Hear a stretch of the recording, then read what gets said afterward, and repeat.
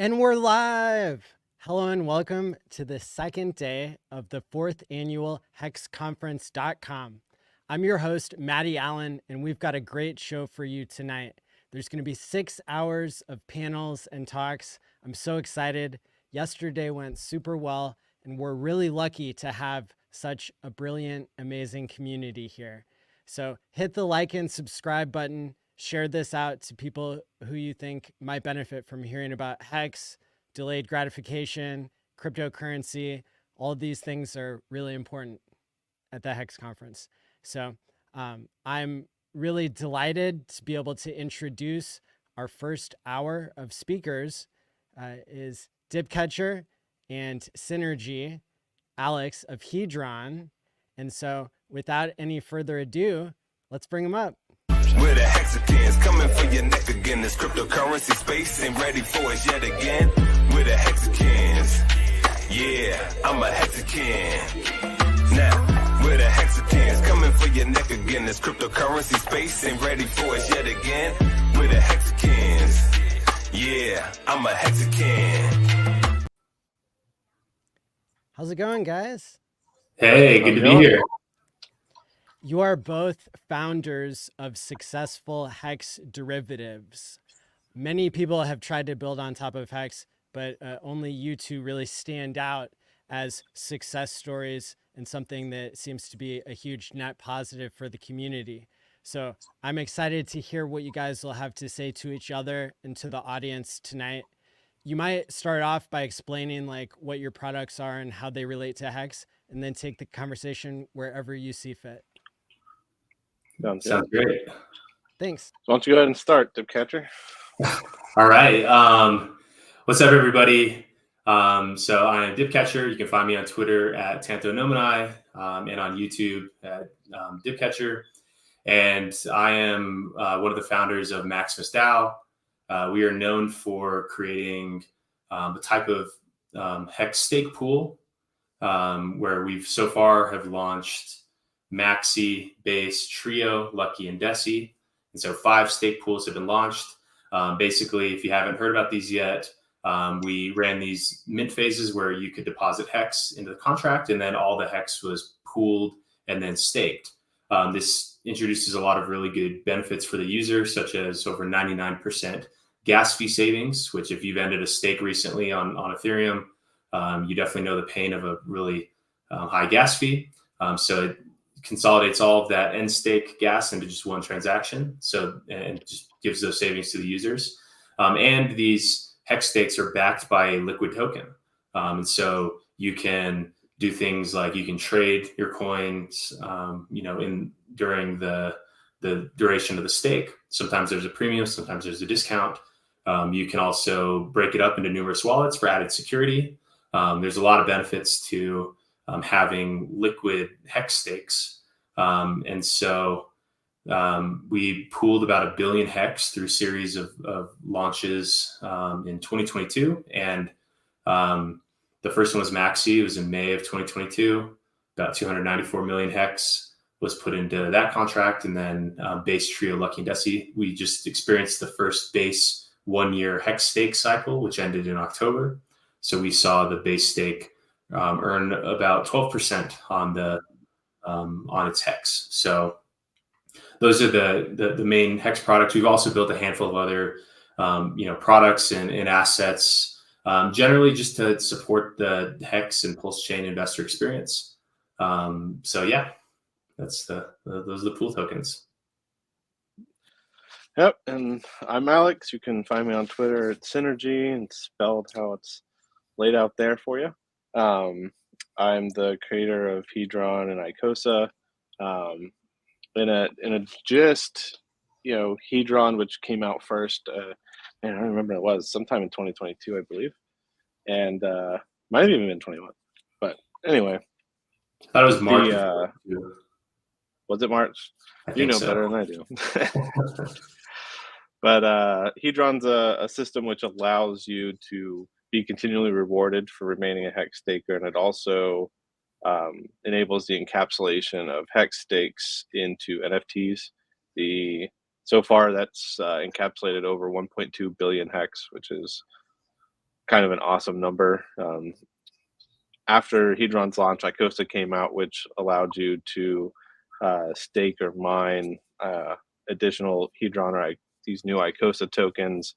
They integrate with Hedron's auction system. It's one of the things Hedron enabled you to do was borrow these Hedron tokens in advance. And so the two tokens that kind of complement to each other and both build upon Hex and integrate the share rate in interesting ways. And it's been a great ride so far. And yeah.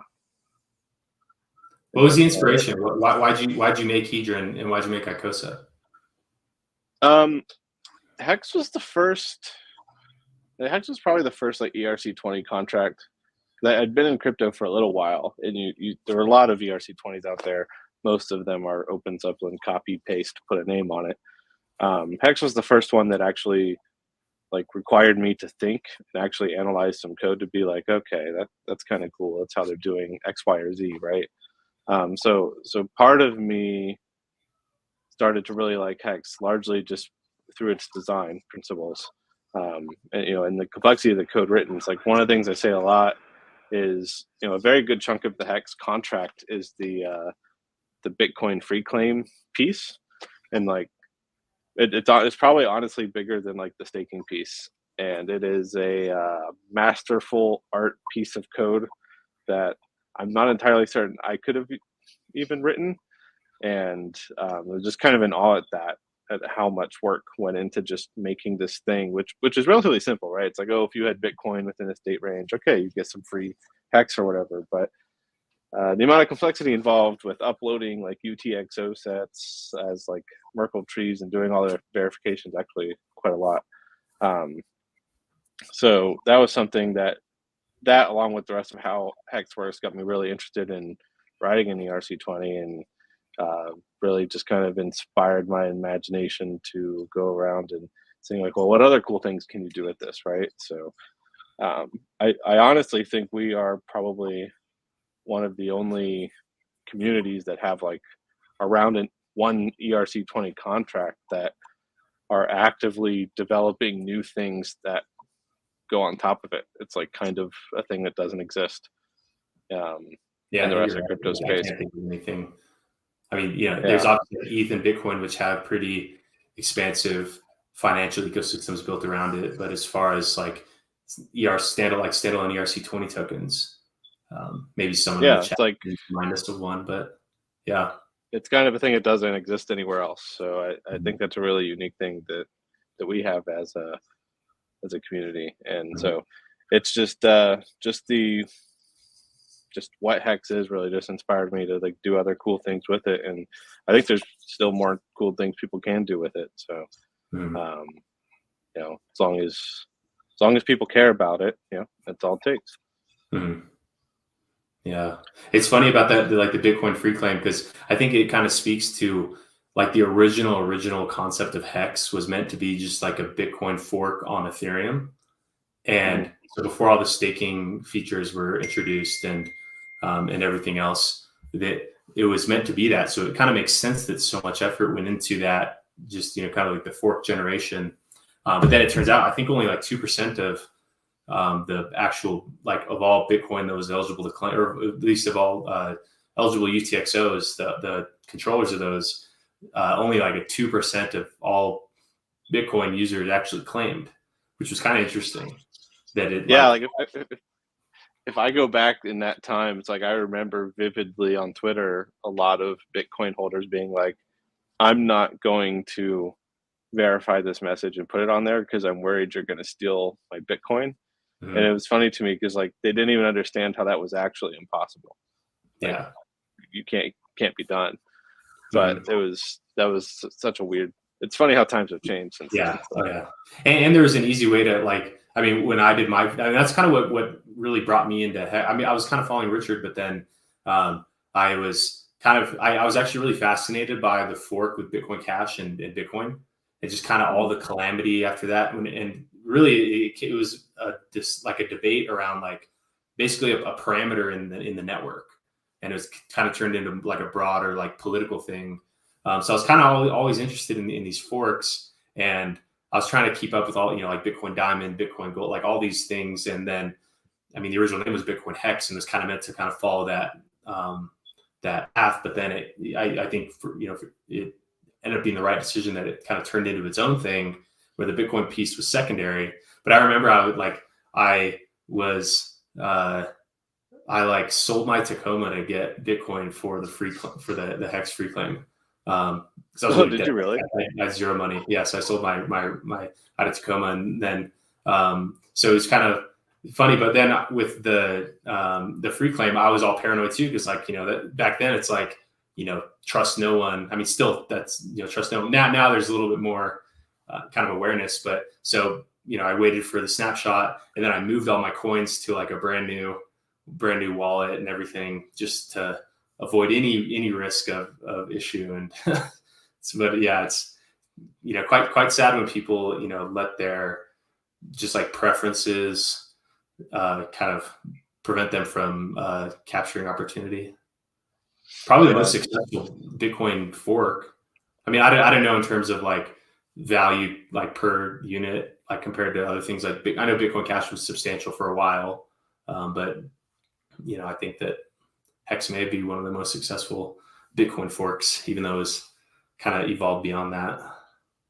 Well, and it's kind of funny to me. Well, I'll touch on two things. It's funny to me that you sold your Tacoma for it, because like I'm in like a different situation, but like when I first got into Hex, it was like I had absolutely like I'd probably eaten like 50-60% loss, believing in the idea that like Litecoin was going to be the next big thing. I was like, okay, well, I guess I'll throw this at this Hex thing. Yeah. So I'm not infallible. I did make that mistake, but I think the funniest thing to me though about Hex was like, so it launched, right? It was built, kind of changed from its original different, like originally just going to be this Bitcoin fork, and then kind of became its own thing, and it launched. And then when that happened, like I forget, do you remember what the exchange was? It was a Hit BTC. Was that the exchange that listed Hex first? Either Hit BTC or Hotbit or Bybit. I think it was Hotbit. Or Bybit. Or Bybit. It was something like that. One of those ones you probably shouldn't use. But that we were using it because it was like the only thing that had. And then Uniswap came out, and like I don't know if that's just like some kind of, I don't know if like Richard's truly a mastermind and he like knew Uniswap was going to come out, or I thought Uniswap launched before. I thought Uniswap predated Hex. I think V1 did, but no one really used it. V2 was when people really started using it. And I would say most people, when you launch something on contract, it turns out no one really likes it, uses it. Like you don't make a V2. Like you're just like, okay, well this sucks. No one uses it. Yeah. But when there's another V2 came out, time. I can't remember what it was called, but that was like the only other option. Oh yeah. Does it even exist anymore? I can't even remember. I think so, because I started hearing about it when the ETHW and ETHF forks happened. Oh, because it's probably the only one that actually worked, kind of. Yeah. But because V3 was broken on those. But yeah, man, it's so hard to like. That's like 2019, man. I'm getting old. Yeah, but really ancient over here. Yeah. When did you first think to encapsulate Hex stakes, and like when were like the first discussions you were having with that, or just like first thoughts, and like when was that? Well, at first I just wanted to. First it was like, my first thought was like, I wonder if you can do this, and I didn't really dig super deep on it, and I figured basically it wasn't really until Hexy, if you don't remember Hexy, but that was a thing. But when Hexy came out, that's when I kind of started actually looking into it. After that all fell apart, but it was before Hexy. I thought about it. It's like, man, wouldn't it be great if you could just like make these stakes, and then it's like, okay, well, I got a new wallet, or maybe I want to gift one to somebody or whatever. Like, wouldn't it be great if you could just move them around? And I just kind of assumed it must be impossible, or else it would have been done. And saying it was impossible actually is kind of true, right? Because like you could have built it into the Hex contract. It was pretty big as it was, but you couldn't have built the NFT part into it because like Hedron's like 3 contracts, right? It needs this multi-contract interaction to work, and that was a whole fun part of figuring out how to make that work in a mostly secure way, I guess. But it's annoying that you can't just make something that is like, okay, this section of the contract's ERC20 and this section's ERC721. It's like, okay, no, you actually have to make those 2 different things and have a glue layer. It's a whole piece. But anyway, yeah, it wasn't really until Hexy fell apart that because I thought Hexy would be like a thing, like, oh, okay, cool, someone else is passionate about Hex, they're going to build something, it's going to be great. And then it absolutely wasn't. And I was like, okay, well, if this is what people are going to do, then maybe I'm going to actually do this. So probably around that time is where I got, heavily invested and just started doing everything. What about Maxi? What made you want to do that? I started thinking about the concept, like it might have been before Hex launched. There's like chats of me in the Hex channel talking about the concept of an aftermarket, like a resale market for Hex stakes. And then, so it's kind of always planted in my mind. And I think it was because of something that Richard had said in a video before Hex launched. So just kind of that as a concept. And so like I had, coming from Bitcoin, I was kind of fascinated about some of the financial products built around, like some of the Bitcoin derivatives and futures contracts. So kind of, I was coming into it thinking about like, how do you like, that, like I view that as a big growth piece in Bitcoin's history is kind of this financialization.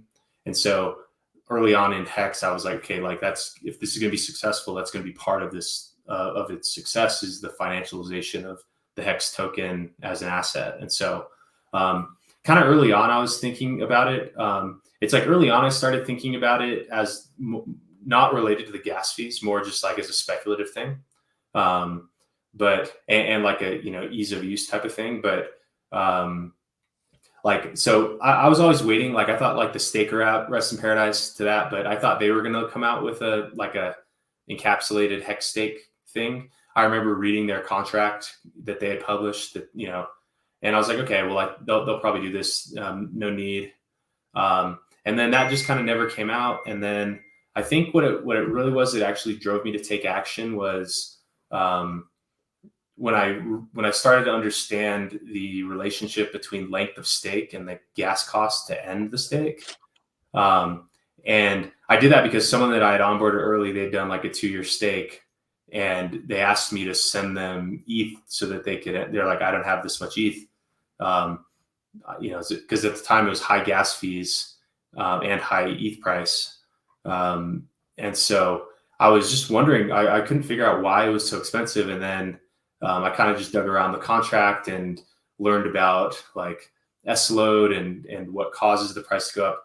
And so that kind of was like further planting it in my mind. And then when the S-load increased and it caused a direct 3x in the gas fees for ending the stake, like when that EIP got rolled out on Ethereum, it was like, okay, like this is a serious, like that was kind of the thing. I was like, okay, like this basically needs to be done. Cause like I calculated that if they were to decrease it by that same amount, then a max length Hex stake couldn't be ended. And so which on one hand is very bullish because all that inflation related to those max length stakes would now suddenly be gone.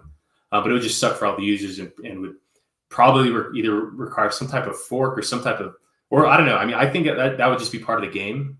It's like you really, it's just part of the speculative nature of it all. But that was kind of what really drove that was just the gas fees and the, more so than the liquidity, which I think is probably because, you won't experience the gas fee savings on like the maxi stake for another 13 years or so. So like, it kind of makes sense that that's not people's immediate focus today.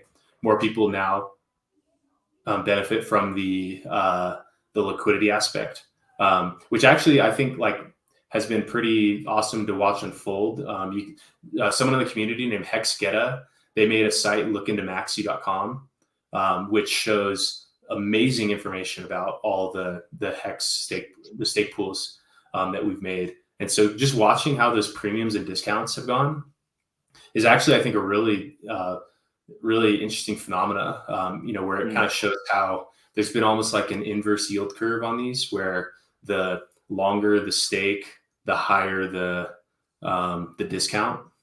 And so I think probably what that is just like the, less urgency to buy it. It's like it's not coming due for a long time, and if the discount's already low, maybe the user thinks that it's going to go lower. But and then also now after Pulse Chain, seeing how the market's viewing the stake pool tokens on the different.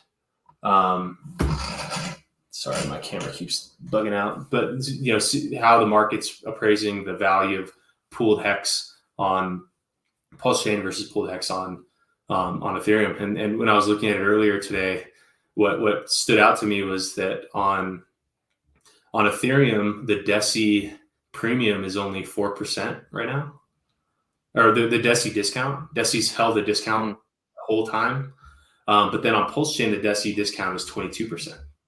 And so it's to me that kind of does suggest that, like, at least among the cohort of people that are trading Defi, they may be factoring in the gas costs on Ethereum more so than they are on Pulse Chain by about 5 times. So I think some interesting information beyond just kind of tapping into what the audiences around these assets are feeling and how it relates on both chains. I think that's been really, really interesting to watch. It's just how those markets have unfolded. Yeah, what's really interesting to me is what the Pulse Chain launch and how it radically, it's like it really just changed the entire dynamic of everything within minutes. Like, it was immediate when it happened. Yeah. And it's understandable. It's something I talked to a lot of people about, and we talked about a lot about how, how this ultimately potentially plays out. And there's like so many possible different ways, right? Everyone likes to fantasize about, well, this could happen or that could happen, and so on and so forth. But what I find interesting is we went from this place where Hex is predominantly like UD or USDC based, and that's like fantastic from the aspect of, it's like if you're pairing on USDC and you buy something paired with USDC with anything, doesn't matter what it is, like the price of that thing goes up, just how it is. And if you sell it, the price goes down. There's no ifs, ands, or buts. That's just how it works, because that USDC or DAI or whatever you're paired to, as long as that thing is relatively stable, that's just how it's going to be. But when that Pulse launch happened and we forked out and everyone said, okay, well, now I have these huge Pulse bags, so I'm going to pair everything with that. And we're like, I like to call it like a Jello floor. I don't know if that makes sense to you, but like I look at the Hex chart daily, right? And a lot of times I'm like, oh, the volume's like 15% green. Why is price down? And it's like, oh, because Pulse is down. Its volume's red. And it being like the bedrock of Hex, more or less, or in basically everything on Pulse Chain. Everything's beholden to it, and it does. There's like all these super interesting things. Do we have like the bubble thing for Pulse Chain yet? Has anyone made that? I know. Yeah, I think the GoPulse team made one. GoPulse has it. Yeah, I'll have to check that out. Mm-hmm. That's gotta be fun to look at. But I've looked at like percentages before, and it's like, okay, Pulse Chain today up 2%, and like this one random coin that's paired with it, but it has like $5 of liquidity, so it jumps around all the time. It's like up, and it's up like 1,000%. Not that it matters, but as the liquidity thins on things that are paired to Pulse, the thinner they are, the higher they pump, the harder they fall. The higher, basically, the more reactionary they are to Pulse movements. But Hex being basically one of the thickest things paired to Pulse, it's not as extreme, but it's deceiving, because you look at price charts and you look at these trades that people are making, and it's like, okay, volume green, price down, doesn't make sense. But if you price it in Pulse, it's like, it's up. And I wish maybe someone will do this. Maybe I'll do it. I don't know. But I wish there was better tooling for like viewing the liquidity pairing state. Maybe not across the whole chain, because it would be gigantic, but of things that above X liquidity point. Yeah. And if you could probably do that into some kind of rainbow table that would, like, really paint a really good picture of like, oh, this is what's happening. This is what people are doing. And this is why the things you see are the things you're seeing. Mm-hmm. But it's funny to me that it's like almost like two bear markets, right? Like, I don't know if you've noticed that, but like, Hex had its bear market, and then it kind of leveled out, and then Pulse launched, and Hex actually didn't have another bear market, right? There weren't like these massive. I mean, there's some big sellers, but there weren't these massive sellers like there were the first round. Mm-hmm. It just went down because Pulse now had its bear market, and it took Pulse with it, or took Hex with it because of the pairing.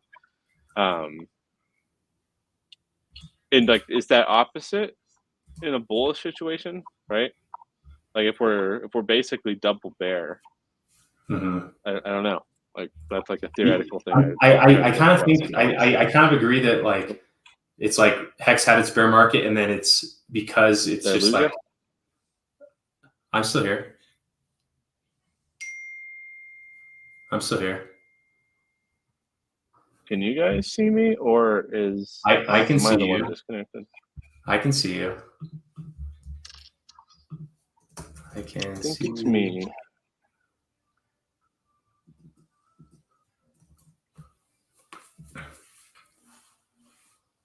Yeah, I think we're, oh, no.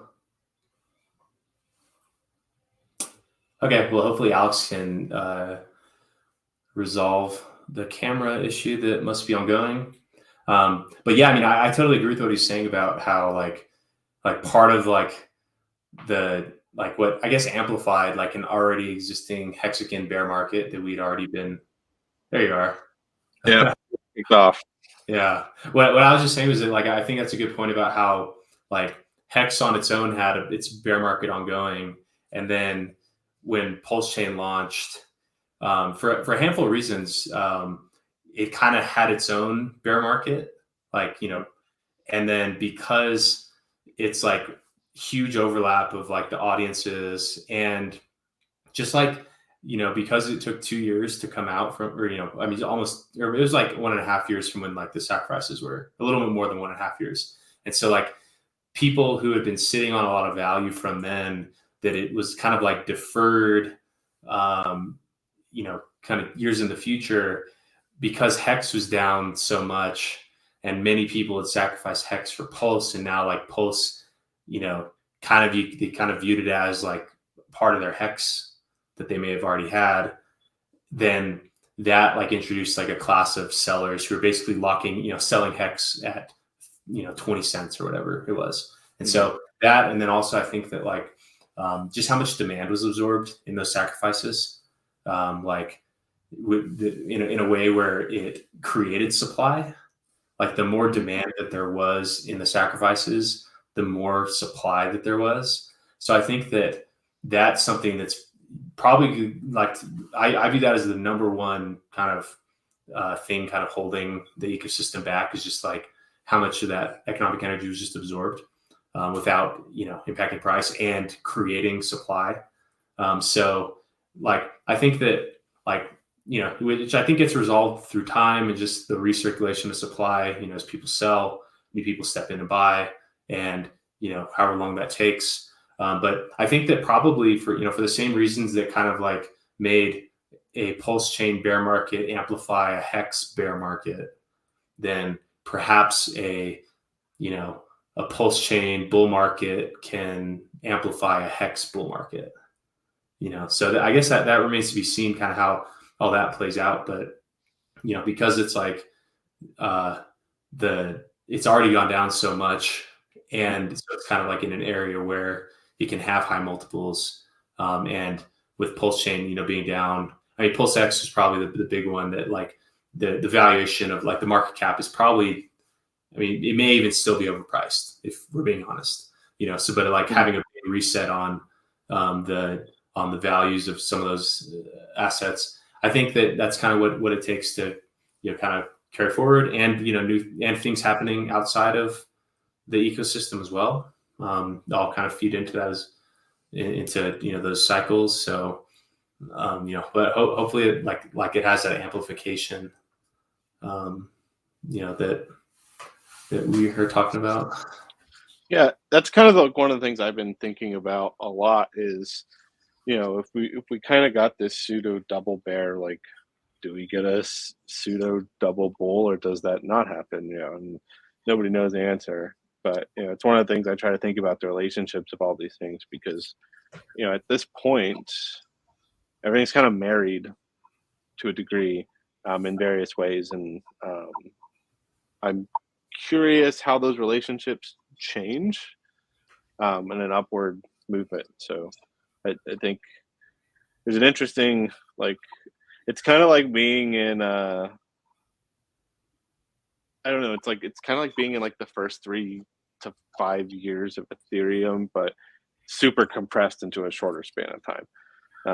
Because like people already knew things going into this, when Ethereum first launched, like nobody knew what it was, nobody knew how it worked. It was a very slow, gradual thing, and it's like when Pulse Chain launched, like, well, everyone already knows everything from Ethereum, so um, it opens the door to a lot like crazier, faster action stuff.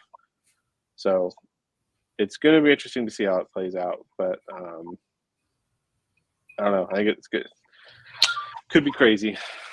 Yeah, Thinking and about also, future is kind of fun. crazy things can always happen, or like new, like I think that like when Pulse Chain launched, it changed everything. Not just from there now being a chain that hexagons can use. It made our kind of local ecosystem a lot more competitive because now there's it started out as like the hex and various formats of hex that you can hold it in, like through our products and stuff. But then now there's an L1 and there's like a Dex product, and then there's the whole ecosystem of things going outside of that, and it kind of broke through that like kind of singular ecosystem focus. And so I think that changed everything, which I think is good. Like I think one, it's like you can't control it. Like if there's opportunity there, then there's going to be people building, and there's always demand for speculating on high risk things because everyone wants to hit that 10,000x.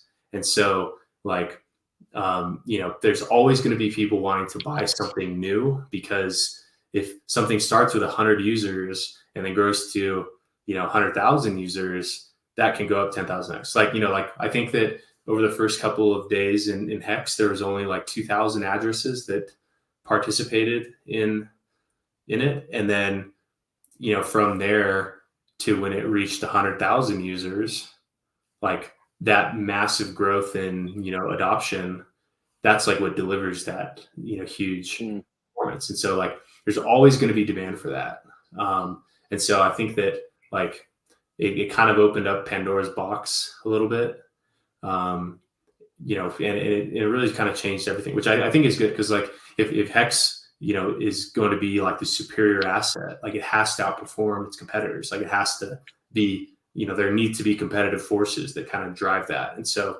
I think that like while it may have caused some type of short-term kind of bearishness, now that there's so many other options in the ecosystem, I think that long-term it will be for the better, that there are competing assets that that it would need to overcome. And so I think it'd be painful in the short term. It's kind of a good thing long term.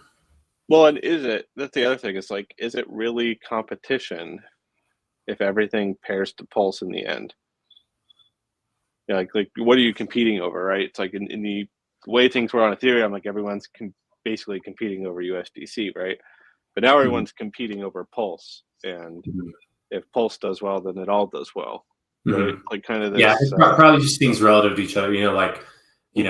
Token A goes up 1,000x, token B goes up 100x. You like token A outperformed it. Those people are going to be, chanting online, wallowing in their victory, and the other group is going to be salty. So kind of that competition, I guess. Yeah, but I feel like that competition's healthier, like in the end, for like as an ecosystem type of situation. Like if you're looking at it from that viewpoint, that's a healthier level competition in my eyes. And I think I think there's a lot of unique things in the history of Hex, right? It's like I was saying earlier with like basically made Uniswap relevant, and then basically was like, okay, well, you get like created an entire L1. Now you can argue like that's out of design of, okay, well, its gas prices were too high, but they weren't, right? They weren't too high until Ethereum made them too high. And the response to that is, okay, well, we'll do something even bigger and better. So like from a technological standpoint, I think like Pulse Chain's awesome to me. I think Hex is awesome, and I think it's awesome that you're building things, I'm building things. There's tons of people in this conference that are building things, people not in this conference that are building things. Good and bad. Like you can't make it all good, but I try to think of like where, like just from like the blockchain idea, from a technological standpoint, like where we are at now versus where we were, just being Hex and maybe a thing on top of it or two things on top of it. I think we're better now, personally. I think there's massively more room to do bigger and better things as things are currently. So yeah, I mean, because like right now, if you consider the combined EHEX and PHEX price, it's about 1.27 cents, and that was the price on day 472. So Hex had gone on for a year and a half under these values, and like at the time, like that was like a shocking 450-day bull run that was going on. And so like I think because honestly, I think that Hex got too high. Like it maybe shouldn't have hit 50 cents, because like there are other things that were factoring into that, like the sacrifices were absorbing a lot of demand, and that's when it was reflected on the chart. Yeah, I think it can have an effect. Like if that Hex does remain just sitting there liquid and does nothing, it can, I think, make later bull runs a little bit more aggressive because that supply was absorbed. But a lot of the impact of that was prior to the sacrifice, because people were buying the Hex in preparation for it. And so like, that kind of enabled the price to go so high. Like I always tell, like, when I look at the price and I get all sad because it's down from, the glory days of the very highs, I try to remind myself like what would my mindset be had, instead of Hex going on that crazy run in 2021, like what if it had just kind of inched up slowly to where it is today? I'd probably still be quite happy.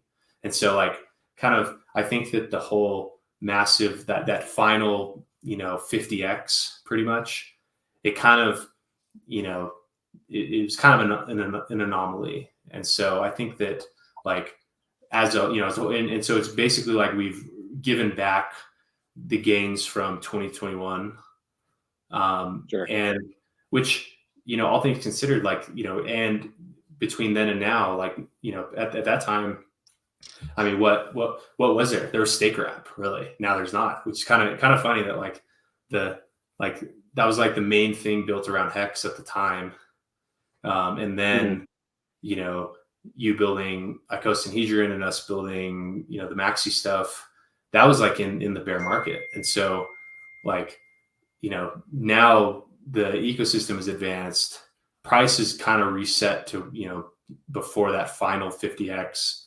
and it can't be stopped. Like it continues to persist, and I think that's like many different coins have gone, kind of experienced that. Like in 2021, things pumped that perhaps shouldn't have, or things pumped for whatever reason, but during their bear market, there wasn't like massive advancement in the ecosystem around it, and so I think that some of the dynamics that have caused the bear market to feel so serious, they're certainly there, but the ecosystem growth as a whole, I think, is really like second to none. I mean, ETH and Bitcoin, those ecosystems kind of grow and evolve, and those are much larger markets than ours, but kind of head to head against other assets. There's really a lot of important growth that is taking place. Yeah, I think one of my thoughts that I've had, I have no idea if this is true, it's just like a kind of a theoretical thing that I've been thinking about a lot lately. It's like the dynamic, presumably, of Hex that, maybe or maybe did not make it, hit the price that it hit in its bull run. But the presumable dynamic is like, okay, you have this thing, it's going up in price, you can buy it, and you can, basically lock it up to obtain more of it through, minting those rewards, but you have to push it out further in the future, right? So that dynamic, kind of like if the price is doing this, you buy, you lock that up, but you can't sell till here, right? So if all these people are doing this, does that create an exponential price movement if the majority of people are buying and doing that thing because they can't sell? Like, the price can't go down unless somebody sells it. And then is the top not a pinnacle point of where the earliest people who did that are now able to unstake and start minting that value down? And so is the very same thing that makes Hex do, that potentially made Hex do these crazy things, because at the end of the day, it could have just been people degenning into it. It's like, like, it's hard, you can't analyze that information, but if that's the mechanism, like, my argument would be is like, maybe the things that make Hex do crazy things on the upside, maybe it also makes it do crazy things to the downside immediately after. And then there's a point at where maybe the cycle repeats, maybe it doesn't. I'm in the cycle repeat camp personally, but I'm just a simple man. Mm-hmm. Yeah, I mean, I think it's like, for every action, there's an equal and opposite reaction type of thing. Mm-hmm. Like, and that it's like the demand pushes it up, and then and if the demand is to stake, if that's like the primary driver and why people are buying, so they want to stake it, and then now that creates new supply, especially from like first year, like with the way that like big payday, because there was such low Bitcoin free claim, it caused, and there was, and until the staking from the OA kind of brought it to where it was, but the 30% on the short end, hundreds of percent on the long end, those, and then that caused a 30% ratcheting up of the share rate. Those users who got in the first year, they are creating more supply than someone who got in after that. And so I think that that demand that drove that then created more supply. And so it kind of makes sense that my camera, it just, I don't know what is going on. I'm sorry, but yeah, like just that the result of the time locks, and then I think now, like, there's, I think that the PHUX is like a point in that direction, like with the leverage, and there's some other things that I've kind of been prototyping, kind of just broadly in the category of being able to speculate on future Hex value, outside of just spot holding X. I think that over time, as like the financial ecosystem continues to develop, that there's going to be the ability to price in those like future supply shocks that come from like massive stakes from the early days ending. And so I think that the early cycles will probably, it's kind of like Bitcoin, like, the early cycles are massive and they seem to be getting kind of tapered. Like, I think the last cycle, like, you kind of had that double top instead of like the classic blow off top and then 85% retrace. There's kind of a different shape to that. And I think a lot of that has to do with there's now all different types of ways to speculate on the future value, where prior it was all done through spot trading. Now there's options, there's, like the high leverage stuff. And so there's that will probably happen as Hex matures, like the impact of those like big like demand absorption from purchases that then go into staking, where they're like that demand doesn't turn to supply just yet because it's delayed through the staking. I think that probably it'll kind of diminish over time. But yeah, and like, one of the things that's nice to me, like, like if there's any blessing in the end result of all this stuff at this point in time, with the market being what it is it's given me, I mean, obviously as a developer, and you probably feel this way as well, being thrust into this like Pulse ecosystem. Okay, well, the complexity of everything that we do is now at least double, if not more, because some of the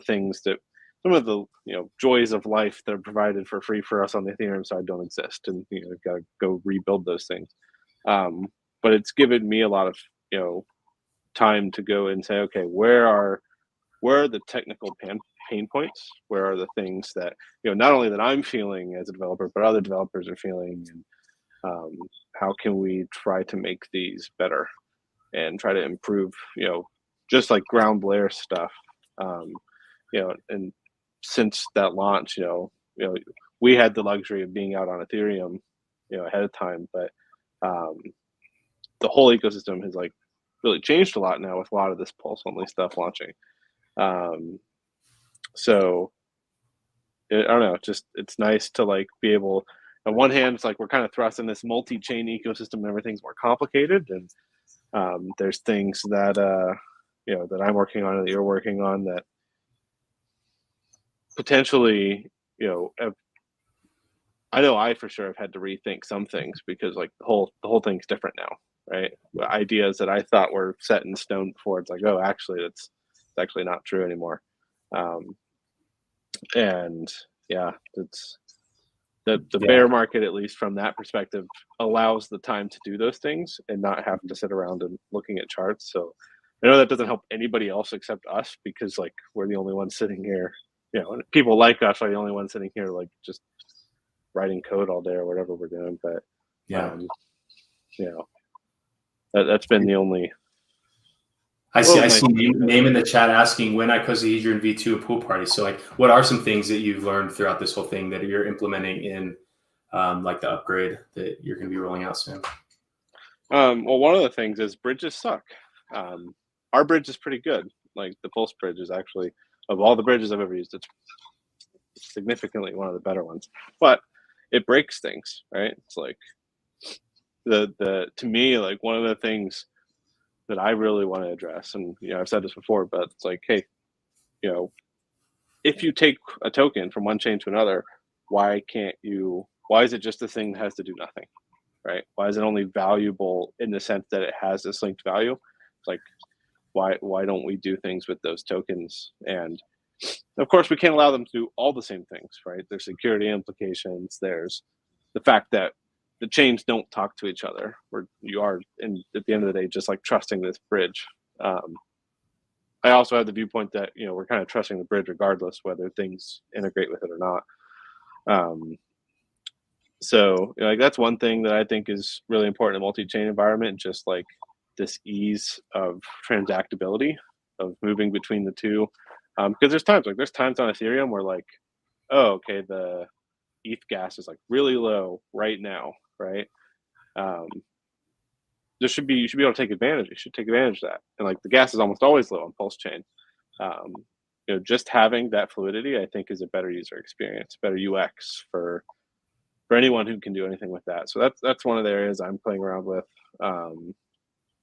As far as like people ask me when icosahedron v2 all the time, and talked about a lot about what that will do. And the reality, it's just we're in a much more complicated place now.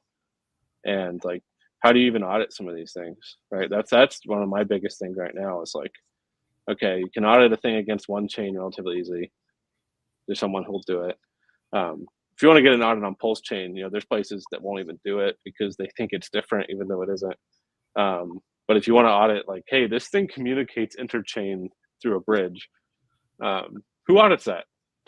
Your list of people who can actually help you are very, very, very, very little. So, what about you? What's been your complexities and? Yeah. So with Pool Party coming out, it's kind of like a like a kind of like how like Team, that ecosystem, just like a new platform for creating more and more of these hex stake pools.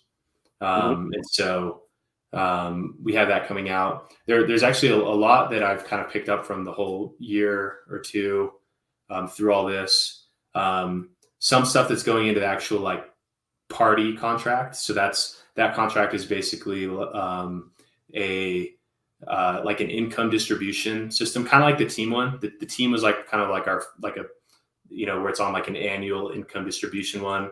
Pool Party is on a 2-week one, because I think that like there's a lot of benefits to having the long-term 1-year one, but I think that goes hand in hand and nice alongside like a shorter term income distribution cycle. And so kind of that premise, like shortening that's something I learned just kind of seeing how the dynamics in the Team and the perpetuals worked out. And then also like structuring the launch in a way that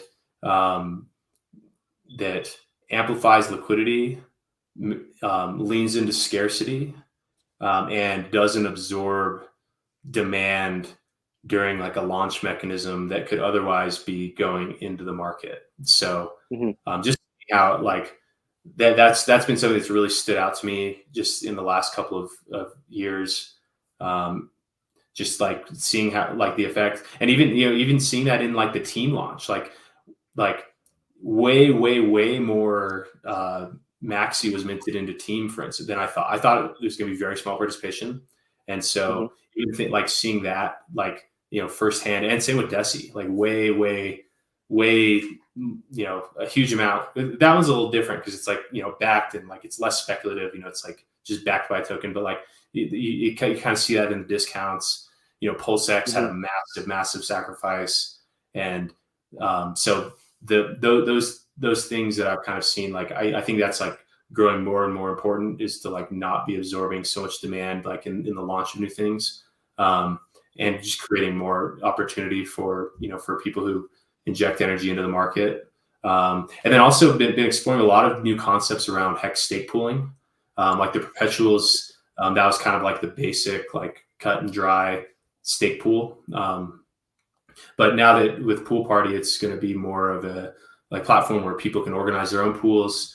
Makes a lot of sense to have numerous types of stake pools. So for instance, like some concepts are like liquidity boosted ones where there's some portion of the supply is just minted as liquidity, and then maybe some portion of the hex deposited is also joined in as liquidity, and so you can have more liquidity on that token.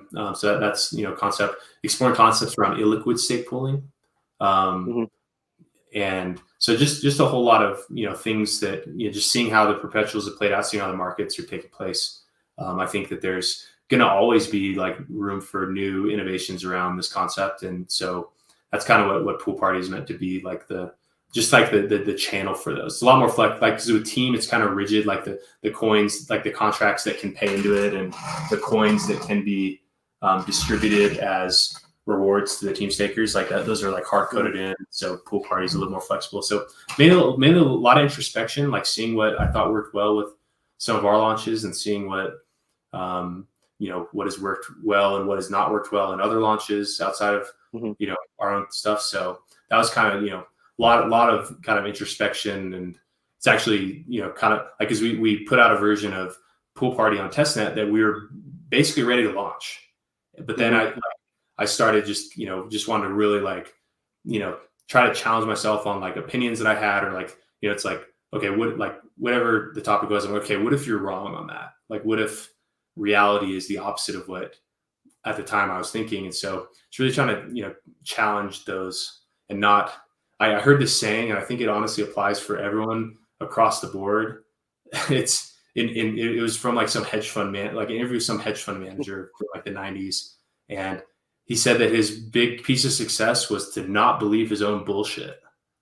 And so like just kind of really trying to challenge like my own thoughts and perspectives, I think has been really helpful. And in kind of like this new version. It's a big upgrade from the version that we put out on testnet, and I'm pretty thankful that there's kind of been like a drawn out bear market, and also I was kind of waiting because it kind of doesn't make a lot of sense to launch new pools when there's big discounts, but the discounts have kind of started to evaporate. So now it's like really kind of time to kind of start, with more and more hex stake pools. So this year, there's going to be a whole lot of new hex stake pools coming out, new dynamics around trying to grow these pools with like the supplement, that like the pool party kind of how Team like grew like 1 billion hex stakes on that one, kind of similar concepts here. So, this year I think is going to be a big year for all that. And hopefully that turns into, helping hex have a really big year as well.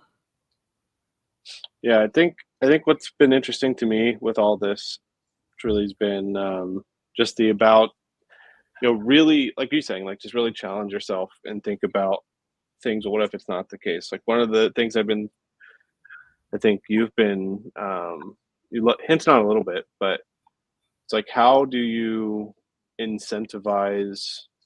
Like, how do you write code that has the right incentives to statistically result in the most probabilistic positive result, right? And there's a lot of cases, a lot of edge cases in there. Like you obviously can't do them all. You have to write an infinite amount of code. But then also something I've been thinking about is like, well, as a derivative of something, how do you differentiate that thing from what is underlying it in times of like now, like we're in a bear market, right? All these things are liquidity paired. They are fated to do more or less what Pulse does to a degree. Ratios can change a little bit, but it's like, is there a way you can not have that be a factor? Is it like programmatically?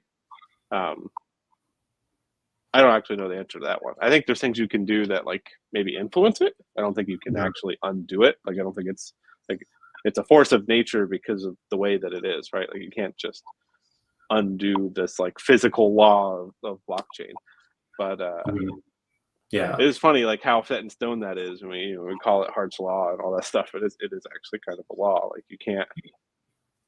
I don't think there's a way to actually break it, but I think there's ways to influence it and kind of manipulate it in a way that programmatically that works in the favor of all things. And that and interoperability are like the two things that I'm probably spending most of my time ensuring for folks. Like I want someone to be able to take this token. I've got the Ethereum version. Go to Pulse chain. It's like, oh, well, now it's basically just the Pulse version. Like, unfortunately, it still has to be two technically different tokens, but you won't care because it won't matter. And then what does that look like in a liquidity pool? I don't know, right? Like people have to figure that out. And so it's a lot of work, but it's like that added complexity is almost like a nice challenge, right? It's like, I know I can do something cool. I know you can do something cool, but that like idea of like, oh, well, we're at this bear market. Can we do something really cool? And I think we're both kind of probably in a similar spot there. Yeah. Quick question before I think our time's almost up, but with I know a lot of the people that hold the Maximus assets, because I mean the Maximus assets are some of the highest earning or highest holding Hedron people, like between Ollie and then also with like Maxi that got like the 8x or no, it got the 5x multiplier for the bonus. So with like any new version of that, have you figured out how those like kind of what those users should do or kind of what to expect around that, or is that still? So I'm experimenting with some code that, and I can't confirm to you whether this actually 100% works or not. I know it works in my testing. But it effectively is reading the Maxi contract, and then when that claim window opens, or in the base or whatever contract is doing, when that withdrawal window is open, right? It's basically emulating the Maxi behavior internally and saying, okay, you're going to withdraw your Maxi into the Hex and Hedron. That contract does, but you can also go do it over here in this new token, and then whatever's left at the end, there's a whole math thing that it seems to track, but I can't guarantee that it tracks forever, like based on the percentage of people that claim and don't claim and whatever. So like that's kind of the direction I'm going with, because I don't really like the idea of like a one-time claim Merkle tree. Like, sorry, you guys can be a part of this. Kind of sucks. The only exception to that is Poly. Poly, I'm probably just gonna do like a straight up, hey, we're gonna treat this Poly like it's actually Hedron or whatever, but it's worth 1.1, 1.2, and you can just trade it back into the native thing. And then I think that opens the door that if there's ever like a Poly 2 or whatever, maybe something better than what Poly was going to do, now they're in a better position to participate in that versus like trying to fix what that ended up being. So I think that's probably the best way, is just kind of like trade in your Poly, we send it to the 0 address, you get a little extra, and but the rest of them, I'm coming up with a much more complicated thing that hopefully pans out. Awesome.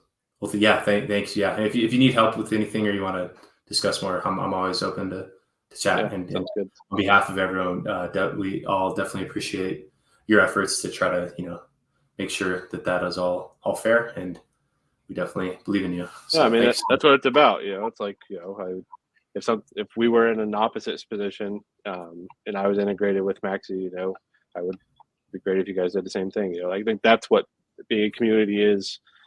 As developers, we compete, but we're still a community at the end of the day. Yeah, I agree. Wow, you guys did a really good job. Thank you so much, Maddie. This was an awesome discussion. So thanks for participating again this year. And from the community, thank you for everything that you're building. It means a lot. Yeah, thanks, Maddie. Thank you. And thanks everyone else. See you guys later. Yep. All right, we now have a 5-minute ad, and then that'll relate to some of the content we're going to hear from later, and then we'll be up with Georgia and Jory and myself on a panel. Love is a complex emotion that involves a variety of feelings and expressions. It is a powerful force that motivates people to create meaningful connections, and this is precisely the core positive energy Love.io focuses on. Love.io is a decentralized protocol for peer-to-peer value transfer, connecting blockchain technology with traditional social media and e-commerce platforms. It is a network that employs the blitz scaling strategy in an attempt to increase its user base organically without the need to actively educate or acquire new users. I'll explain everything you need to know in this short and easy to understand video. However, bear in mind that there's no financial advice on this channel. I'm just gathering the facts so my lazy friends don't have to. The protocol's main dApp is the LoveFi Marketplace, an e-commerce website selling famous brand names at discounted prices through Facebook, Instagram, and Google adverts. With over 100,000 products available, each purchase includes a 10% buy order of Love tokens given as cash back to the customer. This mechanism creates a constant buy pressure for Love while attracting people from outside the crypto space. This could lead to massive adoption on PulseChain, as this is where the tokens are exchangeable for any cryptocurrency or Visa and MasterCard. LoveFi also includes LoveFi Search, a social shopping search engine currently hosting a database of over 1 million influencers. Companies, brands, and businesses can search for influencers targeting their audience for business promotion. In return, these influencers can either earn in Love or be paid in any fiat currency of their choice. The wallets used to receive these payments include standard options such as MetaMask, as well as a dedicated wallet called LoveFi, which will be available on both Android and iOS.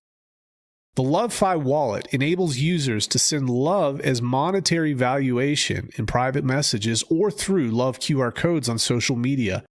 It can be used for micro-tipping and donating to creators, artists, influencers, or promising athletes to support a political cause, or even to replace gift vouchers as a present to loved ones. Receiving a monetary amount in Love through QR codes makes tipping and donations more genuine and comes without the high commission or hidden costs charged by centralized platforms. What you donate is what they get. Love can be earned, spent, staked, and saved. Additionally, it can also be swapped into any other token via the wallet's built-in AMM swap functionality. Love token holders can stake or lock up their tokens for a predetermined period to earn exceptionally high fixed APY rewards on their principal. This staking mechanism allows your money to work for you as long as you follow the rules of the contract. However, these high rewards come hand in hand with penalties, especially for unstaking before the contract matures.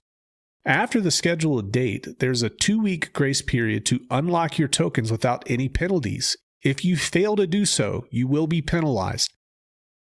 All incurred penalties will be automatically added to the reward pool, which was initially funded with around 50% of the Love token supply.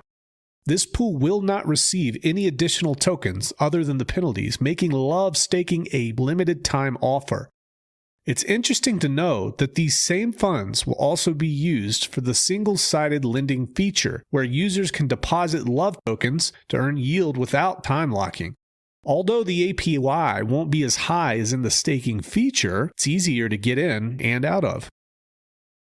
As Love.io extends its reach across Pulse Chain, Ethereum, and BNB Smart Chain, the Love Bridge ensures a seamless experience for its users. The fixed supply of 1 trillion Love tokens combined across these chains will be pegged to one another by this bridge, creating arbitrage opportunities when one of them is at a discount. This unique feature allows users to bridge Love tokens from one chain to the other without paying any bridging fees. Even if you don't plan on participating in Love, you can temporarily swap any token for Love, bridge them over for free, after which you can swap it back to any token you want. Love.io is designed to attract users to Pulse Chain from outside of the crypto space, as well as from Ethereum and BNB Smart Chain. The creators of Love.io aim to replicate the blitz scaling effect, similar to what friend requests achieved for Facebook. The network has the potential to grow rapidly if people who receive Love accept it by downloading the wallet, whether it's from the LoveFi marketplace or from someone simply sending some love.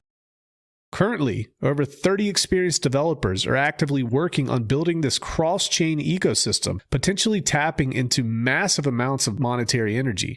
With over $1 million in liquidity and trading 60% above early sacrifice prices, it stands as one of the most successful protocols on Pulse Chain at this moment.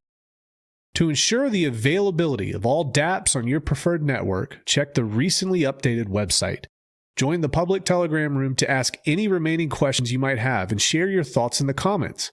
Let me know if you found this video useful, and if you haven't already, don't forget to like and subscribe. Thanks for watching, and we'll see you in the next one.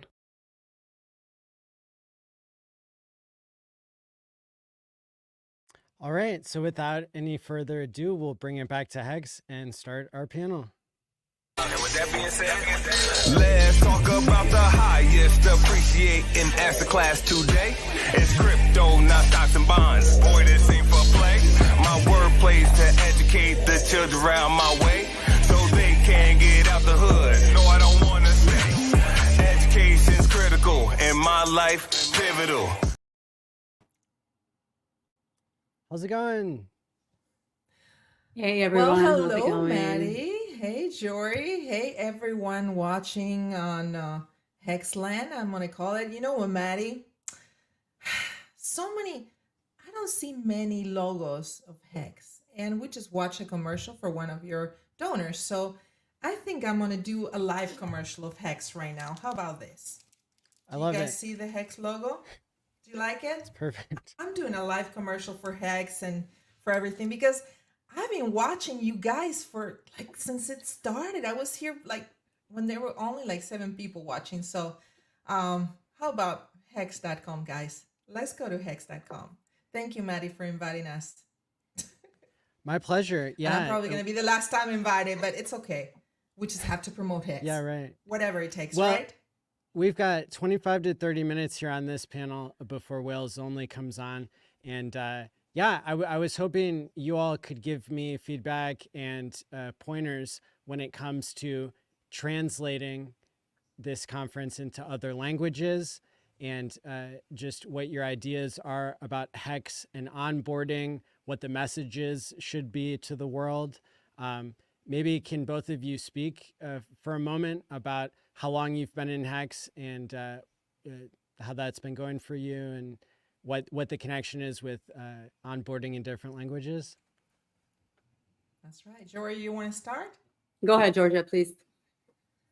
Hello, everyone. My name is Georgia Carrera. I am a Hexican. I am a Polsican, and I am also part of the Tang Gang. We're here representing, and thank you, Maddie, for inviting us to the Hex Convention. I am also representing the Hispanic community, the Hablo en Español. Bienvenidos a todos los que nos están escuchando en español a esta convención. I am very proud to represent my community. And I have been in Hex in the community for approximately maybe 2 years now. I would say between 2 years. And I've been doing whatever it takes to promote Hex and also to show my gratitude and my love and my support to Richard Hart, like I said, from day one that I was going to do. So that is what I'm doing. Jory, do you want to introduce yourself? Yeah, of course. I mean, I'm pretty sure you guys must know me by now. Come on. I've been in the community for a little while. So as you all may know, I'm focusing more on bringing more adoption in my country because I'm big on, helping yourself, your family, your neighbors, then all the way to your country. And that's exactly what I think I'm doing. And I don't just think this, but my numbers are also showing this for the people that I'm reaching. So that's where I'm focusing the most. So bringing my people along to Hex, to Pulse X, and just to this amazing community that we are building every single day. That I have to thank you, Maddie, for holding this and bringing us all together to share our journey on how we can help bring more adoption to our amazing code of Hex and our projects, potentially Pulse Chain and Pulse X as well. Why not? So that's where I'm focusing most on, just working with my community. And the way I'm doing that is mostly reaching them by TikToks. And after I reach them there, I kind of bring them to know me a little bit closer and know what I'm about and what I teach. So I bring them into my circle in Instagram, where I share a little bit more about myself, and you get to know me, who I am there, and what my goals are when it comes to my cryptocurrency journey. And then after that, we also hold meetings every single week. So I'm doing that for the past 10 months now. It's going amazing. We are growing every single day. This also reflects on our numbers in all of our social media. So that's what I'm trying to do. Just sprinkle a little bit of what I'm good at, connecting to people, and just share why it's, such important times, not only for crypto, but also for our future, for our children's future. So I'm all about it, and I'm here to help the best way I can. But so far, that's what I seem to have fun doing, and I'm doing. And Jory has been I'm sorry, I just wanted to say something. Jory has been an incredible example of someone who wants to move forward and make something that it's probably not available in our languages available for everyone. And I'm definitely following her steps because I think she has done an incredible job with her community. So good job. Thank you, Georgia. You deserve the support. You deserve Thank you. the numbers. I appreciate it. Thanks. Don't we all? I mean, we're really working hard. Yes, Maddie. I was going to say, did Abit tell me that you get recognized in your home country as the crypto influencer? It's actually so funny because I never thought I would be the type of person that I would like being known. But yeah, surprisingly, I'm known. When I went back in my country, we were there for 3 months. So yeah, the bus driver knew me. The taxi drivers will know me. Like when I used to go buy snacks, they're like, "Oh my gosh, I've seen you somewhere." I'm like, "Oh, you've probably seen me in my videos." And they're like, "Oh my gosh, yes, Yori Hex." So it's funny. I'm actually reaching 1/3 of Albanians, and yeah, it's crazy numbers. I never as I Yori for president. Yeah, that's awesome. Wow, that's impressive. No one recognized me. Only the guys at the supermarket, and I drive them crazy. They know that I have Hex. They recognize the logo. But it's hard work. It's hard work. We have I go hard. I'm obnoxious when it comes to this. Like, I don't care if you like it or not. I will stand out, So I'm getting my people to think, and that's the most important thing for me, is to you make your own decisions. I'm not giving financial advice. I'm not telling you what you should do with your crypto. Everybody's journey is different, but I will share mine. And if I'm making mistakes, I will share it with you. If I win, I will share. And that's, what I'm doing, being authentic, and it seems to work. And that's exactly what I want to do, is make people think. And what decisions they make with their life, it's on us. It's our responsibility to figure it out. That's right. And Georgia, you have got experience onboarding people in real life. You'll just walk up to a stranger and explain Hex to them and take a video if they're okay with it. Can you tell us a little bit about your successes there? Hands-on. And I wish that all the original streamers that I follow and I give a like and I retweet, where they're also helping out. For me, it's super important to have, like a lot of people is doing, like, for example, Wallace J, like Hexican, RG3 with the Pulse Chain Tour. I think it's very important to be out there. And also go to other communities. What I'm doing right now, not only in person, that I will take every opportunity that I have to promote Hex. I think for me now, instead of onboarding or telling people to invest in something, the most important goal is to explain what crypto is, what is a blockchain, what is Hex, who's Richard Hart. That is the most important. I think it moved from onboarding and make it look like an investment to explaining people what the future of our finances it's gonna look like, and that it's not an investment, it's an exchange.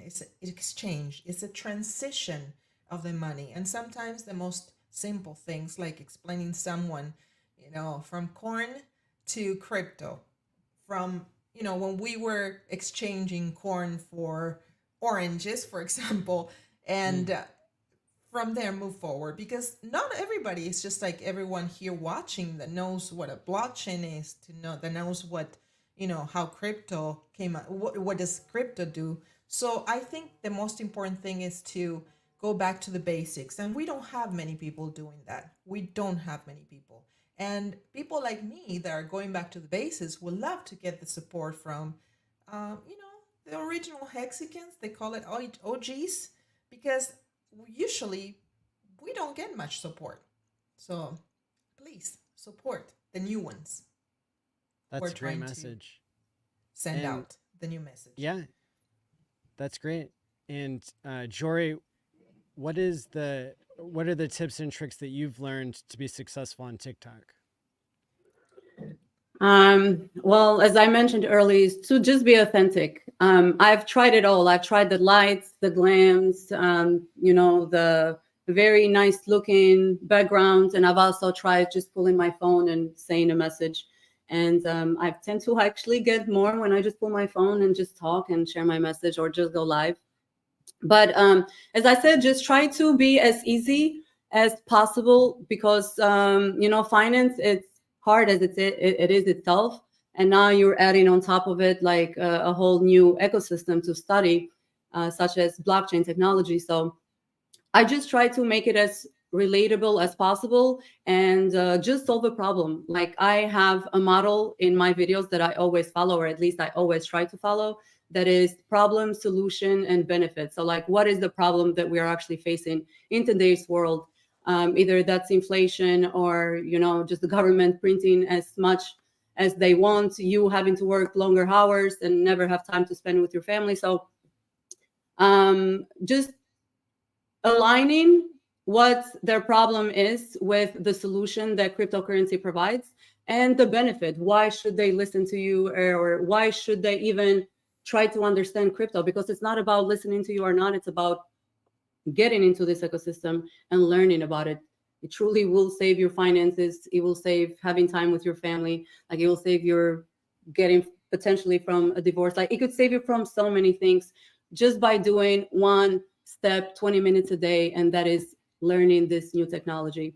And I just try to be as real as possible, Another thing to highlight the problems. another thing, Maddie, that is super important is that we, I keep watching all of Richard Hart's videos that you can find on YouTube too. It's very easy to find what I'm talking about. And he always repeats that he created Pulse Chain to make sure that we have lower gas fees, that people who were in Ethereum did not have to pay the gas fees, because I cannot even buy Ethereum to pay for Ethereum gas fees. It's crazy.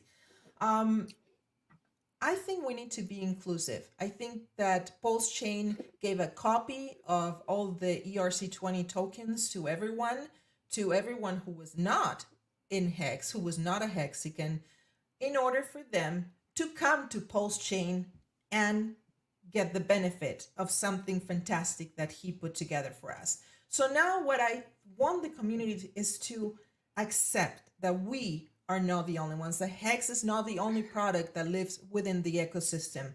We can be selfish. We have to, in order for Hex and for Pulse Chain, which is another project that Richard Hart gave us to survive and to thrive, we need to be open to other people's projects, to other things, like, for example, like the Tangang is doing with the HOA, like, Love.io, like all of the sponsors that you had here today. So if we can accept them to become sponsors, why cannot we accept them on the ecosystem of Pulse Chain? We need to understand that we're not going anywhere. We're not going to be appealing to anyone if we said, you know what, this is only for Hex. Pulse Chain is not only for Hex. You know what? The only one who's going to tell me different from that is if Richard Hart comes here and tells me today, or calls me up, and tells me, you know what, Georgia? No, I created Pulse Chain for only for Hex. And that's not what I've heard from him. That's not what I see from him giving us a copy of all the ERC20 tokens in other chains. We need to be inclusive. We need to understand that the old ways, sometimes they worked in the past, but they need to be modified or adapt to today's needs. I just want to go on the record and say that Hexologist used to have people throw lemons at him to show their support. And if people want to throw oranges at me, that's fine. So throw me oranges. Yes. If you're a moderator out there, let the oranges be free, That's what I was going to tell you something, Maddie. We've been fighting for freedom of speech, and I see people who's been blocked from comments. I don't agree with that. So please, moderators. I deleted a bunch of moderators because of that. Yes, please. So, but yeah, that way we can just make it clear. If you want to be a moderator, you have to allow the oranges, and you have to allow everyone. You have to allow, like the same way that I'm listening. Yeah, I've been here supporting the conference because you know what, you've been promoting other projects, other products, and maybe I wasn't here for those products, but I'm here representing because I think that we need to be inclusive. I am my hardest Hex. You know what? Hex was created to hold. I am holding Hex with my dear life. And you know what? If you're gonna be not agreeing to to something, go and fight the ones that let go of Hex. Don't fight the people who's trying to support the ecosystem, who's trying to make the ecosystem thrive. So please, guys, please, we're all working. We have to be smart, sit down and work together. If not, we're not going anywhere. They're going to eat us from outside. Simple as that. Sorry, Maddie. Oh, you're good. Jory. Yeah. Can I show you guys an example of what I'm spending some money on here? I've got a clip from you may have seen it before. If you watched the conference last night, you may have seen this, but it's got a different spin on it now, okay? Ahora no lo es. Sí, en primer lugar es importante entender la definición de fiat. Es una palabra que significa por decreto, tiene valor porque el gobierno lo dice y no está respaldada por nada físico. Permanecimos en el patrón oro por más de un siglo y finalmente lo abandonamos durante la administración de Richard Nixon como presidente. Ese fue el fin del acuerdo de Bretton Woods que se formó después de la Segunda Guerra Mundial y así fue realmente un cambio radical en el sistema financiero internacional global. En aquel preciso instante había una gran cantidad de personas que cuestionaban la lógica de esa situación. Is it okay so far? Fantástico. Hasta el momento perfecto. Until now, it has been perfect. You know what? When we relied on technology, that is my profession. I am an interpreter. I'm not a translator. I am an interpreter. I interpret the message, pretty much in legal proceedings. But technology is incredible. But please, don't just rely on technology because sometimes the message is not the same when you interpret. So far, it's excellent, Maddie. It's a tool that we all should utilize. And if there's any flaws, I'm sure that people on the language will be able to cut whatever is not saying the right thing. I wonder how they're gonna say Tangang. Tangang. I'm gonna repeat Tangang, Tangang, Tangang. Hex. Richard Hart. I love you, Richard. Marry me, Richard. That is a great clip that we can translate into lots of different languages. I got one more example here of this technology, and of course we'll see more of it. And I'm going to need the community's feedback on how to best distribute this, because just putting it on my channel might not be the best way to get the word out. But if there are existing networks of people following in other languages, that would be perfect. And that's actually one of the reasons why I'm so excited about talking to Anders here later in the program, because he has been to 40 different blockchain conferences and already has a network of influencers that speak other languages. And we've got a great message about Hex to get out into other languages. And so the more examples we can find of a good fit between Hex and distribution networks in other languages, I think it's going to be really great. So Agreed. now I'm not sure if Lamont speaks Spanish. I'm not sure how well Johnny does, but I would guess that neither of them speak Mandarin, which is there's over 1 billion people in the world that speak that language. And so that's I kind of targeted that as another language. Spanish has half a billion. That's what my commercial is it's in body language. That's my commercial is in body language. Sorry guys, and I need to go out and get the girls out so we can spread the message in any language. That's very kind of you. But I think Mandarin would be truly amazing since, 是的，所以我会说 the rumor is that they will start this bull run, or they are starting the bull run. So why not promote Hex as much as we can there? That's right. Yeah. Well, I definitely agree that there are lots of people. There's whales, Ethereum Genesis whales, Bitcoin whales, fiat whales who are part of these billion people who speak Mandarin.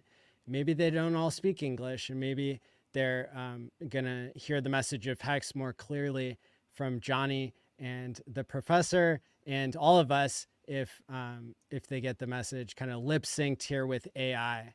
And so I guess we'll just do another clip here of Johnny. 但我知道 GPT 在捍卫立场时遇到了很大困难，因为我已经击败了它，因为每个人都认为这是钱。实际上，如果你要打赢 M2 货币供应量，那将是一个巨大的工作任务，需要耗费难以想象的时间和精力。所以我们已经使用数字级账单位很长时间了，这些纸张只是一张结局。这只是这个 M2 货币供应的纸质形式。实际上，如果我们现在开始印刷247运行印刷机，可能需要1000多年才能真正印刷出流通中的货币。所以我认为菲亚特是一个偏举，因为一个陌生人可以按下按钮给账户加一个0，那是他的方式吗？有人可以随意给别人的账户加0吗？有人有这个权限。他们不会给我们加0元，他们肯定不会给我们的账户加0。但他 What they said at the end there is the Federal Reserve, if it's adding zeros on people's account, it's not going to add zeros on our accounts. And they both said it kind of in similar words. That's impressive, Maddie. Very That is impressive. impressive. Yeah. She mentioned the word hex and hex more, Richard Hart. So Richard Hart. Go to Richard Hart Win on Twitters. Please follow. Go to Richard Hart here on YouTube and follow him. So where can people find more of your guys' content? Guys, well, I'm just now supporting the Pulse Chain Foundation as well. I know this is a Hex conference, but I would just like to throw that out there. If you can support us with a follow on our Twitter handle, which is Pulse Chain FDN, that will be our page for the Pulse Chain Foundation. And we are just hoping to bring more education for our ecosystem and just bring in adoption overall to all of RH coins. For my personal handle, you can find me in all of my social media, Yori_Hex. I am, as I said, mostly on my videos on YouTube and on TikTok. I'm talking in Albanian, but all of my other social media, like Twitter and Instagram, will be in English. So please give me a follow. Let's share the world. What a great community we are and how we love to just bring Hex in all corners of the world. Amazing. I am at Carrera Georgia here on Twitter and X, and I have Moms in Crypto on YouTube. I don't do too many things on the YouTube channel. I'm more like someone that is continuously on Twitter Spaces. Shout out to everyone at Twitter Spaces right now who has been supporting me and supporting Hex and supporting Tangan and supporting all the projects that are part of the Pulse Chain ecosystem. We need to work together, guys. We need to work together. Richard Hart right now, he is silent. He's not gone. He's just quiet. And you know how hard that must be for him to be quiet? He gave us Pulse Chain so we can make it work. So it's up to you. We're not going to be sitting down. If you think that I'm going to be doing the work while you sit down and do nothing, that doesn't work that way. I'm not going to do what you tell me to do just because. And you know, who am I talking about? Some people do not want to promote, do not want to support other projects. But guess what? I'm not going to sit down and wait. Yes, my Hex is going to be waiting. My Hex are staked for 5555.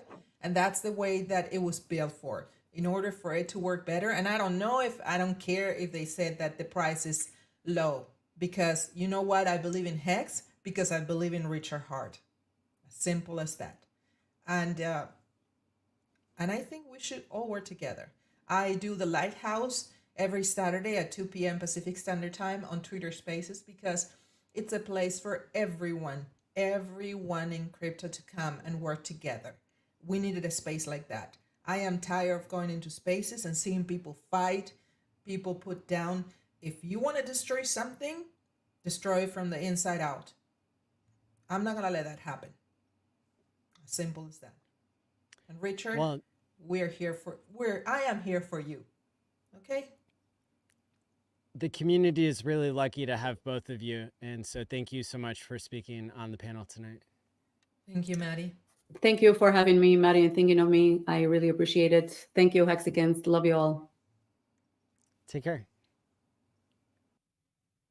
All right. So day 2 is going super well. Don't forget to hit the like and subscribe button. Next up, we have an awesome Hex YouTuber here. We've got Whales Only. He's going to be doing a 15-minute solo stream. and really excited to have you here. Thanks, Wales. My pleasure, man. Thank you guys for having me. Matt, if you wouldn't mind sharing my screen when you have a moment. Thank you, sir. And if you wouldn't mind putting me like inside the screen or something like that so people can see the chart. Thank you. So welcome everyone. I heard there was a Hex conference, and then I also heard there wasn't much talk about Hex, so I figured I'd show up and fix that problem. Interestingly enough, when we all started this Hex thing in 2020 as a so-called community, it was based on the premise that people understood cryptocurrency and what it was about. Over time, we've noticed that that isn't necessarily the case. So that means we have to go back to the basics, right? The very bare basics of what this mission is about. Because cryptocurrency is not a get rich quick scheme. This is not where you come and dig for gold. Because people fail to realize it took Bitcoin 13 years to go from 0 to 69,000. Not 1 year. It took Ethereum 7 years to go from 0 to 5,500, 5,000, whatever the case is. Not a year. So you have to approach the game with an understanding of the rules, because every game that you play is not the same, even if it looks the same from afar. Crypto is a solo sport. No matter what you are told by others, cryptocurrency is a solo sport. Therefore, the decisions you make now affect you long term financially. Ask every individual that had Bitcoin and sold it in 2010, 11, 12, 13, 14, 15, 16, 17, 18. Ask them. Because they thought they were smart by not delaying gratification. They thought they had it figured out because they didn't have any patience. They thought they knew what they were doing without having a plan to do anything with. And these are the things I try to help people understand that they need to avoid if they're trying to do it big. Because Hex is the vehicle that allows you, the end user, to essentially maintain full control of your financial future. And the thing is that you should do your homework, because if you just really want to play lotto, all you got to do is go to the corner store and buy a lottery ticket. You don't need to get on Ethereum and then bridge over and then do all that. You really don't need to do that. So I think what we've seen over the past 3.5 years is a literal migration off of a cliff, because people fail to understand this chart that's in front of them right now. Fiat is never the red line. It doesn't matter how many of them you have. Period. It is never the red line. You don't have to like it, but that's what's true. The reality of fiat is the blue line. Because as much time you let pass by while you hold that bag of fiat continuously, the more financial, mathematical, whatever pain you want to call it, you actually endure. So while you're in a rush to acquire useless fiat, understand that fiat is literally a tool. And so is crypto.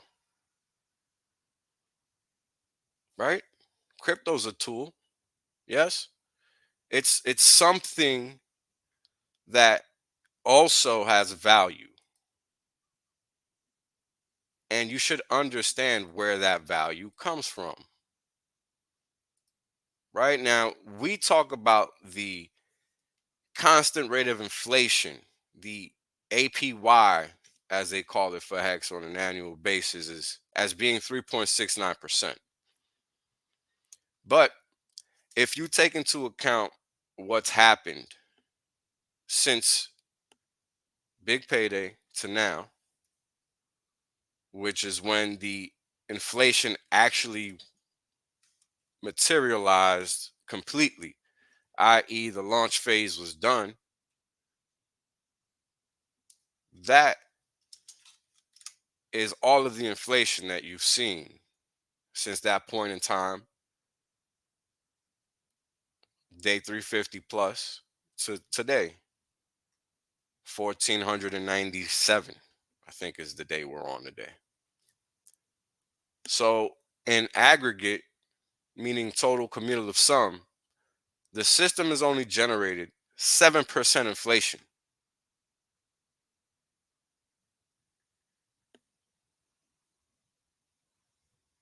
So from the first year through year 4, 7% inflation.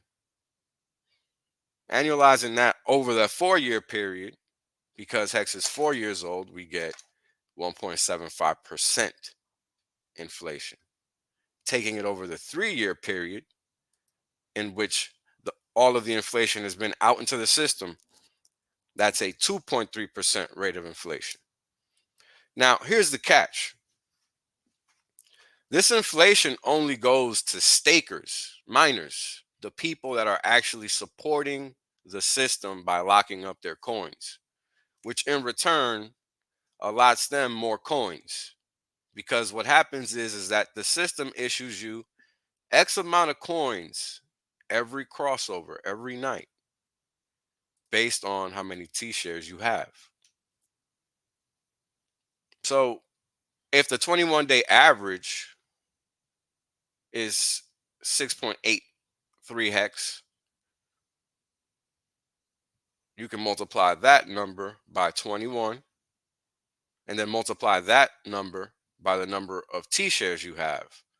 And what's just happened is that over those 21 days, all of a sudden, you have a bunch of HEX that you didn't have before, just because you were staked. Now, that totals up to 14,343 HEX for 100 T-shares over 21 days at a rate of 6.83 HEX per T-share. But of course, you have to be staked. You have to be mining HEX. You have to be supporting the system in order to be able to be entitled to receive that. Now, everybody wants to make their money yesterday. But are you thinking about tomorrow anyway? Because in the present, you're not actually doing the actions that lead to success in the long term. Because if you're looking at this chart, what you're not seeing with my skull in the way is the bottom left shows 400.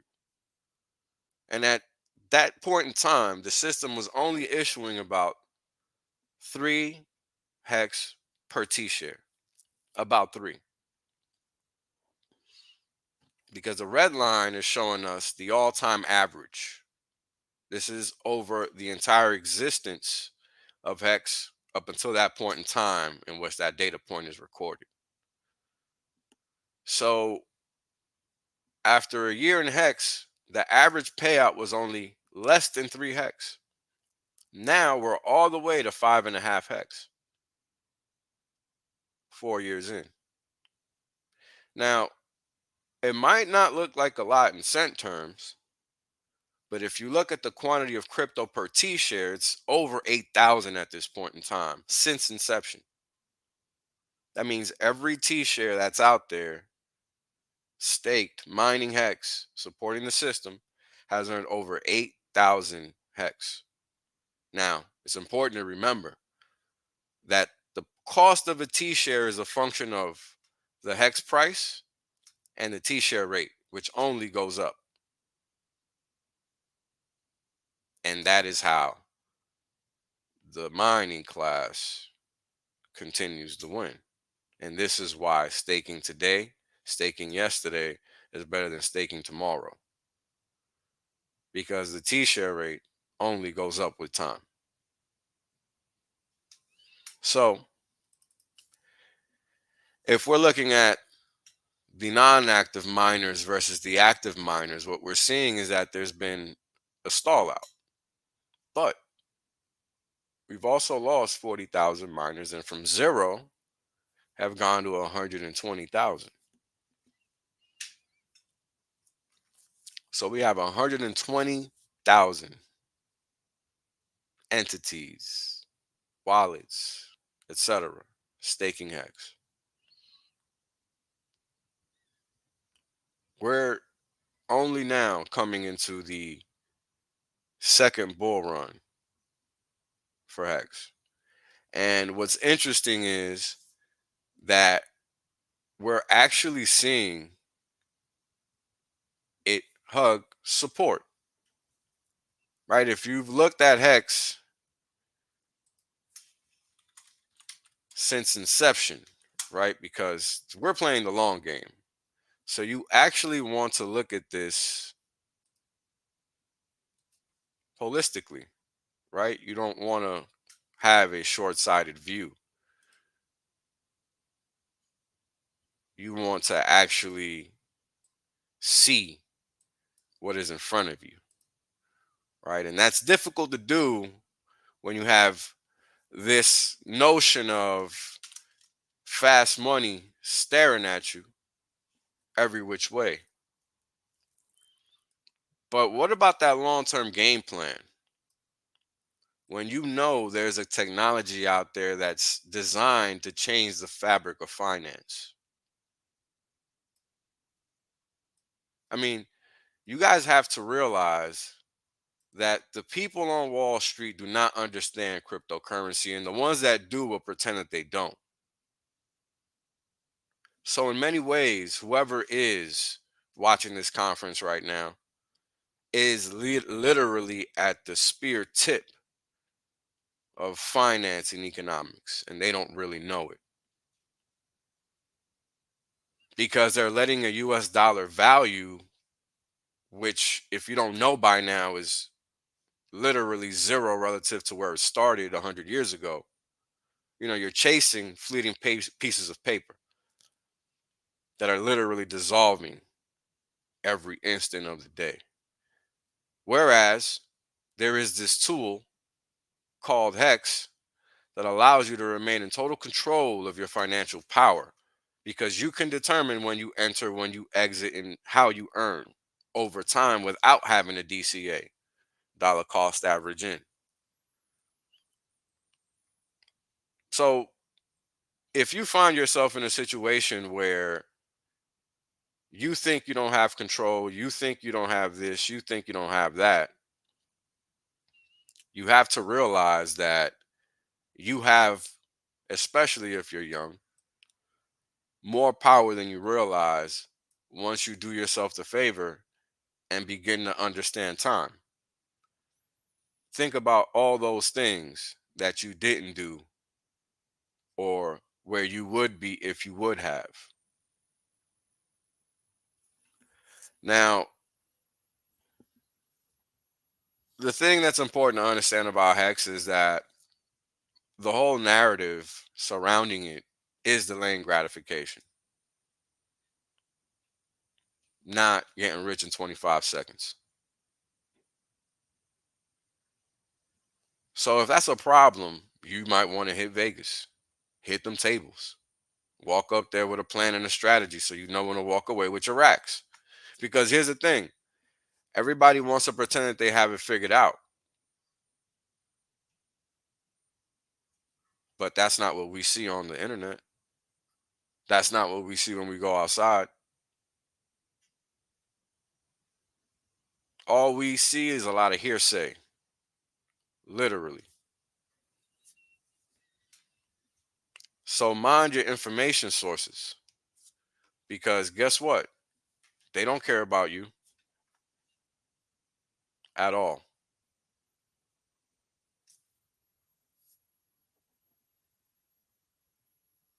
How do you determine? Sorry about that. How do you determine? Sorry about that. How do you determine where you're supposed to fit in when you're too busy looking left and right and not focused on the prize? In order to achieve long-term success, you have to be focused on the prize. You have to be willing to do the work that nobody else wants to do. You have to know the things that nobody else wants to know. That's the only way you can achieve any modicum of success. Understand this chart. Understand what's happening long term. Understand why cryptocurrency is what you need to understand. Right? And that goes back to the first chart. Sorry, guys. That goes back to the first chart. You need to understand why cryptocurrency is even here. This is not a casino. If you treat it as such, you will walk away as such. So you might as well just go to one in real time and stop wasting your time pretending. Because if you have to rely on somebody else's word, advance, tap on the shoulder, whatever have you to make money, well, what chance do you actually have long term?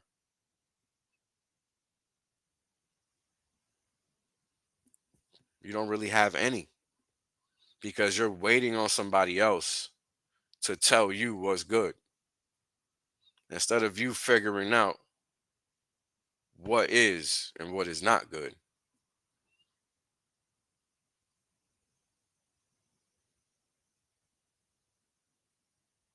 You need to understand why Hex is comparable with Bitcoin and Ethereum. You need to understand why Pulse Chain is superior. You need to understand why the mainstream is there to distract you and not provide you with what you actually need to find success.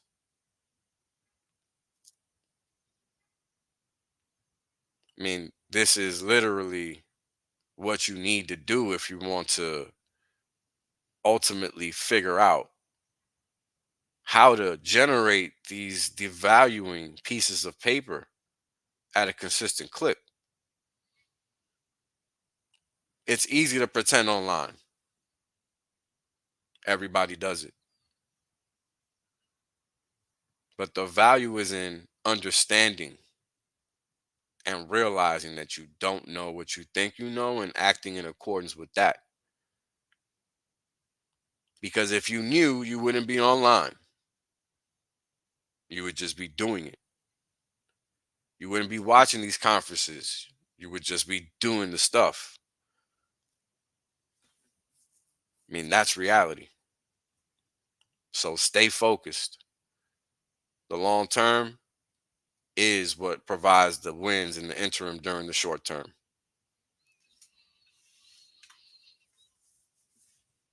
Thanks, Maddie.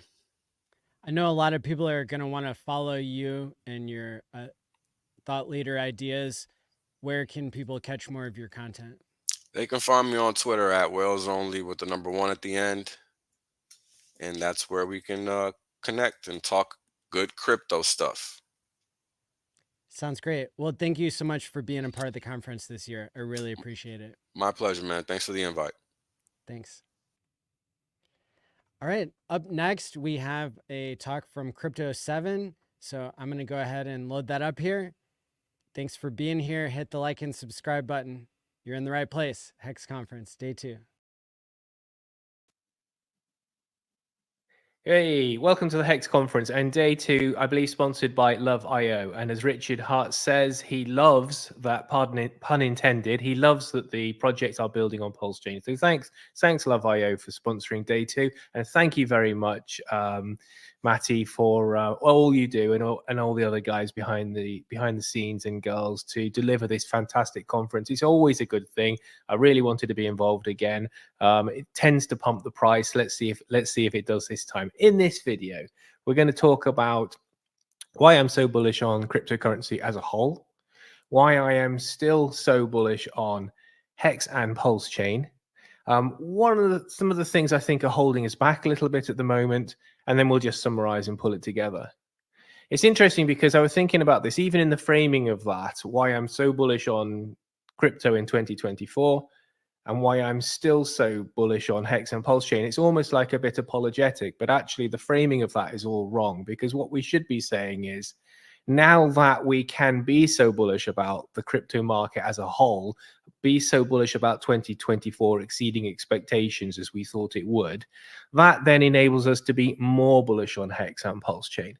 Or if you like, if given a choice between no prosperous bull market signs ahead and Hex and Pulse Chain doing okay, or us just waiting our turn, but all the signs that we're going to have a fantastic bull market, I would have taken the latter every day of the week. I hope that makes some sort of sense. So I think that's something to bear in mind. It's a bit like when you're in the queue, when you're in a long queue.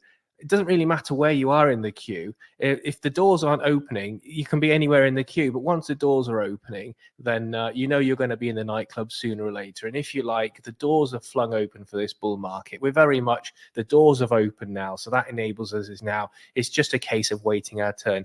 Maybe another good analogy is if you likened cryptocurrency projects to suntan lotion manufacturers, then I guess that Hex is a suntan lotion manufacturer. So is Pulse Chain, so is Injective, so is Love.io, whatever else, and the sun's shining. So the bull market is the sunshine, the cryptocurrencies are the suntan lotions. So the bottom line is, okay, we have the sales of the Hex and the Pulse Chain aren't very great at the moment, but we are selling suntan lotion, and it is cracking the flags, and the sun has just come out. So that's all great and great.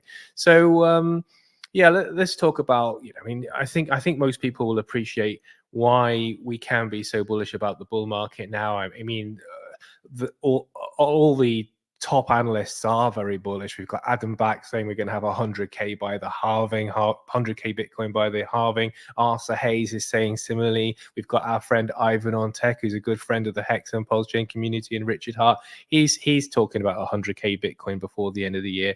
It's where we are in the cycle, of course. Richard Hart also very much a proponent of the 4-year cycle, and where we are in the cycle, it makes sense. It makes sense for us to be bullish, and it makes sense for Bitcoin to be doing what it's doing because of where we are in terms of the stock to flow model, the thing that Plan B, who's a very, very accomplished analyst, pushes out and created. In fact, he was the architect of the stock to flow model, and the stock to flow model says that we should be around the 50K mark at the moment, and that the stock to flow model says that Bitcoin's going to over $500,000 in this bull market. That's right, over the next 2 years. The stock to flow model thinks that Bitcoin will go up to around $500,000. That's roughly the working assumption of where it should be. It's fascinating because if you look at the stock to flow model, and it's not been adjusted over time, it is what it is. He's still working to it. How accurate it's been, and if you actually look at the price of Bitcoin as it goes through the 4-year cycles, it's extraordinary just how closely the price of Bitcoin since 2008 has hugged the stock to flow model. And so it's worth bearing in mind. At the moment, we're slightly lower than where we should be in terms of the stock to flow model, but as Plan B points out, you can't invalidate my model because we're slightly lower than we should be, because you didn't invalidate it 6 or 7 years ago when we were slightly higher than we should be. But if you look at the price performance of Bitcoin over the 4-year cycles, and as we've traversed up and to the right over the last 14, 15 years, it adhered so closely to the stock to flow model. You're really not going to complain. It's ridiculously accurate. So he's incredibly bullish as well. Now here's something which you'll love, and I'm here to provide some hopium, because that's what I like to do. I like to keep people positive, particularly as we're having to wait in things. And here's something which I'm still struggling to get my head around, but it makes perfect sense when you think about it. So what Plan B is saying is that although we are seeing diminishing returns in each cycle, obviously he's better at the numbers than you and I. Yeah, he's saying yes, okay, I can see we're seeing diminishing returns in each cycle. However, he's saying we can't be actually getting diminishing returns because we haven't got 50% adoption. We've got nowhere near 50% adoption into the big wide world of cryptocurrency amongst the populace, and I'm not counting some people having a bit of Dogecoin or SHIB on their mobile phones as adoption either, and I don't think he is either. But we're nowhere near 50%, and if we're nowhere near 50% adoption, we can't be seeing diminishing returns. So why are we seeing diminishing returns? And the reason is because so much of the economy, so much of the elite, so much of the rich people, so much of the fat cats, so much of the big businesses have been effectively locked out of crypto. And we'll come on to that in a moment. So incredibly bullish. And as I say, in terms of knowing when I'm getting into the nightclub, I need to know the bouncers have started letting people in. In terms of knowing how much suntan lotion I'm going to be able to sell, I need to know that the sun's shining. The sun's shining, the bouncers letting people in, the queue's going fast. We're going to be in the club soon, having a gin and tonic or whatever you fancy. So that's fantastic, and that's where we are with all that. So so that's so I'm also then now going to talk about where we are with Hex and Pulse Chain, and that's I think something that everyone wants to understand. And in terms of understanding, and people basically want to know when Lambo, Chris, for Hex and Pulse Chain. When Lambo? That's what I want to know. Put a comment in, put a like in, say something on this video if you want to know when Hex and Pulse Chain are going to moon. And in order to understand when Hex and Pulse Chain are going to moon, it's important to understand just what a big deal this Bitcoin ETF is. So in order to understand, have some idea of why is it that we're not mooning already, it's very useful to have this helicopter view to be able to understand what's going on in terms of the macro. And the ETF is a huge deal. It's a massive deal. And the reason it's a massive deal, as I said a moment ago, effectively the institutions have been locked out, and that's their words, not ours. Yeah, it's quite, you see the emotion there. They feel like they're at the gates. They want to get in. They want to get into Bitcoin, and they can't. And the reason they can't, and people don't understand this, the reason that the institutions like BlackRock cannot get into Bitcoin properly until now, until the ETF, is because it's not their money. It's not their money. So they can't stick it on a ledger and stick it in a safe because it's not their money. It's too risky. It's more than anyone's job's worth. So until now, they've not been able to invest in Bitcoin in a big way in terms of assets under management through the institutions. Okay. The other reason they can't do it is because it's too much money to put on a Ledger Nano S and stick in a safe and trust a couple of IT guys with 12 words with each or something. It's too much money. It's not their money. So they've not been able to do it. And this is effectively roughly 70% of the global wealth. Yeah, the money out there, the trillions are coming in. So trillions are coming in. Now, in terms of are we going to get an ETF? 100%. The SEC team, the SEC ETF team were working on the 28th and 29th of December. They were on the phone to Grayscale and Vanguard and BlackRock and all the others on the 28th and the 29th. And nobody works the 28th and 29th, do they? Even when I was in London doing 80-hour weeks, I didn't work the 28th to 29th. And if I did, I certainly didn't pick up the phone to anyone. So the SEC ETF team were on the phone to BlackRock on the 28th and 29th of December. Put a comment in if you were working on the 28th and 29th of December. So it's inconceivable for me, inconceivable that we're not going to get the ETF. So I truly believe we are going to get the ETF. I think when we get the ETF, and we may have the ETF by the time this is played, because I think it's a few hours old, this is pre-recorded. So we may even have the ETF. I think we'll probably run up to 48.50 and then pull back to 30. We need these pullbacks. I keep hearing, and particularly in the Hex community, I keep hearing, oh, we're going to get a pullback. We're going to get a pullback. Well, I hope so. We always get pullbacks in bull markets. In a bull market, we regularly get 30% pullbacks.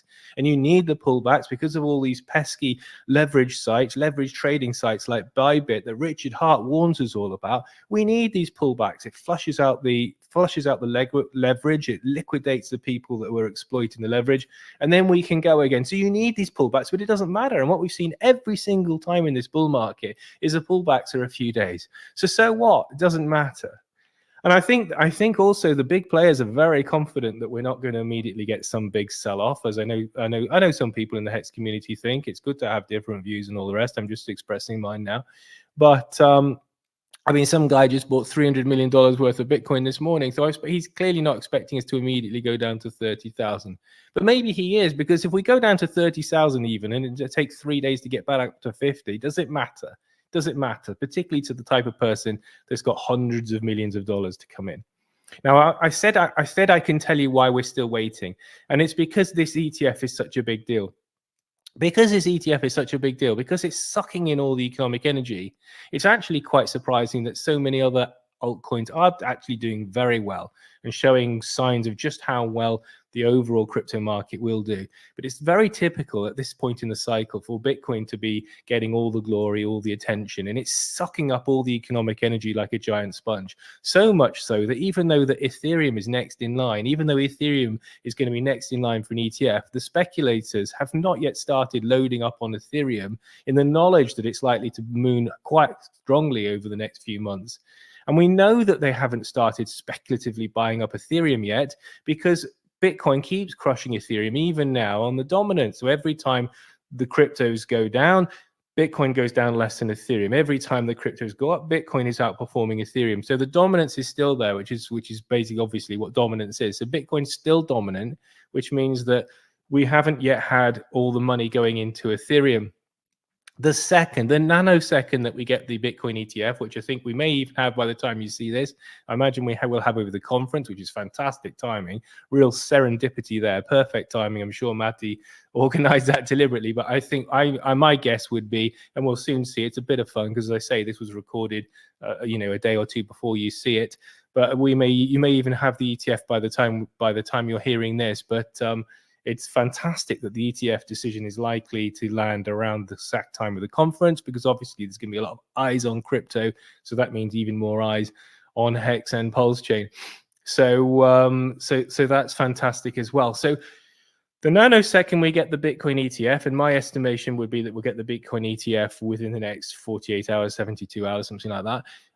That's when the speculators will start going into Ethereum. Now, Ethereum, because it's three times smaller than Bitcoin, it's also 3 times easier to pump up. So I think that projections from guys like Ivan on Tech that Ethereum could go to 10K before the end of 2024 are quite realistic. You can really see that. I mean, Bitcoin's already pumped from 15 to 45, and it's 3 times easier to pump up Ethereum. And we know from the dominance performance, we know that the speculators haven't flipped to Ethereum. So when are they going to flip to Ethereum? They're going to flip to Ethereum, as I say, the nanosecond that we hear that the SEC have granted the ETF for Bitcoin. And so boom, we're going to see a massive pump in Ethereum. And I think that's when we might hopefully start to hope that that Hex and Pulse Chain can start to share some of that price action. So that's likely when, but it may not be immediately the case, but eventually it'll happen.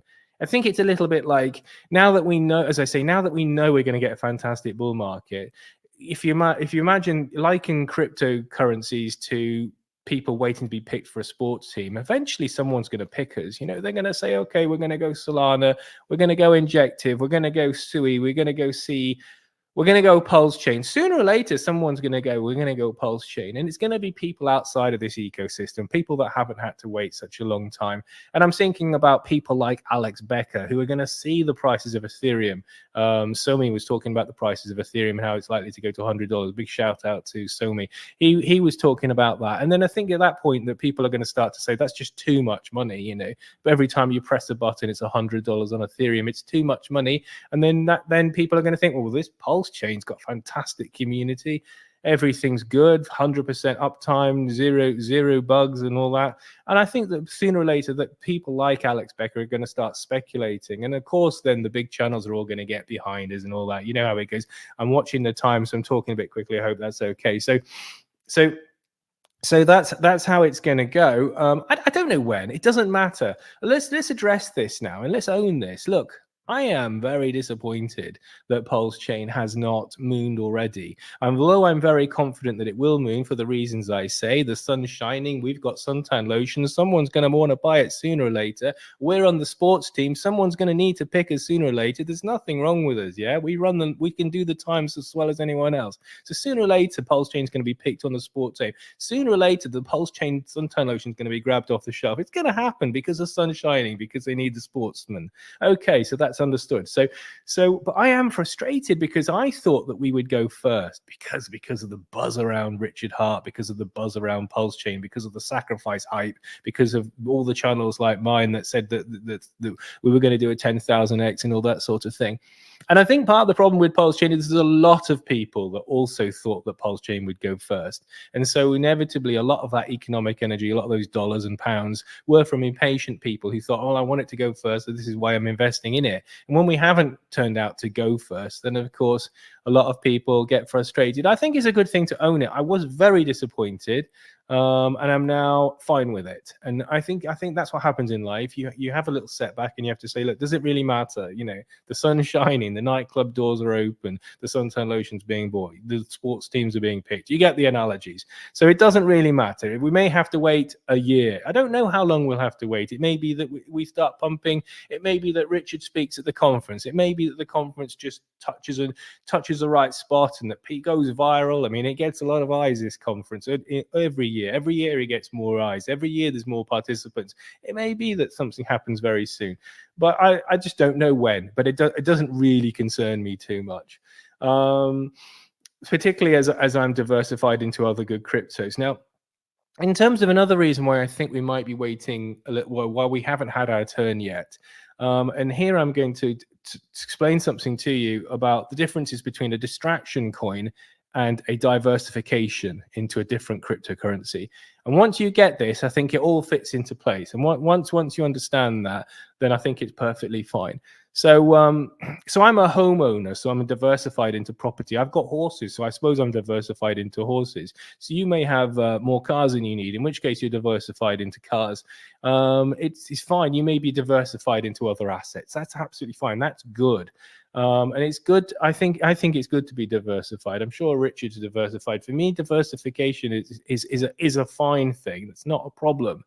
The confusion is there's a big difference between diversification and a distraction coin, and I'll explain to you a little bit more about the diversification. So I heard Money Gang Crypto saying he was diversified into Polkadot. Fantastic. Polkadot founder Gavin Wood, CTO of Ethereum, fantastic track record, good guy. Yeah, that's a good diversification. They're doing different things to crypto, Hex, and Pulse Chain. It's a different community. It's a different thing. When Cory Costa talks to Charles Hoskinson from Cardano, that's a different community doing different things. They're doing quite a lot around AI. They're doing stuff in Africa. It's a different community doing different things, different styles, different founders. Another good diversification. One of the nice things about those two cryptocurrencies, if you looked at the construct of the people in Polkadot, say DOT, you'd probably find that 1% of them were hexagons and had Hex and Pulse. 1% of the Polkadot community, and you might find that 1% of the Hex and Pulse chain community had Polkadot, and you might find that performing bridges and constructive workings together, it might end up being 2%. So if some Polkadot people end up buying some Hex, and vice versa, and that's all well and good. And when Cory Costa talks to Charles Hoskinson of Cardano, the net result might be that some people from the Cardano community think, oh yeah, these Hex and Pulse Chain people are okay. I might get a little bit of Hex and Pulse Chain. And likewise, some Hex and Pulse Chain people might say, oh, I quite like Charles and his fluffy jumpers, and I'm going to get some Cardano. That's fine as well. The big difference is when you get into some of these distraction cryptos, and this is how I'm going to tell, I'm equipping you now to tell the difference between a genuine diversification play and a distraction coin. These are the parasite coins. We know who we're talking about. These are the shoulder companion coins. These are the distraction coins. And how you know, in very simple terms, how you know whether you've just bought into a distraction coin is because the community is exactly the same. And a key element of any crypto is its community. A lot of people would argue it's the main component. So if the community is exactly the same, you haven't diversified into anything. In fact, some of these distraction coins, as much as I hate to admit it, are probably much nearer to a fork of Hex and a fork of Pulse Chain. And I'm talking about things like Titan X. It's more of a fork than it is actually a diversification play, because the community is the same, because it's forked to the community. And so they are just a drain. They are just a pure drain of economic energy. There is no two-way street. So we're in getting to prize discovery on Hex and Pulsion and getting to the point now. And one of the reasons why we're still waiting to pump and go to the moon, it doesn't matter ultimately, but this is why. And I'm running out of time, so I'm rounding up now. We need more, just as an aeroplane needs the engines flat out to take off on a runway, we need that economic energy to take off now so that people start noting us. So you get people start to FOMO into Hex and Pulsion. We're not getting that. So we need the engines at full pelt. We don't need all the fat passengers. We need the engines at full pelt. And unfortunately, when you have things like Titan X drawing the economic energy out, it just makes it a little bit harder for the plane to take off. And it means we just need a little bit more runway. So that's where we're at. That's where we're at. The engines are on full. We're going out. But just as much as we're speeding up, we're losing the impatience. Okay, it doesn't matter ultimately, because ultimately the sun is shining. We've got 2 years of bull market, so we're going to sell that suntan lotion. It doesn't matter ultimately because we're not the smallest and the fattest kid in the playground waiting to be picked by the sports team. We will be picked sooner or later, but probably be by people outside the community like Alex Barker who will send us to the moon. And yes, fantastic. Thank you very much for having me. I've gone over by a minute, and so this has been wonderful, and I hope you enjoy the conference. And thank you again to Matty. Cheers. Bye. Bye to all comments, which makes me a bit unusual. And on X, I am at CryptoChat7. Thank you very much. Bye. Awesome. Super glad that people in Europe, some could pre-record because it's the middle of the night over there. The hexconference.com is truly a global community. So I appreciate everybody participating here. Next up, speaking of global community, we have another great talk. Let me load it up here. And again, we've got another European Hexagon who is making a big difference here. So please enjoy this next talk. All right, so we have our panel here with Suzanne Hexagon. Welcome to the Hex Conference. Thank you so much, Maddie, and thanks for having me at the Hex Conference. The first time I'm a speaker, so I'm very honored. Thank you so much. Well, you're a well-known member of the Hex community. What is it that people know you for already? Yeah, so most people know me because of my fashion stuff. So like this Wretched Heart shirt I've done the last, and for the fashion show I've done at the Hex conference in Las Vegas. So that's where most people know me from, and of course Twitter Spaces, and yeah. That's amazing. Yeah, you're well known in the community and well loved. And so we really appreciate everything that you've done in the fashion side of Hex. And today you're going to be telling us about something else that you've been working on. Can't wait to hear it. Yes, thank you so much. Yeah, some people know that I'm doing the Hex and Pulse meetups in Dubai and the Emirates once a year, sometimes 2 times a year. And I have grown my network with other Hexicans a lot. And the stuff we are doing now is we provide service for Hexicans and Pulsicans to get second passports, so second citizenships, open companies in tax-free countries, and help them to cash out crypto and buy property and other businesses as well. So the network I'm in is it's only made with Hexicans. So I'm only working with friends and with other Hexicans all over the world that I know for years and that are very, very trustworthy. And most people know me as well as a person that who they really can trust. That's really important. And that makes all the difference sometimes for people to be able to take advantage of opportunities that are legal and global and part of how amazing the world is these days. So that's exciting to hear. Tell us more. What else do people need to know? Yeah, so freedom of movement is for me always travel around the world without any visa issues, having bank accounts all over the world, move their crypto into fiat and opposite side, swap, and just be free in all their decisions of their daily life. So that means that's for me the essence. I'm sorry.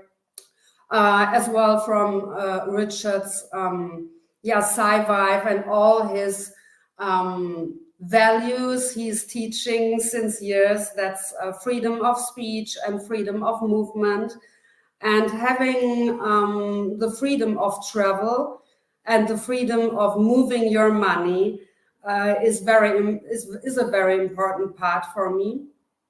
Oh yeah, And that's why. It seems like a pillar of the Hex culture, Hex being true DeFi, having these principles of freedom of movement and freedom to transact. And so that seems to fit super well with what we're doing here in the community and the why of a lot of people here for crypto. Exactly. So I will tell you some examples of projects I'm in at the moment, or opportunities I'm really supporting and helping people to get into. So I will tell you as well the pros and cons of the different projects. So I will start with Grenada as a Caribbean state. It's a little bit different to other Caribbean states because in, let's say, St. Kitts, for example, you have to do a donation to the government to get your second passport. And Grenada is as well tax-free. You don't have to stay there to get this tax-free status. All you have to do is to invest $2,200 into a real estate trust. So that means concrete, you are investing in a part of the Kempinski or Six Sense resorts. And with that investment, you're getting a citizenship of Grenada. So the absolutely pro for me is that with that Grenada passport, and Grenada is part of the British Commonwealth, that means you have a lot of profits from this Commonwealth citizen status. One profit is that you can travel visa-free to more than 130 countries all over the world, including the Schengen room, including China, Russia, and a lot of other countries as well. It includes as well the E2 US visa. So that's maybe important for Hexicans and Pulsicans from Europe. And one really cool thing is that there is this deed poll law in the Commonwealth, so you can change your name just by declare to change your name and open then bank accounts in other names. And yet you can do it as often as you want in a year. So this is a funny and very interesting thing. This citizenship includes all your spouse, your kids, your parents, and as well siblings. So this is a really cool project. I as well want to do it very soon, because all these visa-free traveling. So I'm from Germany, so I'm in the Schengen room with my passport, but I want to have a second one.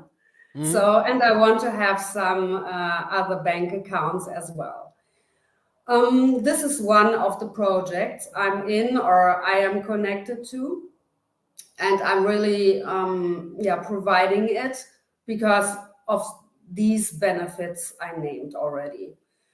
So Awesome. another one is are the Emirates in general. So yeah, I don't know if you know that, but of course Dubai is the biggest one and the most famous one. Most of the people know Dubai. But there are also other Emirates. So a very close emirate to this is Ras Al Khaimah. So it's RAK, we call it.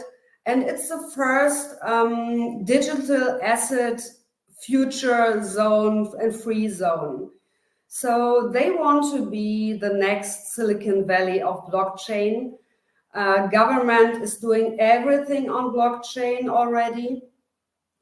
And they really support any kind of digital assets, blockchain technology, and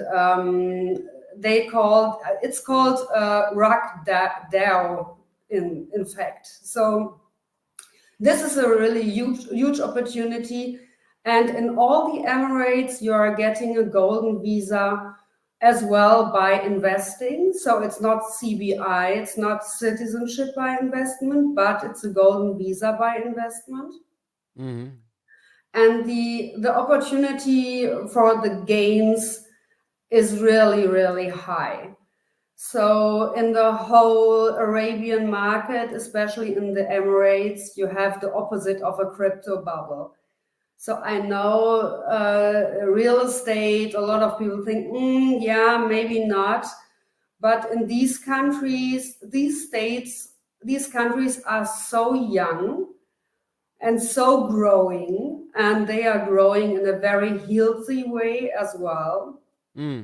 They are doing a lot for the citizens, really a lot.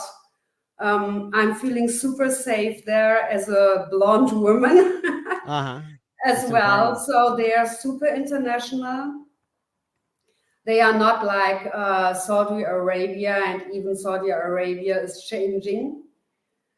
And they are really providing crypto. So you can buy your real estate, your cars, your flights, everything with crypto. And that's really a cool thing. And they just, they are in the tech, definitely. And they are really doing a lot. Awesome. Yeah. And the third country I'm working is my own country, now my own home country, that's Turkey. You can get as well citizenship by investment. Very sad, by the new year, starting of the new year, they changed the laws a little bit. So now it's not 400,000 euro, now it's 600,000. But with the passport, you are also can travel visa-free to more than 110 countries, and it's as well tax-friendly. It's not a tax-free country, but it's tax-friendly. Amazing. Yeah. Well, Yeah. those sound like three very interesting options for people to look into. Yeah, definitely. And in my opinion, I'm still holding all my Hex coins, and I'm in Hex since a big payday, so really since a long time. But at one point, of course, it's natural that people want to cash out and bring their money into other investments, other opportunities. Especially maybe during the bear market, they want to do other stuff with their money. And real estate gains are really rising high in the Emirates and in Turkey as well. So it's really crazy, because sometimes you're signing a contract to buy, let's say, an apartment, and after 1 year of construction, it's already doubled in the price. So sometimes people are flipping their contracts and selling their contracts, because it's really a growing country, really a growing country. Well, that's great. Yeah, I think a lot of people will be interested in finding out more. Now, how can people take the next step to learn more about the opportunities that you're creating for people? Yeah, so thanks for asking. So the easiest way is just to send me a message and we can schedule a call. Like I said already, it's free. And I'm not a real estate agent. I'm not selling these real estates, but our team and I, we want to support Hexicans to get into that freedom of movement. So first, yeah, DM me, text me, so we can do a short call just to figure out what your goals are. Are you interested in a second passport? Are you interested in, let's say, a good opportunity in real estate combined with the golden visa or whatever? And then I would just show you the opportunities I know and share my knowledge with you. So that's what I can offer to the community. And yeah, then you have to do the next steps alone. So I will contact you with my other Hexicans I'm working with, and they can tell you in detail what they need, what informations, and yeah, what they can do for you. Awesome. Well, that's very generous of you to be doing this for no commission and no fee, and really shows the power of the Hex community being so organic. And so I'm excited for people to learn more and have the benefit of Hexicans working together. Now, just to make sure nobody messages a scammer, what's the exact handle that you have, and how can people contact you there? Yeah, so my handle is Suzanne Hexican. So that's the exact handle. Perfect. And is that on X, Twitter, and Yeah, Telegram? exactly. On X, Twitter. Okay. All right. Just X, Twitter. Perfect. Well, I'm really excited again to have had you on, and thanks for everything you're doing for the community. Is there anything else people need to know?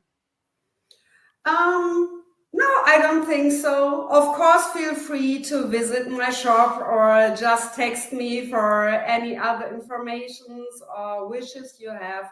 So I'm known as a solution finder. I know solutions for nearly every problem you have with finance, with the people I know all over the world. So I cannot tell everything here in public, of course, but if you need anything or you want to solve a problem, just text me. So, yeah. Perfect. Well, thanks so much for being on the conference this year, and I hope you have a good one. Thank you. Thank you so much, Maddie. Have a good one. Bye-bye. All right, we are continuing on with our live conference. Hit the like and subscribe button. Thanks for being here. And our next guest who's coming up is Anders from love.io. That's a Hex flex, making money, yeah, we growing by the excess. Yeah, Hex, all we know about is excess. Turn a Fiat on ramp to an expressway. That's a Hex flex, hey, that's a Hex flex. Making money, yeah, we growing by the excess. Yeah, Hex, all we know about is excess. Turn a Fiat on ramp to an expressway. That's a Hex flex, hey. Anders, welcome. Thank you, Maddie. My pleasure. Well, I'm just gonna set the frame here and introduce you for your 20-minute talk. You're one of the donors to the conference, and we've been seeing lots of support in the community for that. The reason why, I think, is people know me as being so organic, and the fact that the 4 brands that I selected are things that inspire me. One of the, you know, there's a number of things about you and your brand that inspire me. The fact that you've been to more crypto conferences in real life than anyone I know. Okay. You also tell people that you're not trying to get them to buy, you're not trying to get Hexicans to buy the token Love. You're reaching broader markets, and Yeah. the methods that you have for doing this and for scaling Pulse Chain, I think, are really incredible. And so we played earlier in the day, after the first hour of the conference, we played a 6-minute explainer video about love.io. But I'm looking forward to your 20-minute talk here and how you'll be able to talk to people more about that. Yeah, thank you, Maddie, and yeah, thank you for your introduction there. And I'm very proud to be supporting the HEX conference.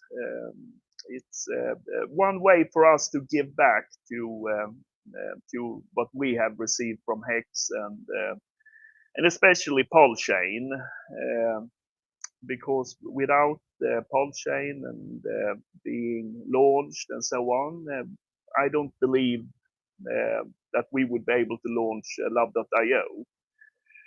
Because the basic idea with Love.io was to create a cryptocurrency with like the perfect ticker that could use what many of like the social media projects they used when it's a concept called blitzscaling, and that is basically to have something in a name or in a concept and so on that can increase the user base by itself. And we saw that with Love, just like Facebook, they use friend requests. So how Mark Zuckerberg, he could outcompete MySpace was basically just to introduce friend requests, and then people receive friend requests, and that was how the user base increased with Facebook. And to use the ticker Love, have the same way. When you receive Love, that is something positive. If you receive Love as a cryptocurrency from micro tipping, just like you being a YouTuber. Very interesting when I was in the back room here today and I talked to your assistant, the sticker guy, and he Yes. told me about his Hex story, and so on. And he went into Hex when it was all time high, and he got wrecked, And I said, "Oh, you got wrecked. I will send you some love," I told him.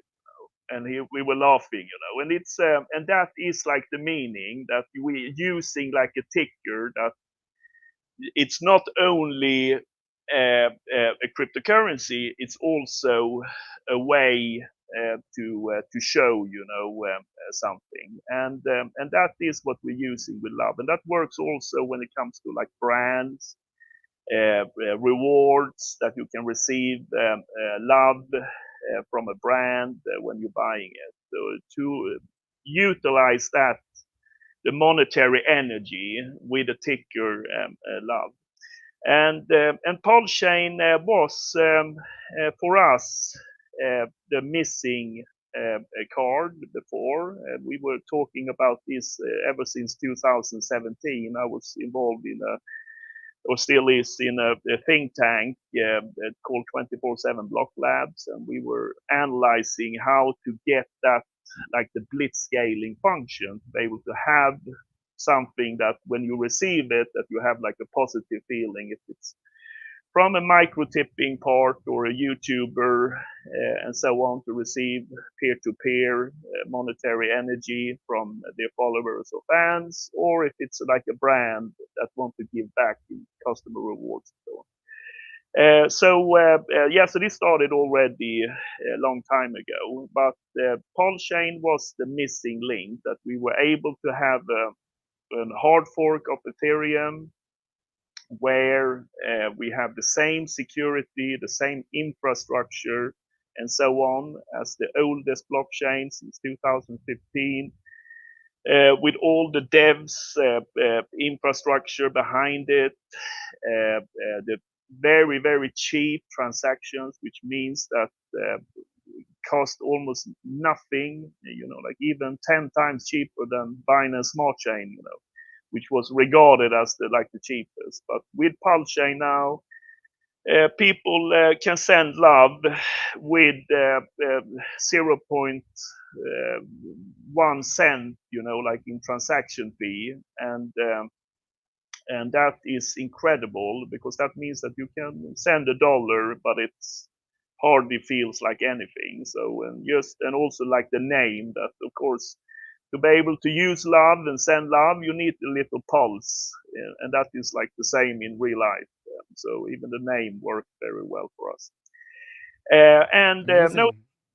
So what we did with Pulse Chain, and of course, since Richard is the founder of the Pulse Chain protocol and so on, and in Hex, and Hex became naturally our sister community when we launched.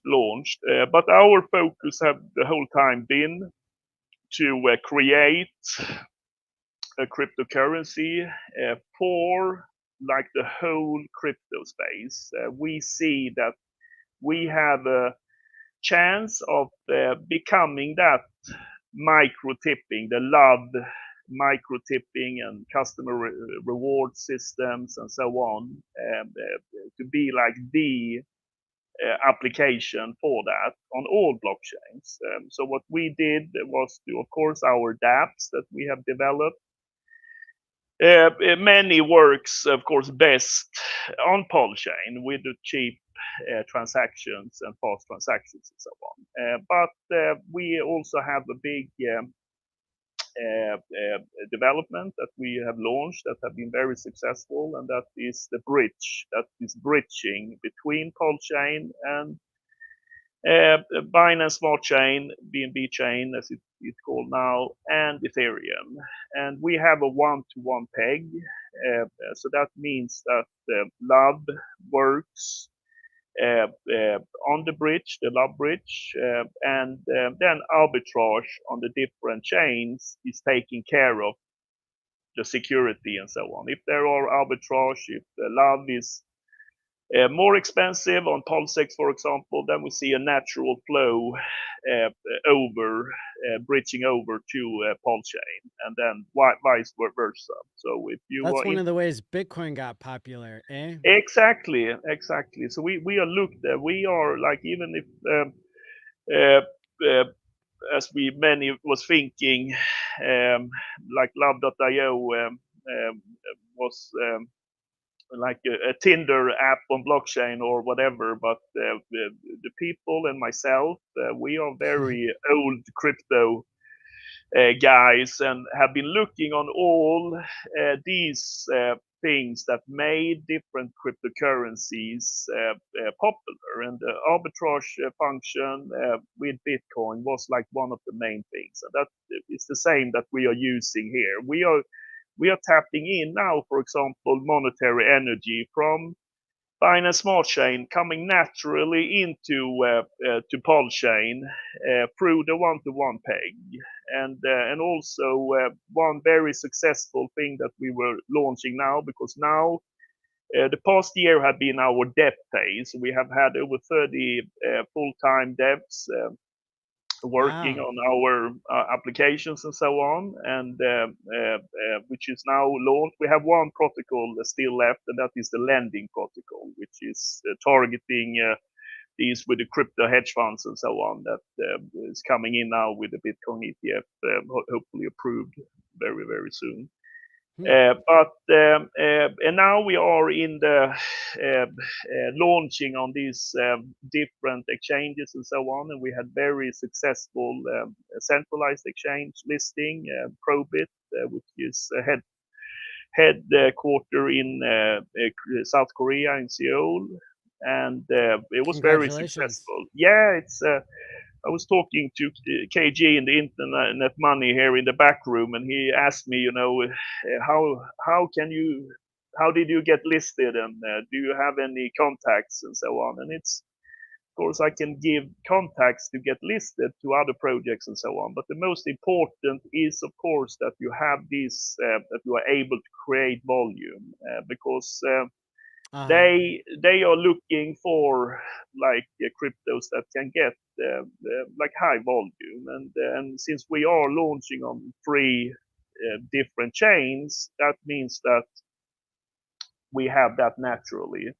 And it was And very successful with that launch. We have, I think, only on the Probit listing, it's over 100K volume per day, and that's only on one exchange. And we will list like every few weeks now. We will list on centralized exchanges. So that means that we will combined having millions of daily volume, and that is of course very important when we are talking about big whales and so on. Why they went in heavily into Hex was that Richard, he created something that had very high volume, both up and down. But that means that if they want to get in with a few $1 million into a project, they of course want to know that they also can get out of the exit of a project. So volume in a cryptocurrency is extremely important,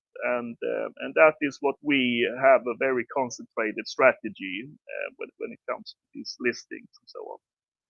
let me ask you a question there. So, are these exchanges, are they listing the love.io token from Ethereum, from Pulse Chain, or both? Yeah. So we can, if we want, list the Love PRC20 as well, but for us it doesn't matter, and for Pulse Chain it doesn't matter when it regards to Love.io, because we have the bridge. Because it's pegged We have the one-to-one. bridge. It is pegged one to That's one. So clever. so it doesn't matter so much. But for us to get like the highest volume, it's better to list, for example, Love ERC20. So that means that because you have most economic energy in that, and so on. But then, of course, you also have exchanges that is targeting more like BNB chain, the Binance Smart Chain, which is a lot of trading activity. Then it's best to list Love BEP20. But we have that one-to-one peg. So that means that even the traders that is trading in Love ERC20, if they see, for example, that, okay, now Love is trading higher on PulseX, then they can easily just like withdraw their Love ERC20 from the centralized exchange, use the bridge, and then over to PulseX very easily. It takes like 5 minutes from a centralized exchange, and then you're in the PulseX ecosystem. So it even takes, I would say, not 5 minutes, 2.5 minutes. I would say that you can get from a centralized exchange into PulseX. That's good game theory. Yeah, it's it's an incredible game theory, and I don't know how we figured this out, because everything have just like come. It's like if you work with Love, everything comes by itself. But the game theory here, it's like massive, because with that one-to-one peg is that we are making like the whole economic energy on these blockchains. We make that as one, plus that we get all these centralized exchanges economic energy also included. So we have such a huge advantage, because we are fishing in like the biggest ocean, and we have like the biggest fish, and then, as I said, our applications, it works perfectly, because all the customer, when they're buying a famous brand, we have over 100,000 products in Loveify.com. When someone is buying a Dior perfume and they get like $10 in cash back, we are giving out that in Love PRC20, because of course it costs us 0.1 cent to send them like $10 and in cashback, and that means also an adoption into to Pulse Chain, because then they have like Love PRC20 $10, and that's a buy order of Love in PRC20. So that is also like every day now is ticking, and this will increase massively as well because we are doing a lot of marketing on Facebook and on Instagram and so on with influencers. All of these fiat millionaires who buy luxury goods, yeah, they get routed to your site, and then they get a Pulse Chain token as cash back. I love it because that's going to teach more people about Pulse Chain, and of course the store of value on Pulse Chain is Hex. I love it. Yeah, it is, but it's so that of course is one target group, but as I said, we have 100,000 products, and even if these famous brand names like Dior, Gucci, and so on, it's mostly perfumes, and you don't need to be, like I think even you, Maddie, what kind of perfume do you have? You're putting me on the spot here. I run with Curve. Yeah, Curve. I think if you go into Lovify.com, I think that you will find Curve there as well. And then if you buy your Curve there, I promise you it will probably be the best price instead of buying it on High Street or in your shopping mall or wherever you buy it today. Plus that you will earn Love in cashback.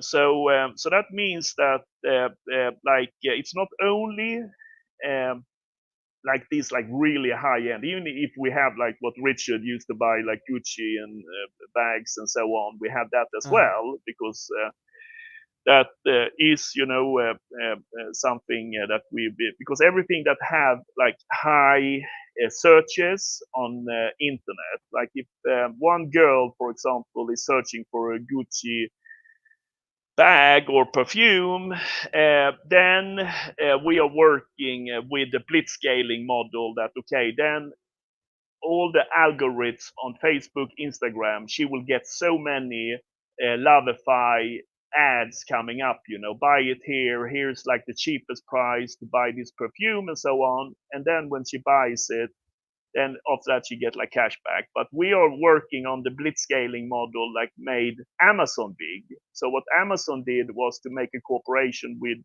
Google in 2004, and then they became highest on the search results and started in the Google AdWords. So every time someone was searching on Google after a product, then they found it on Google, and then they clicked. Oh, then they came to Amazon. Amazon, they were like, oh, I have to register. And then Jeff Bezos, he could just like sit back and watch, as long as they were the highest on the searches on Google, that worked by itself. So that was the blitzscaling model of Amazon. And Lovify.com, we are doing the same for crypto. But we are getting in all of these like drop shippers with famous brands, perfumes, cosmetics, where you have millions of searches every day all over the world. And then we should target like a little percentage, and we don't have any high markups on the products. The only thing markup we have is like 10%. It's Love. That means if someone buying something for $100 or $10 or whatever, 10%. So for $100, if they buy an expensive perfume for $100, then $10 is direct buy order of Love. Yeah. They have to claim it, and if they don't claim it, then this pot, with liquidity pool with more and more Love that people don't claim if they think, oh, I don't care about $10. Yeah, but then Love goes up in price. We send them another email because of course we have their email since they have been buying from the marketplace, Lovify marketplace, and then they get, oh, now your Love is worth $17. Are you not going to claim your Love? Oh, maybe they don't do it then as well. And then after 1 year, we're in the bull run, and then it's $97 for that their love is worth, you know. Are you not going to claim it now? And then it's like, yeah, now what is this, you know? Then they take time to learn how to get their love, you know, how to download a wallet, you know, how to claim it, and so on. So we And have everything and in the thought out. meantime, them buying luxury goods created a buy order on the Pulse Chain side, which Yeah. pushed up the price of love on Yep. Pulse Yep. Chain. Yep. So the Yeah. centralized exchange guys that are buying love on Ethereum, they're incentivized to come play in our playground, not Exactly. somewhere else. It is, and it's to figure out that snowball effect. You know, it's because if that snowball effect start to work, then it becomes bigger and bigger the whole time. And what that also creates a buy increase, a price increase. And what happens then? Then, oh, I want to have love as well because Sarah that got these bought on the Lovify marketplace and earned $10. Those $10 now is worth $120. You know, so that also becomes people are talking about it, and we also have another function called Lovify Search, where we connect influencers and ambassadors to different products. So if there is someone that is fond of Christian Dior perfumes, for example, then they can just grab one of the products on the marketplace, put on their social media, and then if people buy it, they earn love. The influencer earn love if they buy, and that have the same snowball effect. When love increase in value, that means that Sarah influencer girl that made maybe $1,000 in referrals, now her love is worth $10,000 because of the price increase. What does she do? Oh, I want to earn more love because love is increasing in value. The network increases, the price goes up. It's to create all of these like snowball effects, you know, and the blitzscaling that works by itself. So we can just like sit back, we put this together, and then we just can sit back and watch it grow. Like Jeff Bezos. Yeah, Go exactly. Sarah. Yeah. And Mark Zuckerberg with Amazing. friend request, you know, he did the same with friend requests. Yeah. Well, I dig it. Yeah, thank you so much, Anders, for being on tonight. And I guess the other thing you didn't mention is that love has a really high volume and liquidity compared to other non-RH sacrifices and has maintained its value. So that's shows that you're probably doing the right thing over there. Yeah, we have been I would say not to brag too much, but we probably are the highest liquidity with probably the smallest raise sacrifice, but we have the highest liquidity of non-Richard coins, and we are around 60% higher, trading higher than the sacrifice rate, even if PulseX have lost are 50% lower than the sacrifice rate. So that of course we are very proud, but this is just like the beginning for us. We are very happy that we are have a relatively small community, because that means that we have everything now, the good base to really expand and take advantage of like the bull rounds. We really like our position and where we are today. Well, that sounds really great. And I really appreciate all that you're doing for Pulse Chain and Hex. And I'm looking forward to hearing more from you in the future. Thank you, Maddie. Yeah, we keep in contact here. I love to talk to you. Sounds great. Yeah, thanks so much, Anders. You rock. Thank you. Take care. Thank you. Cheers. Bye. Peace. So now on the schedule here, we have a pre-recorded talk from Hex Fire. And however, I think we're going to come back to that later in the program, because we've got a live panel that's scheduled for right now with 4 amazing hexagons here. So as soon as Sticker Guy can send the next group of speakers here, I'm really excited to have them on. Go ahead, Sticker Guy, send them over. And in the meantime here, let's listen to Richard Hart in Portuguese for 47 seconds. Muitas pessoas fazem um trabalho melhor promovendo hacks e entendendo do que eu, o que é louco porque eu o inventei e sou muito bom em marketing e vendas. Acho que Maddie Allen se destaca ao falar sobre presentear-se no futuro, como teleportar-se no tempo usando o bloqueio de tempo. Eu acredito que existem indivíduos que se concentram mais no mecanismo de preço das ações e em obter a melhor taxa possível para suas ações T, e focando nas ações T. Devo me concentrar muito mais nas ações da T. Devo me concentrar muito mais no preço das ações. Acho que os outros não sabem o que é uma ação T. É minha culpa. Uma ação T é como um minerador de Bitcoin. Se você quer criar Bitcoins, precisa comprar hardware de mineração. All right. Amazing. Who knew he could speak Portuguese so well?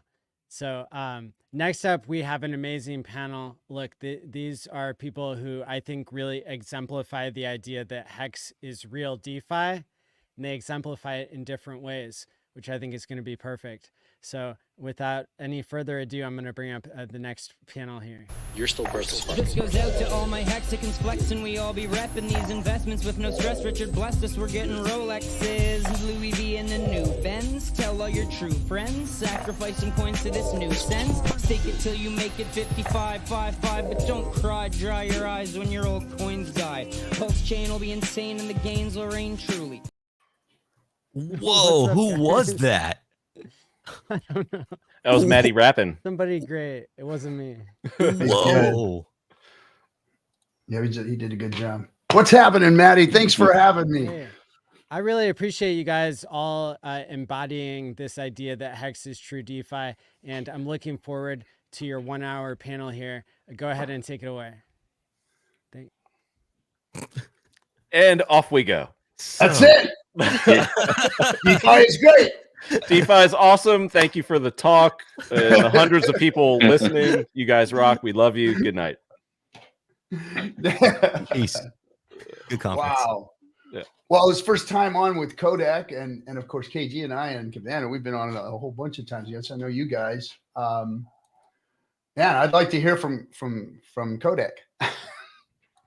How's it going? Well, I'm glad to be here. This is my first Hex conference. Even though I'm an OG, I guess I can call myself day one. So yeah, proud to be here.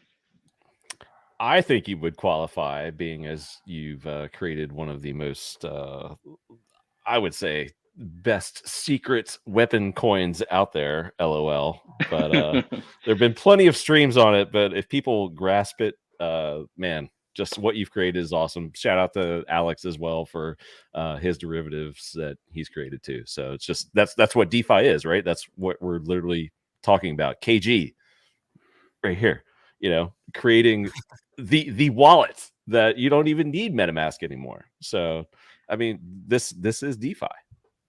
I know. I'm very motivated not to use MetaMask. You know, so I'm so happy to see alternatives come out. And from from people in our own community, right? Well, Kodiak, I don't know if you know this, but on Pulse Chain and Ethereum, we have COM preloaded with a logo and price tracking. So for the COM community, Sick. already in the wallet, no contract address required, no RPC settings required. Same for Hex and a lot of other community tokens. What a treat! Yeah, you wouldn't get that treatment in MetaMask. You'd get blockade. You know, we could talk about the crazy stuff, their warnings and whatnot. Just insane. You know, I don't know if you've seen them. I'm sure you have. Oh, yeah. It's just crazy the amount of influence they can push onto people, right? And most people simply can't recode or whatever. It's just sick. It's terrible. Yeah, and like they were seen or have been seen as DeFi for the longest time, but now as it comes out, like even their DeFi has been or is being more influenced by mainstream other parties. So it's not so DeFi anymore, is it? So not at all. Yeah.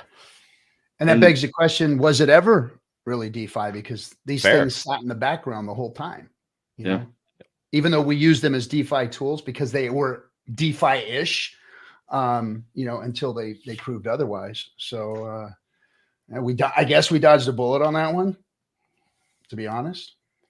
Now that we've got real DeFi out, now that we've got real products being put out that are true DeFi, you know, I think that's why the Hexagon community is here in the first place, is because we wanted DeFi. I mean, it wasn't really even a word back then, to be honest. It was like, you know, we want something that we can have self-custody. We want something that's not going to rug pull. We want to not have to deal with KYC, AML stuff all the time, you know? And we were looking for that. And when Richard created Hex, it was like the first thing that we could finally own that did all the things that crypto said it would do.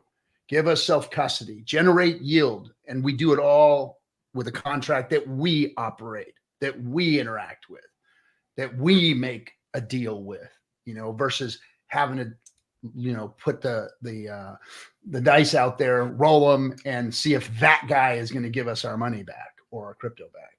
You know, that's why the Hexagons are here, is because we saw the first iteration of it, which was Hex. And now Richard has done nothing but, you know, expound upon that by creating Pulse Chain and PulseX. So True DeFi is here, and I'm finally excited. Tired, but excited. Yeah, it's bizarre. We have to say real DeFi and then be like, yeah, and this is why. Right? And explain it to people, right? Like, you actually don't have what you think you have, or the influence is a little different with what you have, or whatever the case may be. It's crazy. Yeah, it's gone from getting your coins off centralized exchanges to be careful of where you take them off of centralized exchanges to, and that wallet that you now have them on, be careful of that. And yeah, AG could even speak on that. That's probably why internetmoney.io was born, right? That was a big part of it. I mean, we came from the Hex Pulse Chain community, and there was no real tools that were being tailored to our experience. Yes, we had StakeRap at the time, but that was still an isolated niche environment. We didn't have this global tool that could do everything that MetaMask could do that was tailored to our individual ecosystem.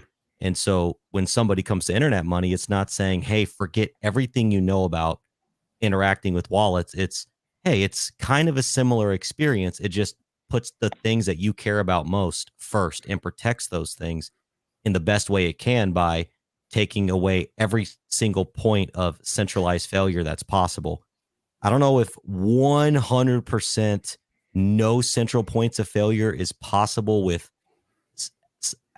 application software, but every time we find a way to ratchet it more decentralized, we don't hesitate. There you go. And I guess, you know, I'm keeping my eye on the chat. Just a question real quick, if you want to touch on it, specifically asking, how is internet money safer? Like, why is it better than a MetaMask?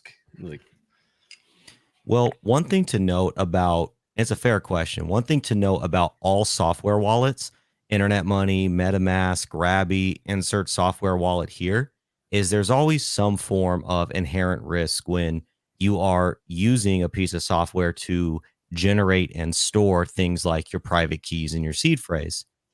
Internet money is safer than MetaMask in one way, I suppose, is that we natively generate a 24-word seed phrase with 256-bit encryption versus MetaMask's 12-word seed phrase with 128-bit encryption. So just the native way that we generate seed phrases and private keys is already 1 degree safer. We don't store any seed phrases or private keys on any centralized server. It's all encrypted on the user's local device only, which is great for security. But if you forget your passcode, we can't help you. So please remember your passcode. No one can help you out of that one. I mean, we're now open source. We have 2 security audits, and we do hardware wallet support on our Chrome extension as well.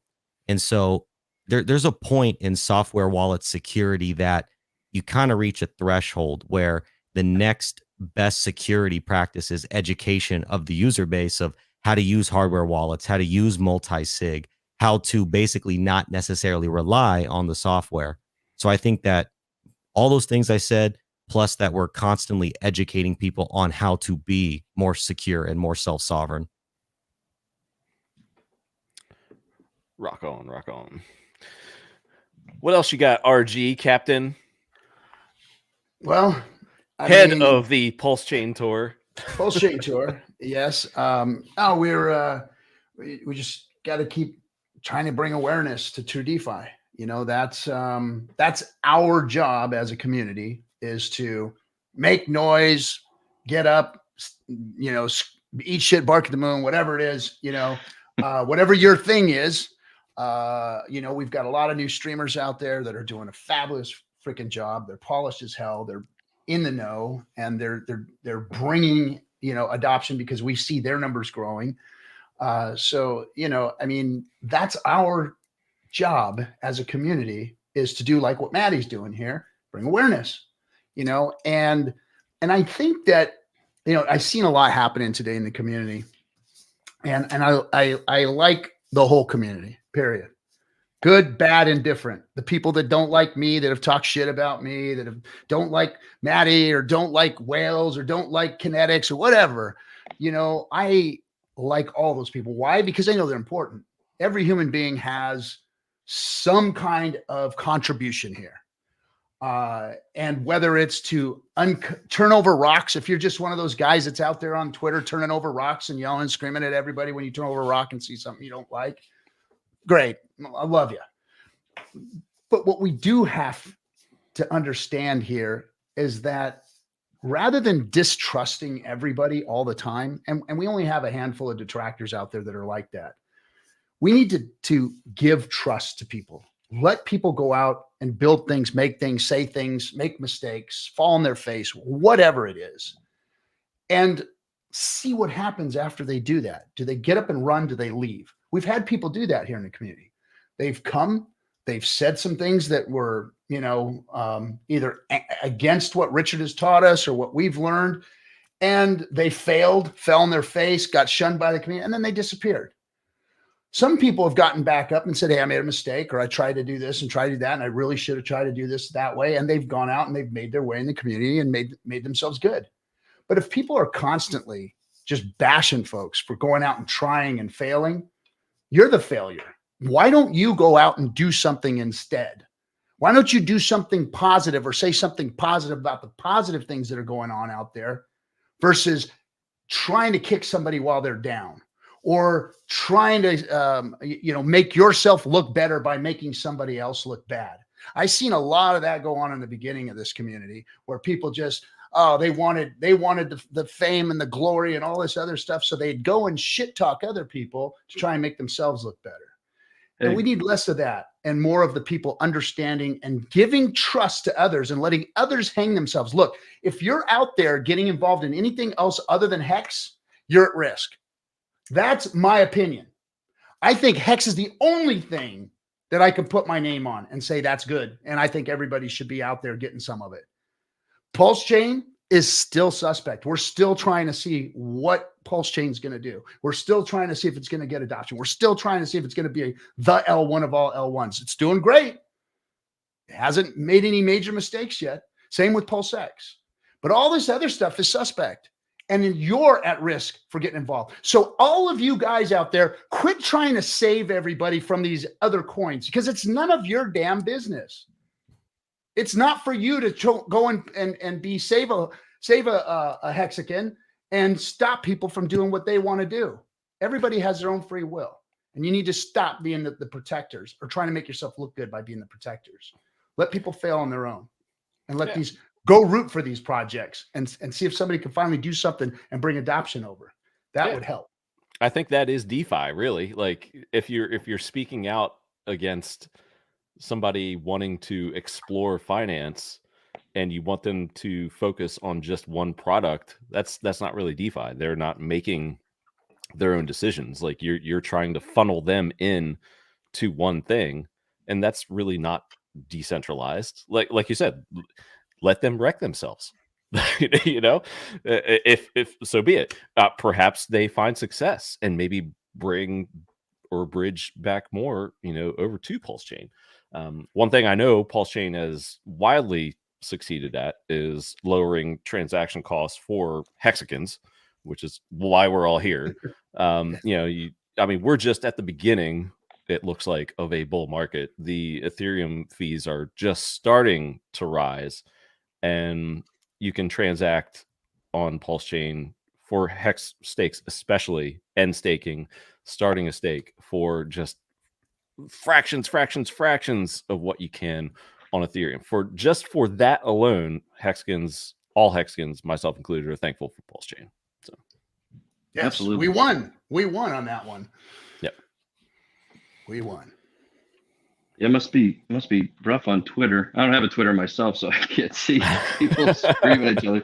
I stay away from, I'm on Telegram to talk to whoever wants to, but you probably have better mental health. And I know that's the problem, is that anybody at any time can say anything to masses of amounts of people. And, that's the beauty of the internet and the terror of the internet. And, we just have to deal with that. That's just, the way it is. I know a lot of people in crypto feel that way about this whole community. Like, who gave them a voice? Who allowed them to even speak in this space? Yeah.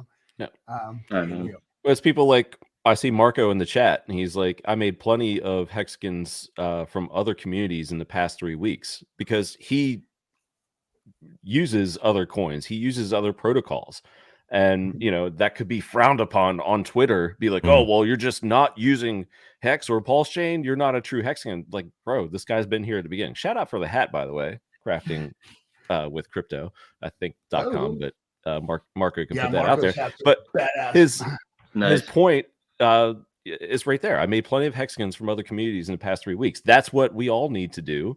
And if you have Chainlink or Ethereum or Titanx or whatever your flavor is, you can bring people back here and be like, guys, like, transaction costs, like, I'm in Ethereum. I'm a bull on Ethereum, but it's not going to be for everybody, especially in a bull. It's going to be a rich man's game. So people are going to get priced out. I look at transaction costs and swap fees, and I'm like, I'm not paying that. That's ridiculous. I know. So, Ethereum's bad. Yeah. Well, and to your guys' point about this negativity and attacking, it actually has the adverse effect that the people doing it might not consider, right? You have, for example, there are different religions out there that their business model is invalidate other religions and only press upon them your ideals. And what always or almost always happens is that the person receiving the idea rejects the person talking and doesn't even hear the idea. It becomes about defending and defense mechanisms. Whereas if we all live by the philosophy of don't hurt them, convert them, meet people where they are and resonate with the things that they like, and then they're going to like you and your flavor. And then you're like, hey, man, check out this cool thing over here called Hex. All the things you like and you're talking about with Project XYZ, not only do we embody those things, but hey, maybe it's a little better. And it's even a little simpler than that. It's about trust. See, the community that we're trying to bring in, the rest of the greater crypto community, those no coiners, we have to trust them first for them to trust us. That's how trust works. You have to give and receive trust. Period. End of story. The crypto community doesn't trust us. They don't, because those hexagons are going to come at you. They're going to, rip your faces off once you go in, like a bunch of freaking wild monkeys, right? And that's how they feel. Because why? Because we do not give them any trust. We've not reached out to those communities. We've gone into their streams and told them, you dirty sons of bitches, you ain't talking about Hex. You don't say nothing about Richard. It's the #1 coin going on out there. And they go in there, and these people are in their chat rooms going, what the fuck? Who are these guys? Are people doing that? Jumping out of bushes when people are coming home. Oh, you heard of Hex? Guerrilla warfare. Have you heard of Hex? You haven't? What's the matter with you, you freaking pleb? You know, and it's that kind It gets real out there. And that's the way it's gone, you know? And so we have to give trust to receive it. And then we're going to start to see adoption. But all this freaking backbite and all this stuff that goes on, and I've seen it from the beginning. I've been here from the beginning, folks. My time is mostly spent on the phone with Hexakin after Hexakin fighting with each other. Or, gee, they said this to me, and they did this, and then this on X, and I end up playing babysitter and counselor on the phone for hours a day. And I'm like, why am I even doing this? But I keep doing it over and over and over again. Why? Because I fucking love this community. I love these guys. And when one of you gets hurt, or one of them gets bashed by the community, or Richard unfollows you, or something like that happens, man, I want to be there for the community. I want to be there and say, hey, you know, maybe you made a mistake or somebody else made a mistake, but don't let it get you. We need you. We're so small. We're so small. But this is the smartest and the best that all of crypto has, is right here in this community. Everybody here, everybody watching this stream, everybody who's been on Maddie's show, Maddie, all of his people, these are the best in crypto. The best people ended up congregating here. Why? Because Richard built it. You know that movie, they said, you build it and they will come. Well, guess what? Richard built it and we came. And that's what this community is. But we've got to show a little more love and respect for each other. We have to. And once we start doing that here, it will branch out into the rest of crypto, and it will branch out into the rest of the world. And then we'll be able to fill up stadiums talking about Pulse Chain. Until that happens, I'm going to have rooms with 20 or 30 people. And I'll be glad and I'll be happy and more than happy to talk to those people and teach them and whatever. But I want to see stadiums filled, and we're not going to do that with what got us here. And I know that what got us here was because we needed a backbone, because we were getting beat the hell up every single day. Me and Cabana were out here just doing streams, and it was like boom, boom, boom. They were coming at us. Death threats and Telegram and you name it, man. Sending us our addresses and shit, you know, doxing us. Seriously. But we stayed the course and we kept going. And we didn't give up. And we kept streaming and we kept talking about Hex and telling people how to stake and teach them about T-shares and doing all of these things that we thought was necessary to educate a community. And I was just going to say. Blossomed. I was just going to say, yeah, I give a lot of credit to the share system, or you know, the staking ecosystem that's within X. I think that really builds your base or your core audience, you know, and makes them ironclad to deal with anything that might come, you know. That's a good point. If you've committed for any amount of time, I mean, you're pretty much committed to the brand or the ecosystem for at least that amount of time if you want to do your part in protecting your bag, you know. It's a good point. And it's measurable too. Like it's how much. Oh, his tone changed right after his stake in. Well, it's convenient timing. Exactly. But it's more than just the money. It's a big part. But it's the behaviors that are influenced because of it that really, you know, really shine. Yeah, it's an interesting transitional period, I think, that we're in, because to RG's point, you know, we can do better as a community, but I understand where it comes from, because we were the first to be attacked for no reason, just because, you know, Richard tweet mean things, or I don't like what Richard tweet and I don't like him. And then anyone who buys his coin, I don't like them either. And that was the mentality of everybody that was like against Hex. And so we kind of like gave it back to him there for a while. But now I think we're like in this other transitional period, especially, you know, with Pulse Chain, you know, and, you know, legal fights with SEC, you know, nonsense and whatnot, to where this could be a point to where all of the crypto community can come together. And it's not going to happen if, you know, we, you know, go after, you know, non-RH ecosystem coins. Like the discussion, the dialogue has to change a bit, and it's got to be that way across the board. And it's not just RG or Maddie or any YouTube streamer or anybody on Twitter that has a big following. It's everybody. It's in your comments, like was said before, here on this stream a few minutes ago. People read that stuff and it reflects upon your community. So phrasing can be done delicately, or more delicately than sometimes is done. And I know it's probably less fun, but that's how things grow. And it's how we have to evolve, in my opinion. So well, I agree. Cabana, to your point about Richard, well said on your entire point, but specifically to your point about Richard, what's so interesting about him as a character is, so Bitcoin in the early days was sort of this anti-establishment movement, right? Sticking it to the man. And then when Richard was a part of that community, he stuck it to the man that was sticking it to the man, which kind of became the new Bitcoin ethos, so to speak.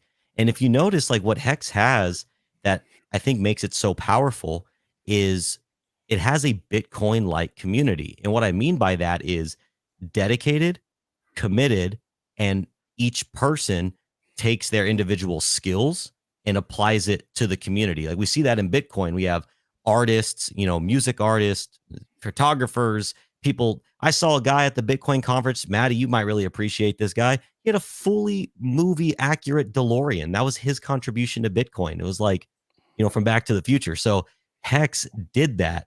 And Richard brought all the good things from Bitcoin, and he did a lot of things to improve upon it. So I think that he, in a lot of ways, first of all, it took a lot of courage to do that, because when he kind of put that flag in the ground and drew that line in the sand, crypto was a much smaller, community as a whole at that time.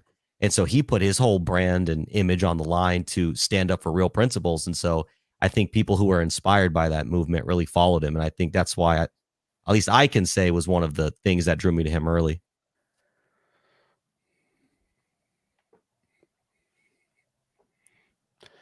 And speaking of Marco again, Good, Marco. there he is. Nice. 5-5. With the 5-5. Thanks, see Marco. You. We see you. We see you. I know. Yeah. So anyway, that's my 2 bits on all that. I'm glad DeFi is finally here. I'm hoping that we can get the word out more. We need more streamers. We need more people talking about DeFi. We need people in this community educating the greater crypto community about what true DeFi is, and where they can find that at. That's what we have our hands on, and that's basically our job. And Richard has already shown us that, hey, he's still around, but it's us that's supposed to go out there and be the word of mouth, advertising for the DeFi space that he's created. So, and while we're talking about DeFi, and we got half this segment left. I mean, I'd love to hear from. Well, first of all, I think Tim Benjamin, shout out to him in the chat, and another OG asked Kodiak. Is it Kodiak? It is. Is that? Okay. Yeah, it is. Yeah. Okay. So there you go. There's that discussion settled. Let's talk about the building side of it. So, like, what inspired you to build? Is it Communi? Is that also the pronunciation? Communis. Yeah. So what inspired you to do that? And talk about that a little bit, since you're rarely, if ever, on stream and in Telegram. I mean, this is your chance to talk about it, kind of like building on top of Hex. I think this is like perfect for this panel. Yeah, well, it's interesting. I never really planned on making this project, Communis, but just seeing where things were headed with the announcement of Pulse Chain and everything that it meant, it basically meant a lot new shiny things being waved in front of everyone, right? That's really what what got me. And it took a while to be like, you know, Hex is great, but there is an audience that, you know, or people are gonna fall off, like we kind of see with OGs, right? People are gonna fall off. Well, wouldn't it be nice to have something that would, I guess, keep more people into the, not only the Hex ecosystem, but staking specifically. You know, holding Hex liquid is cool, but I really like it if you stake that Hex and for longer, right? And that kind of principle drove me to make Communis. You know, it's centered around tokenizing shares, and its distribution model encourages good staking behavior and disencourages bad staking behavior. So, and that's basic premise of the whole project. And that's, I guess, kind of like the basic premise of Hex, but you're just kind of amplifying it, right? Yeah, in a way. yeah. It's very complicated, very quick. But you know, coins can only be a good store of value at their truest form, right, and their truest purpose. And you know, I thought, you know what, shares are rare. I don't think many people understand shares. They don't understand the mechanics of shares. They don't, you know, it's too complicated for some people. You know, maybe there can be value in just tokenizing them and education, right? The more people, you know, the higher maybe the value gets, the more education that goes into actually understanding the mechanics of Hex and staking, right?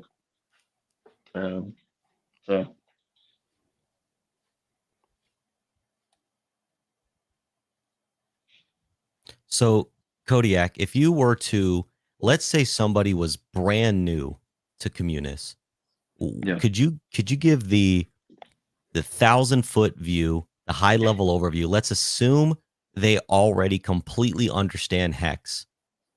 Now, give me the 1,000-foot view of Communis. 1,000. All right, 950. Yeah, 950. I think the really high level view is it's completely dependent on community support in the open market, which is another beautiful thing. It doesn't take ownership of your Hex at all. It's completely read-only based on your staking behaviors. The high level overview is buying COM can actually be better for Hex than buying Hex itself, which I'm sure would open a can of worms with most people. I was going to say, you unzipped it, laid it out, and put it right in the community. I know. It's very hard to say. Yeah, but to that point, I mean, Richard Chat Hart. just blew up. Yeah, Richard Hart himself has said, "Hey, I would love to see cool things built on top of Hex." Even, I mean, this was long ago, and guys like Alex and yourself have done it. Now, whether or not people fully understand the magnitude of what you've built yet, you know, TBD. But I think, and the more I understand it, I mean, it is kind of like big brain stuff, and I think that is the part of the messaging that is the toughest to get across. But once people finally start to grasp it, it is like its own kind of self-perpetual marketing system in favor of the thing that we're all here talking about. Right. So tell me this. This is my easy explanation of it. Basically, COM is incentive for staking and good staking behaviors. That's it. Absolutely. Yeah, absolutely. That's as easy as it is. You get COM for good staking behaviors and staking your Hex. So another way to put it is you're taking the share system, you're bringing it to market, and you're using its own value to reinforce itself. Does that make sense? You're tokenizing shares in a manner which heavily weighs upon the time that you've committed versus the actual Hex that you've staked. Yeah, because a T-share is a battery. It is a generator. It generates yield, so it grows. It isn't just a crypto hold. It's actually generating yield on a regular basis. It's getting better. It itself is getting better every single day, is what a T-share is. Yeah, people don't realize that there's actually a certain point where there's just not enough liquid hex to buy to get a certain number of shares. I mean, I remember I've been telling people that for 4 years. Yeah, people There's don't going to get be a that. point Lord where you're in knows you have. line Yeah. for Yeah, your there's- hex to stake. Shares are so vastly more, have so much more value than the hex itself. Because of the ratcheting share scale or share rate that's built into hex, which simulates compounding and whatnot. It simply gets harder, and then it's crazy. You can get so technical, and this can go, this rabbit hole can go so deep, right? Because and that's where we have to stop. Go ahead. Yeah. Because you have to, like what Gold Key says, we literally Right have there. to, you need to go out there and shout at the rooftops, hey, Calm is a way for you to be incentivized for good staking behaviors. Boom, period. And then let them go and unpeel the onion. Some of them won't unpeel the onion. Like me, I won't give a shit. I want to get my free stuff. I want to get something for doing what's right, which is staking, and Right. I'm going to go get it. And a whole bunch more will. Now, you're going to have your other guys that are going to get in there and they're going to dig that thing and they're going to peel that onion and they're going to figure it out.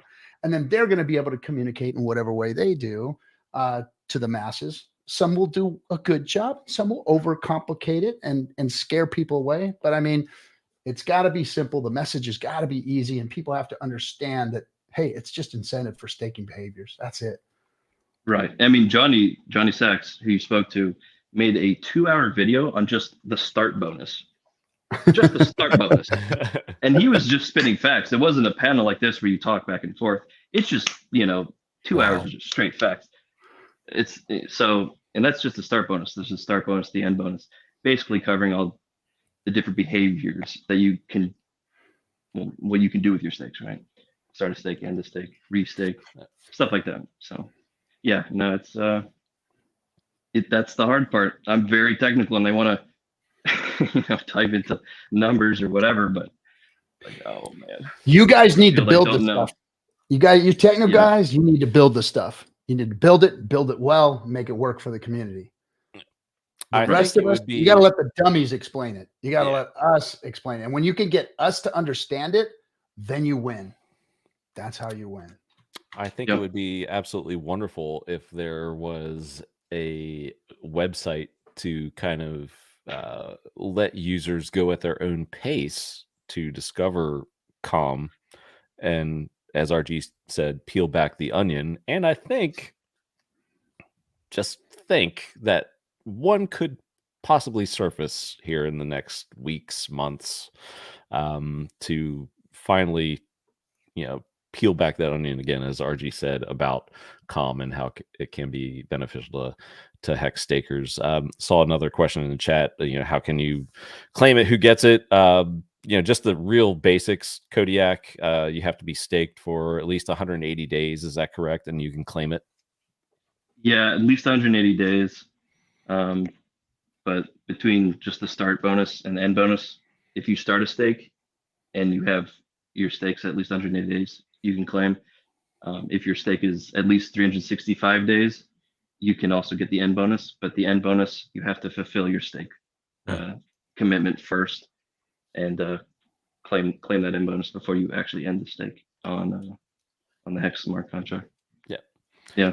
And even that answer, as simple as we might think it is on this panel, and many in the chat might, like, from outsiders, that might be like, whoa, what did he just say? So I think like a clear, and that's what I was saying, like a clear explanation, self-paced, for a user to go and read at their own leisure would be great, with like perhaps, broken down, explanation videos rather than a, big brain Johnny Sachs 2-hour stream.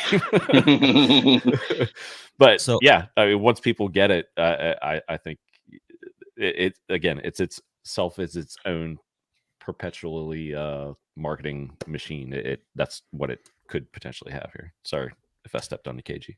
No. I thought. Apologies if I stepped on your toes, brother. You good? No. So, Kodiak, I have Calm. Now what? Yeah. What do I do? Well, it's an ERC20, so whatever you can do with any ERC20, right? You're talking liquid, right? Yep. I stake for 180, 365, whatever. Got my Calm. Now what? So there. Oh, this is going to immediately go into the. He's on RG's up there about ready. A self-paced Right. website. That's what we need. But yeah, Gotcha. I know. Well, I'd love to have you on my stream sometime to deep dive. Yeah, for sure, anytime. So Johnny Sachs, this is where it's going to get complicated. He's developing what he's calling, it's a strategy called the secret weapon, and it basically utilizes liquidity pools to what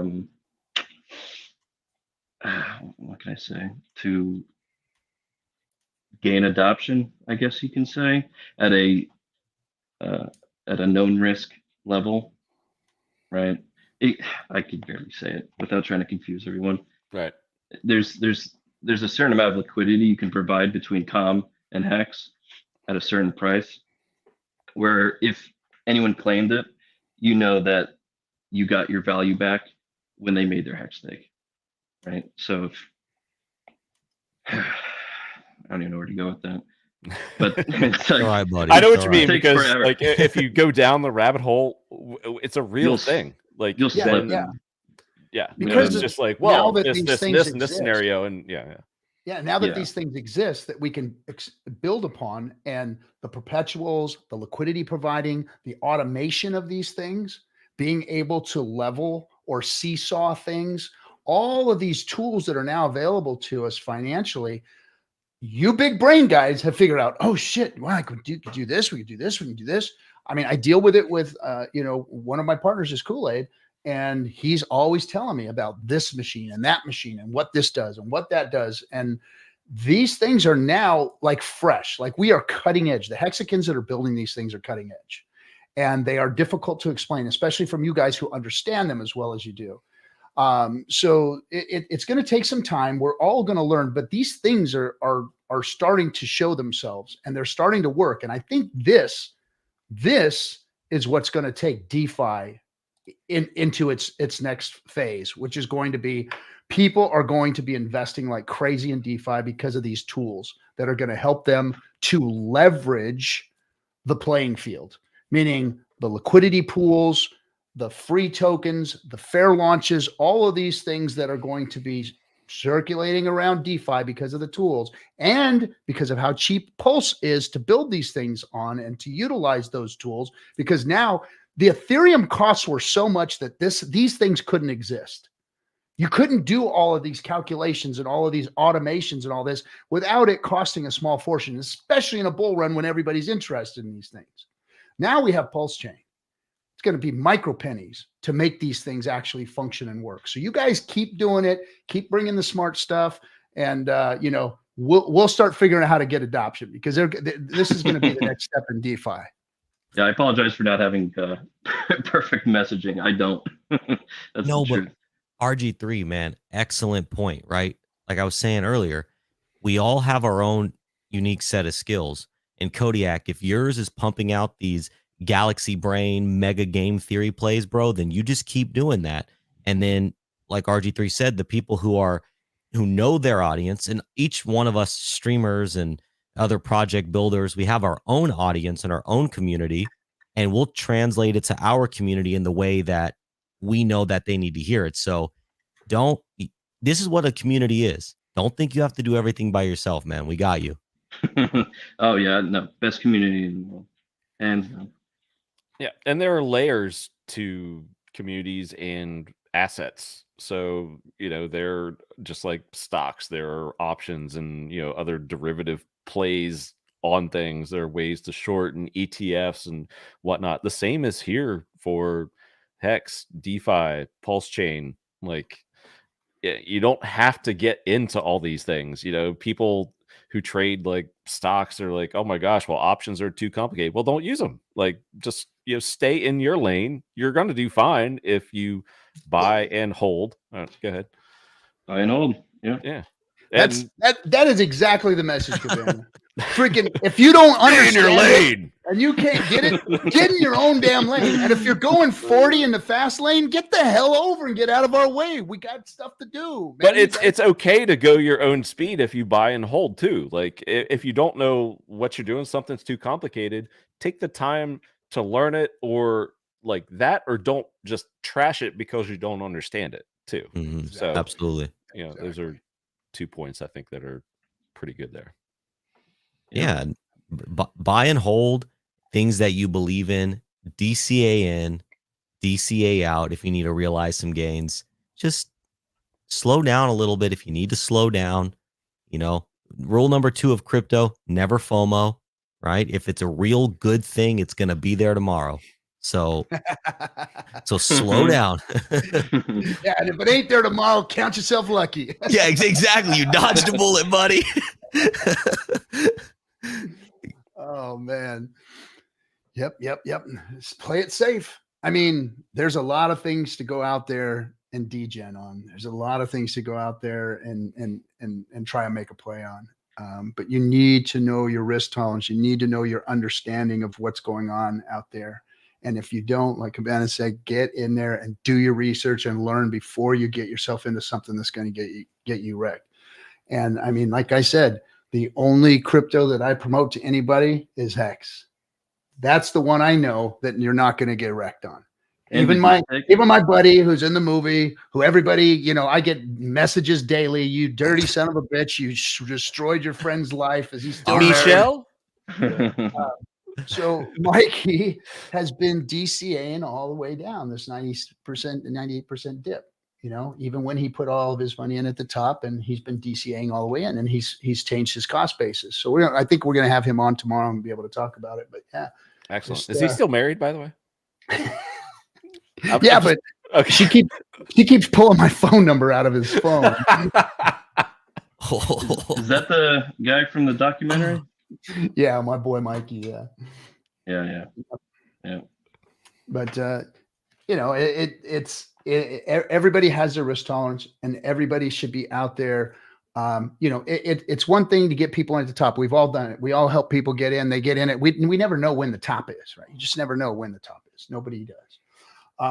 So you do the next best thing is, hey, we're in a dip. We're going in a bear market. Guess what?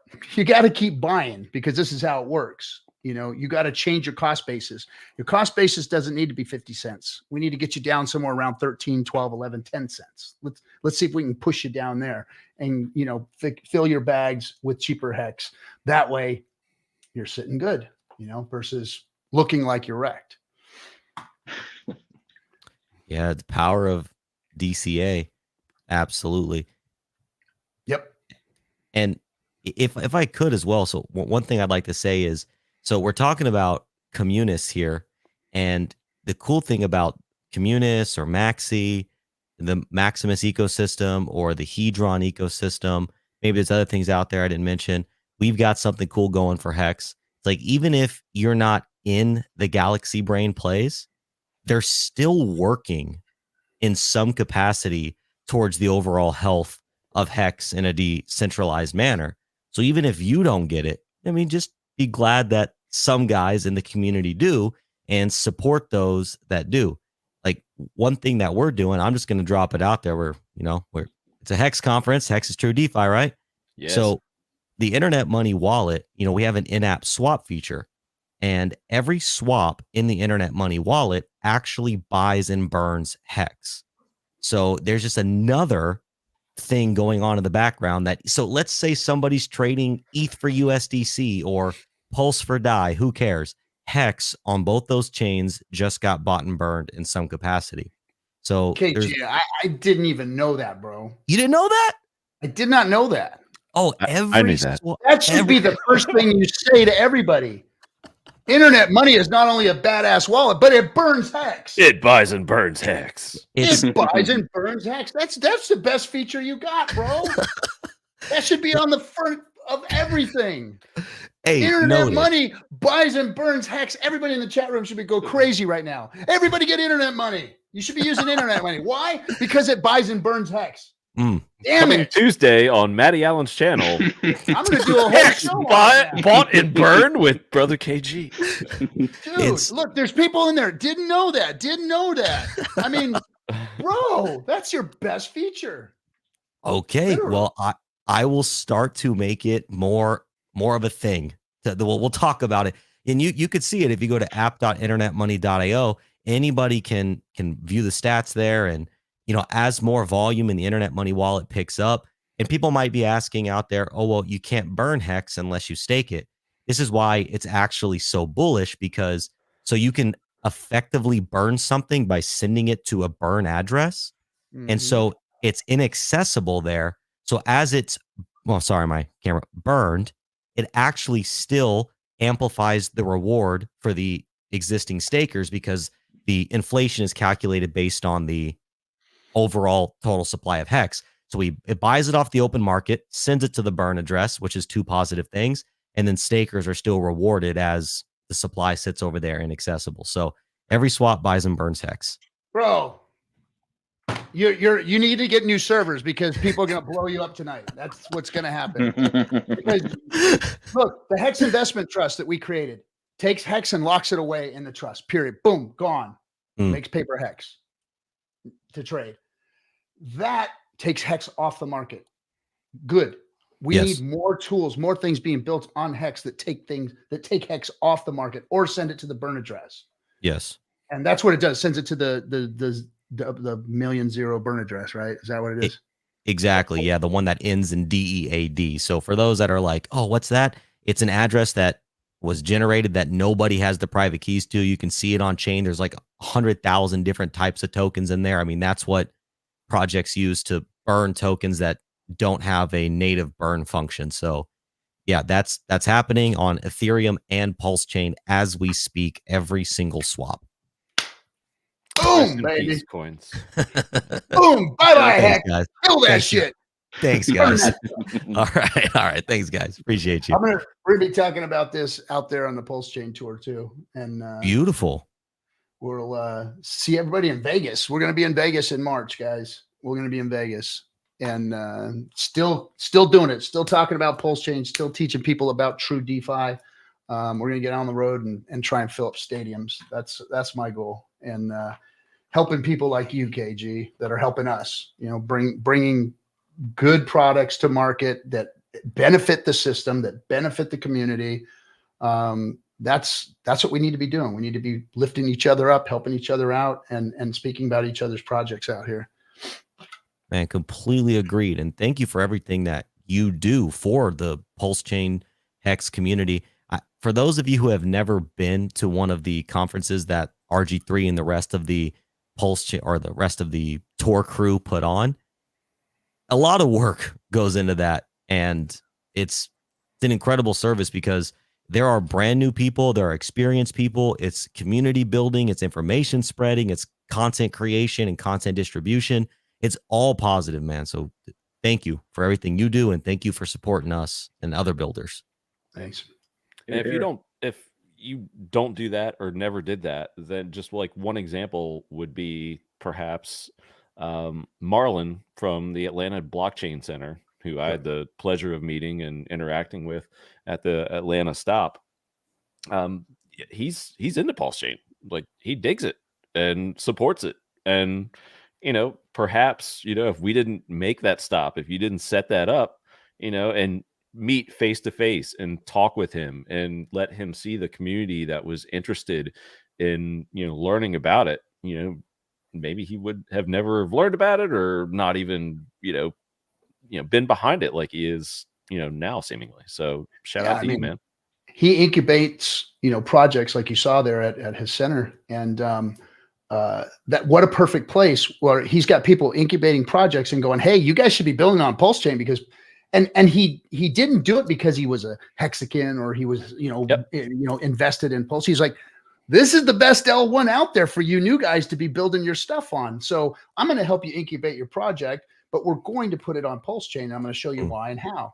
and like Project Pi, those guys that are doing the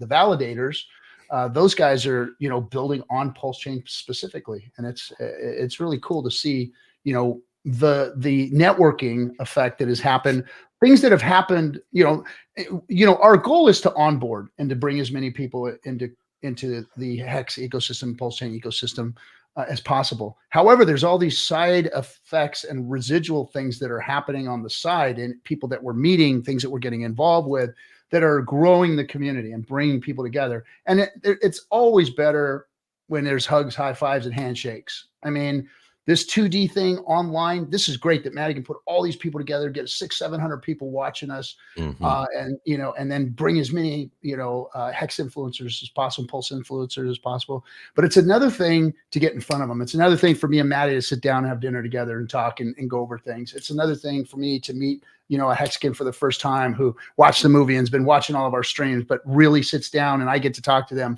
about what it is they're doing and how they're getting involved, or their project that they've been waiting to kind of stick their foot in, or their stream that they've been wanting to do and they're just afraid for that little nudge, you know. And then when they sit down with another human being and sit across the table and they talk and heart to heart have a conversation, changes the whole thing. Changes the whole thing. It's a different relationship that we all have now. Cabana and I have met a few times, you know, and our relationship is different than if we were just online streamers together, you know. And that's what it's about. And that's why we're doing this with the Pulse Chain Tours, getting out there, hugs, high fives, and handshakes, shaking babies and kissing hands, baby. Let's go. Love shaking babies. Uh-oh. I mean hands. Sorry. Hands. Yeah. Are we like down to 3 minutes now? Yes, sir, we are. We're gonna get the hooks. Whoa. Yeah. Well, I'm surprised we didn't get it already after shaking babies, but you know. Sorry, I'm gonna say my last little piece here. I want to say thanks to Maddie for having me on. You know, we've throughout the community, we've all done our thing and our part, but Maddie has really, you know, outshined himself with this conference. Oh, I know he gets shit. Everybody's gonna get shit for something. You know, take the criticism for what it's worth, and you know, discard it or you know, change things or whatever. But I mean, hands down, Maddie has done a fabulous job for the community, putting all of these people together, putting all of this information together, and getting it to you on a weekend. And I can just imagine the pain that it is to put this thing together. So my hat's off to you, Maddie. Thanks for having me. I appreciate you, and we'll see you out there on the road, bud. Yeah, just trying to do like a weekly show is like herding cats. I think any streamer that has guests on can relate, especially in a bear market. So yeah, props to Maddie for putting everyone together over these few days, man. It's just what he does year after year, probably multiple times a year, is just absolutely amazing. So shout out to our host, Maddie Al. Yeah, and for days. Hello, Maddie. It's crazy. Yep, absolutely. Second, you guys said it perfect, Maddie. Thank you for all you do, brother. Okay, bye. Yeah, thanks, man. I was waiting for him to pop I'm on. waiting for him to pop up. He's going to give us to the last minute. Like 1 minute. Oh, we got 1 minute. How are you with praises? And it's shaking babies. Yes. Look, you guys had an awesome panel. I really appreciate all of you. You all contribute to Hex being real DeFi in different ways. And so much appreciation. Thank you. Likewise, brother. Thank you, sir. So we'll catch you guys later. Appreciate it. See you, bud. Thank you. Good luck. Yeah. Peace.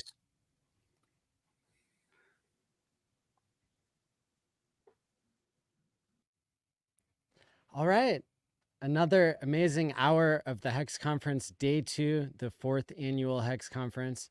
And up next, we're starting an hour-long segment that's broken into 3 20-minute pieces. And it all has to do with having a billionaire mindset. Now, of course, this relates because RG3 at the end of the Highest of Stakes documentary, you know, he believes he's going to be a billionaire in the next crypto cycle.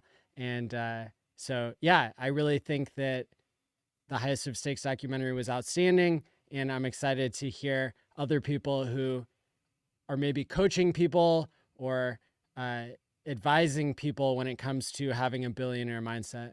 So without any further ado, we're going to bring up dollar cost crypto here and get on to our next segment. We're the Hexicans coming for your neck again. This cryptocurrency space ain't ready for us yet again. We're the Hexicans. Yeah, I'm a Hexican. Now, we're the Hexicans coming for your neck again. This cryptocurrency space ain't ready for us yet again. We're the Hexicans. Yeah, I'm a Hexican. What's going on, Maddie? Hey, how's it going? Doing really good, brother. Shoot, man. You guys been running this for a minute. Crypto, Litecoin Moses, Hex Jesus. Dogecoin Muhammad. A man of many names. That's right. That's right. It's purple, man. Moon gang, everything. You not only have one of the best crypto YouTube shows in existence, but you're also, I think, you have the #1 crypto course in the history of crypto in terms of the number of people that are participating. This is an ongoing thing. We are blessed to have you in the Hex community as a major supporter. And I'm really excited to hear your 20-minute panel or your 20-minute talk here for this section of the conference. Oh, thank you so much, Maddie. I know you're a pro, so I'm going to let you take it away. Okay. Yeah, for sure, bro. Perfect. Thank you, man. Yeah. Shout out to everyone in the chat right now, man. Yeah, the Billionaire Mindset. Yeah, so we started the crypto mindset courses. We've been able to onboard over 14,000 people into crypto and educate them. Some people like to joke around. We were talking about the Citadel even before Hex launched, which is pretty hilarious. Pure uncut hopium. It's purple. That's the new. The purple has become like the brand new meme in the community of like a way to talk about dry powder or just like insane gains. But shout out to RG3, baby. Hell yeah, man. We'll be definitely speaking, I think, in Las Vegas pretty soon. I'll be at that conference with RG3 as well. So in terms of the billionaire mindset, right? I mean, all joking aside, I mean, maybe at some point, I believe I will hit that. Like that's on the docket, right? I mean, you keep participating in crypto cycles and getting more outsized returns and gains, and you keep reinvesting not just in your lifestyle, but in your recurring income, in your education, and as well as like your knowledge base in general, right? I believe that's very possible for a certain amount of people, especially with how much they're printing money, right? I mean, inflation's going crazy. You have to be a damn fool if you're not investing in crypto. There's no asset class in the world that provides as much returns as crypto does on an annual basis when we're not in a straight up death spiral of 2022. Yes, no F-bombs, of course. I will try my best, Maddie, but I promise you nothing. But no, in terms of the billionaire mindset, well, this is something that we teach. The billionaire mindset is kind of jokingly, like for a lot of people, we're trying to educate a lot of people who are already in that point in their, like, it's kind of the turnaround phase where you go from this kind of like slave mentality or this wagey mentality to like a growth mindset. Robert Kiyosaki kind of taught it best. You have the 4 quadrants, right? And the quadrant that we try to teach people is the capital class. And getting yourself, whether you're an investor, whether you're already a business owner, whether you're a specialist, whether you're just like, you're just working for a company, just getting a regular paycheck, it's getting yourself into the mindset. And that's the billionaire mindset of being an investor, putting away for the future. These are things that I learned a lot from Hex, delayed gratification, buying lows, being counterintuitive. I mean, it's crazy the amount of people that only get excited about crypto when the price is only going up, right? They want to buy all their bags on a green candle, which is just craziness. You want to buy your, I mean, for a lot of you guys have already been around for a long time and stuff like that, but it is a crazy, people get caught in mania. And it is I would say there's a lot of people in the Pulse Chain community now, in the Hex community, that are sweet winter children that have never known a pump. But for many of us as well, sweet summer children of the gains of the green candles. And it will return. You know, I see quite a lot of sourness, a lot in some of the Pulsegans in the communities, just because they haven't seen a bull run. You know, there still is quite a lot of coins that haven't even begun to even run yet. You know, I always love stirring the pot when it comes to the guys from XRP. It just makes me laugh inside. Yes, them island boys, right? But you know, I was brought into a conversation about, you know, comparing like XRP and Hex and all these coins and stuff like that. And it was kind of funny to me because, you know, like XRP was created in 2012. We have a coin that was created in 2019. Hex fulfilled its promise, and I believe it's going to continue to run and have more promise. And it's from this one coin, it's created this entire ecosystem. We're able to have an entire conference, multiple conferences. You know, shout out to you know, hexconference.com. But we were able to have, you know, multi-year conferences, live in-person events. We're able to have I would say it's the community with the largest amount of YouTubers, period. Dedicated YouTubers. There's YouTubers just talking about Pulse Chain. There's guys only for PulseX. There's guys that are Hex guys. There's guys overall, guys in the meme coin sector, guys in the Flux guys. You know, everything. You know, shout out to Gold Key, shout out to the Hedron guys. But all from one coin community, which is the backbone of the whole thing. You know, so I find it really was like the Cambrian explosion of DeFi. It popularized Uniswap. From Uniswap, I mean, like people now, I mean, the average Hex user probably knows more about DeFi than the average crypto user, like by several fold. I mean, we know how to bridge, we know how to swap, we know how to borrow on our crypto and stuff. We know, I mean, we know you do limit orders. I mean, the amount of things that like Hex has taught to its users is insane. I mean, you would imagine somebody who just got on board onto crypto.com, they don't even know how to do anything. They lose half their money sending it to a wrong address. They don't hold their own keys. I mean, just it's a laundry list, right? So because of the education in the space, I mean, I've got my work cut out for me. But this is the beautiful thing about Hex. And am I still buying? Yes, I am. Absolutely. Am I still staking? Yes, I have. I definitely have. I've continued to stake.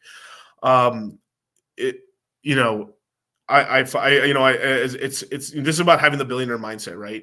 Like I've been seeing recently that like, oh, woe is me, everything's going down. Like we're still above, like PulseX was at like a 9. Like we're at 15 right now. We haven't retested even the all-time lows yet, and people act like it's doomsday out there. It's hilarious for me. You know, it's like oh man, you guys are killing me in the chat right now. DCC, tell them about your trip to Miami. Yeah. I mean, it's funny, you know, it's a sort of thing where like, you know, when like the maxi culture versus the non-maxi culture. And this is something that I've always taught is the billionaire mindset is not to become a maximalist. Now you could have favorite coins, you know, you could have like a favorite ecosystem, which is definitely for me, it's the Hex ecosystem, the Pulse Chain ecosystem, but always having like the eye out for, you know, making certain new investments and everything, especially in the sector, because you can put some side money on a project and it could turn into something pretty ridiculous. But it always is like you could kind of like in the rest of the DeFi industry, they kind of roll the money back into Ethereum or Bitcoin. A lot of Hexians roll their money back into, you know, Hex and Pulse Chain, PulseX, and all the other RH tokens. But hilarious. Oh my God, you guys are funny as hell. But it's, you know, Hex has put, you know, a lot of the Hex YouTubers and stuff like that have put themselves in quite a position where, you know, they're not really taking money. They're not really taking money from these centralized exchanges. They've taught a lot of their own users how to, you know, not be middlemen, how to custody their coins, how to become more an advanced DeFi user. And overall, the Hexagon has done pretty well, I would say, in terms of educating people. So that's a big part of the billionaire mindset. Now, obviously, in order to become a billionaire, you need to make quite a lot of gains and keep making gains for a long time. You know, I think it was like Warren Buffett didn't even become a millionaire until he was 30. And it took him quite a bit longer and stuff to become a billionaire at that point as well. But you know, I'm not gonna sugarcoat stuff, man. You buy stuff when it's red, and I've definitely been buying.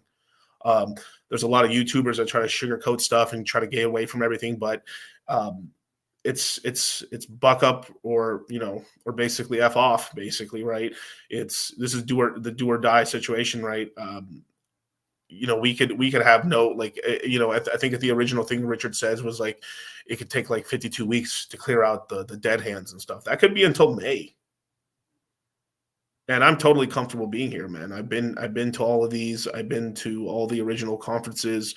I've been here through the highs and the lows, and I will continue to be here throughout that. I'm not going to abandon the Hex community or anybody or any Hexican to that case, right? But it is kind of a funny thing to see some sort of people who were here with us that are not here anymore, right? Maybe in spirit, but pretty funny. Yeah, Buffett's up to quite a few billion, that's for sure. There is no second best. Let me see what we got here. Oh, BMA, thank you, brother. I appreciate it. So, I would just to give you a little little advice and stuff that's helped my students out and may be able to help you guys out, is that when you're investing into an L1, right, you should primarily be in the main L1 token, right? And it's kind of a pulse chain, right? Is if we're going to count as pulse chain or hex, right? You should have if you're going to be in this ecosystem, right, you should have a majority of your funds in those coins if that's if whatever you've decided to allocate into this L1. But depending on how like bullish you are or how crazy you are about the ecosystem, you could take 20% of that and invest it into some of the top coins in the ecosystem in order to see if you can pick winners and stuff like that, because scared money doesn't make money. Scared money doesn't make money. You have to, and then it's the money of this that's able to kind of grow the ecosystem out to get people to take a shot on things, and that grows the whole pie, because it's much the ecosystem is much different from just Hex how it was originally. It was just it's Bitcoin, right? It's like Hex is our Bitcoin. It's our main coin. It's better than Bitcoin. There is no second best, right? Even if Bitcoin left to its own devices back in the day, I mean, it would have literally been used for fucking poker gambling. So, I mean, I don't think the Bitcoiners can really stand on some high horse when it's in the original source code, and some of the original white paper stuff is it was used for gambling. So, it is that thing. I mean, we've been through much worse. I mean, like through much worse. And this is the part of the billionaire mindset. It's being counterintuitive. It's investing in things when no one sees promise in it. You're like, to be in the billionaire mindset, you are borderland between a genius and crazy. It's a very, very thin line. And for most of it, you look absolutely like a madman, right? You look like an absolute madman. No one will believe until you've if people see it through lifestyle and stuff, right? If I was standing here just in raggedy ass clothes, like just living out of a car and stuff like that, like Miguel's full of shit, right? But you're driving around in a Lambo where you got all these sports cars, you're traveling around the world, you're on everything and stuff, and then people like, oh, he's a genius, right? So I mean, there is a lot of that, right? Don't judge a book by its cover, but everyone does it, right? Oh, Flynn! Oh my God, that's so funny.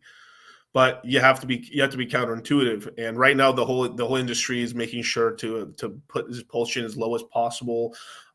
They're not ranking things correctly. They've gate kept us, and they're probably going to continue to gatekeep us for a good period of time. But I believe that will end at some point.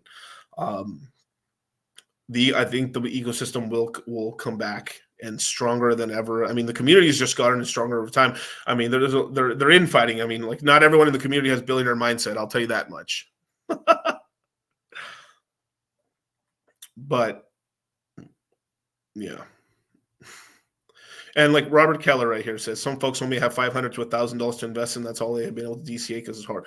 Yeah, definitely. Well, that's how it was for me too. Like it didn't start off like I didn't get into this. Like I didn't even start YouTubing until it's just to be completely honest with you guys. Like I didn't even start YouTubing until I had a $1 million portfolio. That was not like I didn't want to even show up on YouTube because I didn't want to feel like I was a fraud. Like, well, what the hell am I talking about crypto for if I haven't even made $1 million off of crypto? I'm not even including like business money that I've made. and that was all made off of me DCAing $20. There's a reason I'm called dollar cost crypto. It originally started for me putting $20 into Bitcoins or Ethereum, putting like every dollar that I could scrape together. I'd take side jobs. I would literally try to spend the least amount of time as possible at home. I would try to skip lunch. I would do everything in my power to buy crypto. I got my first Bitcoin in the bear market. I was, first real Bitcoin in the bear market. I was able to stack a lot of Ethereum. I used all that money, the capital that I saved up. I decided to take a shot on Hex, and that's where I put the money in. I put in the money to Hex, kept stacking my Hex bags. From there, I just kept working and stacking other bags, and it turned into life-changing money. Right. But that was because, I believe, the belief is there. If you think it's crazy now, you have to understand how much crazier you look back then. I mean, the only real retail cycle that we had was back in 2017. That was really the first time I think most of the world kind of heard about crypto, like really heard about it. You had to have been kind of a tech nerd or really into like weed or something if you were trying to even learn about what crypto was back in, the 2014, 2012, 2014 timeframe, during the Silk Road time. You have to be damn near into illicit activity, or to be very tech savvy. And 2017 is one of the first times like the world kind of like, whoa, what's this crypto thing? And so the cryptocurrency as it is today, and even in 2017, crypto isn't even crypto how we understand it today. Everything that we're using, what we count as DeFi, is so brand new. Everything that is DeFi today was created it's basically since the birth of Hex onward. We like Uniswap, I think it was like August of 2019. Hex popularized it. People didn't even know really even how to do anything on chain at all. All you could do with crypto before like pre 2019 is just send and receive coins.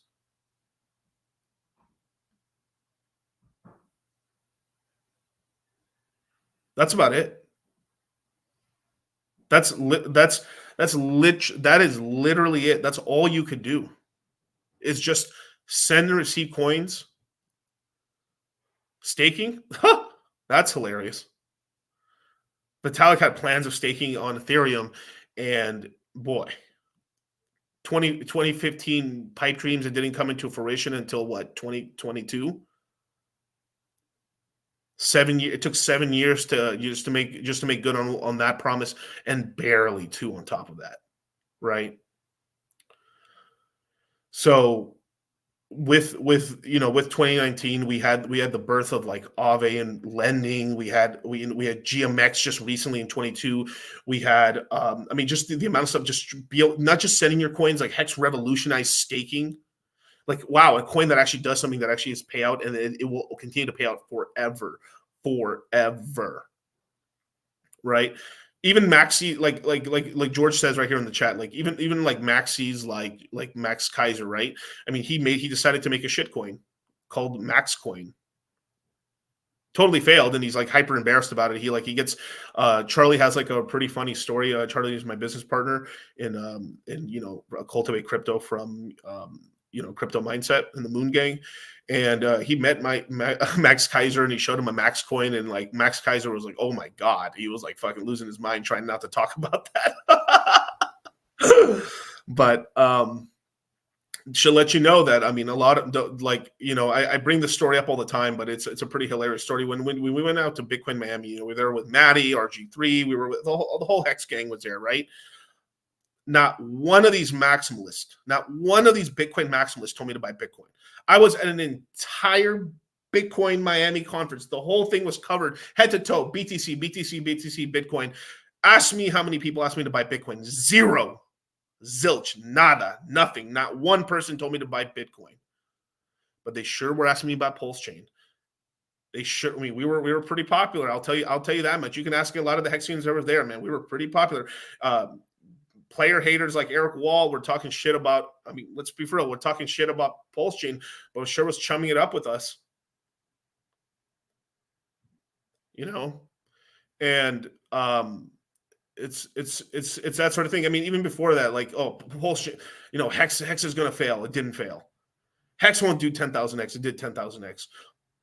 Oh my God. Like there's no way Richard Hart's going to be able to launch Pulse Chain, Pulse X. It launched. Well, there's no way like they're going to do the world's biggest airdrop. They did. There's like everything. Oh my God, no, the sacks, all the sacks that happened, all the liquid loans one launched and launched. Oh, fiat, no, it launched. Wait, what about it launched?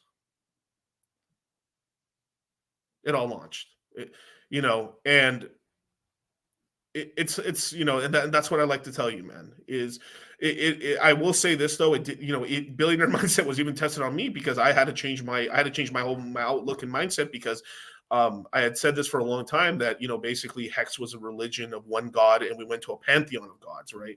There was a mental schism in the brain of the Hexagon where we went from Hex is the only coin to now there's Pulse Chain, Pulse X, Incentive Token, E-Hex, P-Hex, and all that debacle, right? Island Boys be damned, right?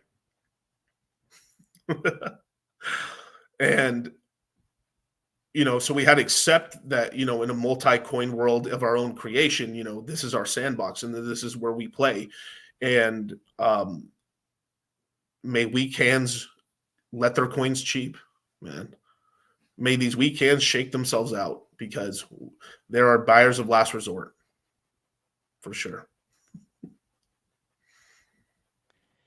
You're spinning facts here, Dollar Cost. And, I wanted to show off just a little bit about what your dedication means here. This is a stream from 193 weeks ago. Okay? Right. This is the first effing hangout that ever happened. Right. Still on YouTube. It was Hexologist, RG3, Dollar Cost Crypto, and Crypto Coffee. Right. Incredible. So your contribution in probably, I would say you've probably onboarded the most people into Hex out of any single individual that's not the founder. And so the community is very grateful to you. We're looking forward to having you back on the conference on day 4 for the 9-person panel of Crypto Coffee, Johnny Chaos, Access Live, Walrus, yourself, Westcott Crypto, Sticker Guy, Fashion Coder, and myself. I'm down to go. Let's do it. Awesome. Well, yeah, thank you so much for speaking at the conference about billionaire mindset. And where can people find more of your content? Well, you can find me at Dollar Cost Crypto, Instagram, Twitter. If you want to get in touch with me, just DM me on Twitter. Instagram's going bananas. Awesome. Well, I really appreciate it and hope you have a good one. Peace. Thanks. Now, next up in the Billionaire Mindset Hour, we actually have somebody who's a Hexagon who you may have never heard of because he's never been on the Hex conference before. This is somebody, Robert ALLin, who has done $1.5 billion of real estate deals and written 7 books on passive income. He is being interviewed by our very own Corey Geary and Dane. So please enjoy this next 20-minute talk. All right, what's going on, guys? Appreciate Maddie putting all this together. It really is a remarkable event. This is a one-of-a-kind event in the crypto space, and we're just blessed to be here and part of the community. So shout out to Maddie. We're really excited to have our friend Bob on today, Robert ALLin. If you guys aren't aware of who Robert is a really big deal. Has done some pretty incredible things during his career in the real estate space. He's created millionaires all over the world. He's written bunches of books. There's one of his best where he's a best-selling author multiple times. There's all the goodies over and over and over again. And we're fortunate to have him in the Hex community joining us with Richard Hart in Pulse Chain.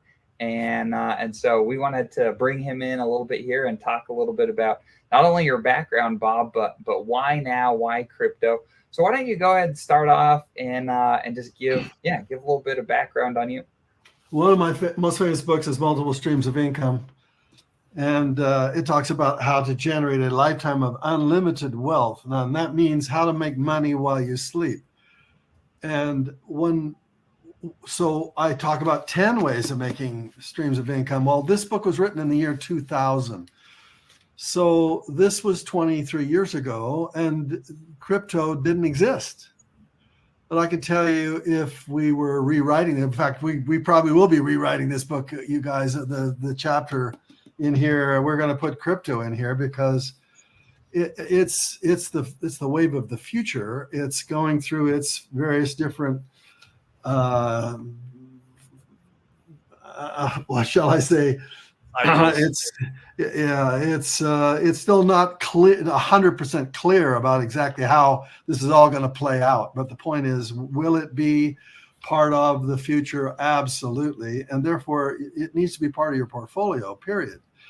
So when I talk about multiple streams of income, I talk about streams of income. And when people think about crypto, they don't think of streams. What they think of is chunks. A chunk is when you buy something and you increase it goes up in value, and you sell it and you get a chunk of profit. And you can do that with crypto. Unfortunately, most people who are playing the game now are playing the game of crypto with old rules. And that means the rules of 10 years ago. Don't you wish you'd bought Bitcoin and Ethereum 10 years ago? Well, we're 10 years too late now. We missed that. And so what we're playing here with Hex and all these other very unique and very different ways of using crypto is we're playing the game with with crypto that are priced at the right prices at this point, that have the huge upside potential. And yes, we could also go to zero. So therefore, when I tell people to invest, and I'm being coached by these two gentlemen who are brilliant, these two guys have spent their 10,000 hours as an expert in crypto. They put their 10,000 hours in. They know what they're talking about. I haven't. I put my 10,000 hours in lots of other ways. I've made millions of dollars, but this is where I put a small portion of my money now with coaching with these two gentlemen, and therefore they're helping me figure this out. But the point is, you need to have somebody who knows what they're doing, and you need to have the right kind of coin, because there are 10,000 coins out there, and they're being more made every single day. And so how do you know which one is going to be the one that has the greatest probability of increasing in value? Well, there's a stream of income I talk about here in multiple streams of income is how to make money in options. That's the stock market. And buying an option rather than the stock is really, really risky, because when you buy an option, it expires. And when it expires, I mean, all the money you put into it is gone. And therefore you need a system for figuring out what are the stocks, the options on which stocks have the greatest probability of increasing in value in the short period of time that you got. And there's a system. Well, these guys have what they call a buy box, which is, of the 10,000 coins that are out there, most of them are going to zero. They are. And in fact, Bob, I love that you bring up the buy box. It's beautiful that Richard has created and made this so simple for everybody with Hex and Pulse Chain, how we can come in and, just like you said, a buy box. Richard nailed it, where Richard is the founder with a track record, right? We talked about the buy box. Richard's the founder with a track record, created Hex that we're all blessed to be a part of today, that did a 10,000x in less than a couple of years. 10,000x. Which is wild, and many of the people that are watching this have participated in that, which is remarkable. So you have that, you have the community that's sticky, that's really tight knit, that's still here. And in our opinion, when we look at lots of different cryptocurrencies, the reason that we're here is because of the community. The community's still intact. Everybody's still rowing in the same direction for the most part, even through the bear market. And then you have the security, we have the 100% uptime. We have the passive income from staking, from validating if you're using Pulse Chain. all of those things that we have to look forward to. And that's why we're so excited about being part of the Hex community, part of the Pulse Chain community. And I liked how you mentioned options briefly there, Robert. A lot of people want to get involved in the market and be traders, right? They want to take they want leverage, things like that. They want leverage, right? Which can be incredibly dangerous. Talk a little bit about, I know that we're still in the beginnings of your journey, but if you could talk a little bit about how, when you're focused on streams of income, specifically with things like staking and liquidity providing and node validating that we've been doing with you, how you don't have to be so active in the market. You can set it and forget it. How's that been participating in crypto for you?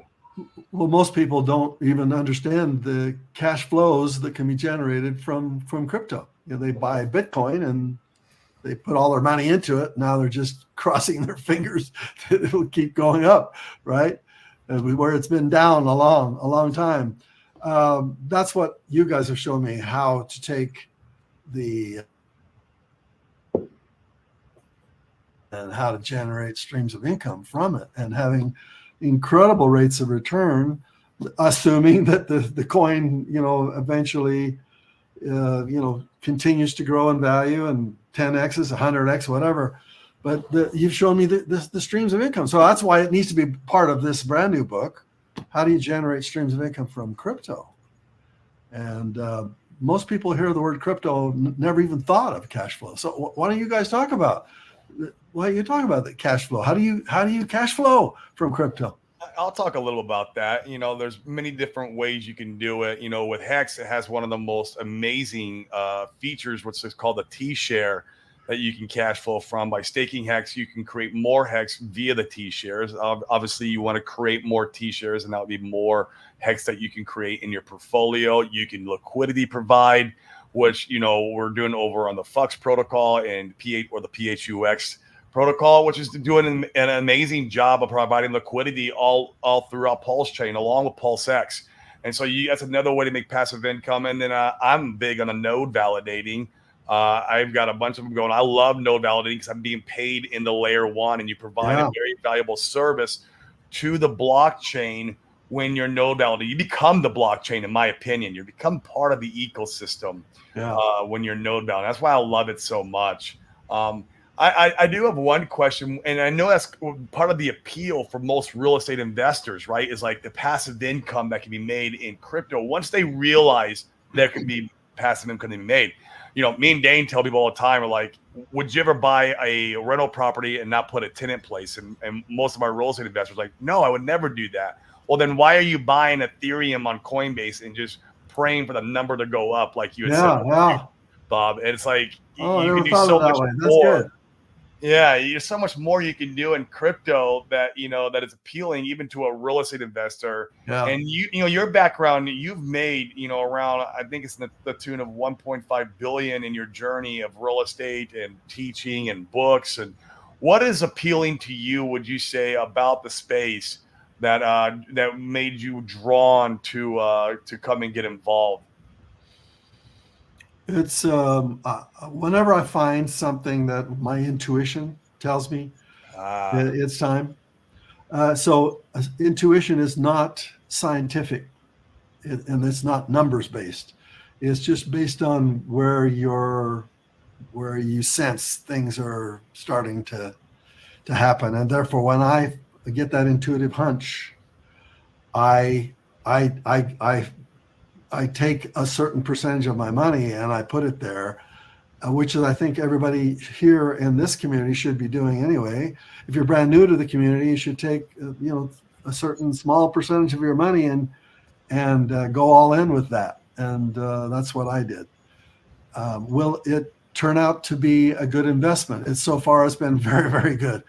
But who knows? It could go to zero. So you have to be willing to risk what you're willing to lose. But my intuition tells me this is a lifetime thing, because crypto's.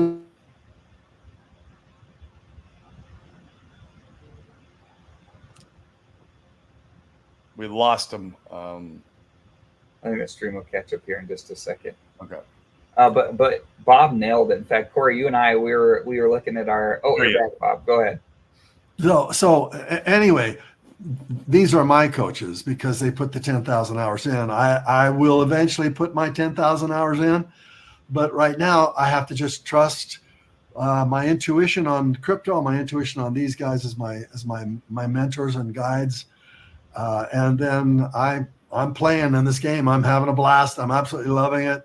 If you've read any of my books before, you know that I've generated thousands and thousands of millionaires in all kinds of spaces: real estate, information marketing, books, etc. So play with us. I think you're going to absolutely love it. Yep, absolutely. In fact, Corey and I on our YouTube show this morning, Corey had posted a clip of Richard Hart in our Telegram group that Richard talks about just what you're saying, where you have to weigh not only the downside when you're placing your bets, but also the upside. Richard has a clip where he said, you know, what's the opposite of things going really poorly though? The opposite is we go on what he calls a magic carpet ride, and everybody has the opportunity to be able to potentially, all right, we don't give any financial advice, but potentially grow their wealth in just obscene amounts. Yeah. And Richard is arguably one of the most heavily capitalized founders that there is in all of crypto, period. Once again, he's still here, he's still building, he's been interacting with the community on social media, even amidst some of the other hiccups that have come along the way.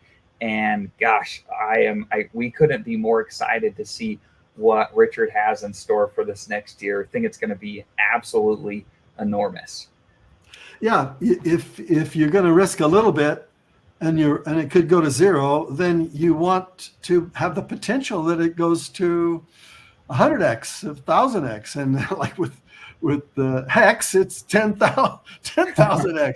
Unbelievable, really. And so that's not going to happen with Bitcoin. That's not going to happen with Ethereum. It's not. Even though we're coming to the halving, this year is the halving. This is a wonderful time to be playing, but crypto is not going to go to 1000x. Right. I mean, Bitcoin. Right. So you got to pick the ones who do have the potential of doing that, and that's where your buy box is so good.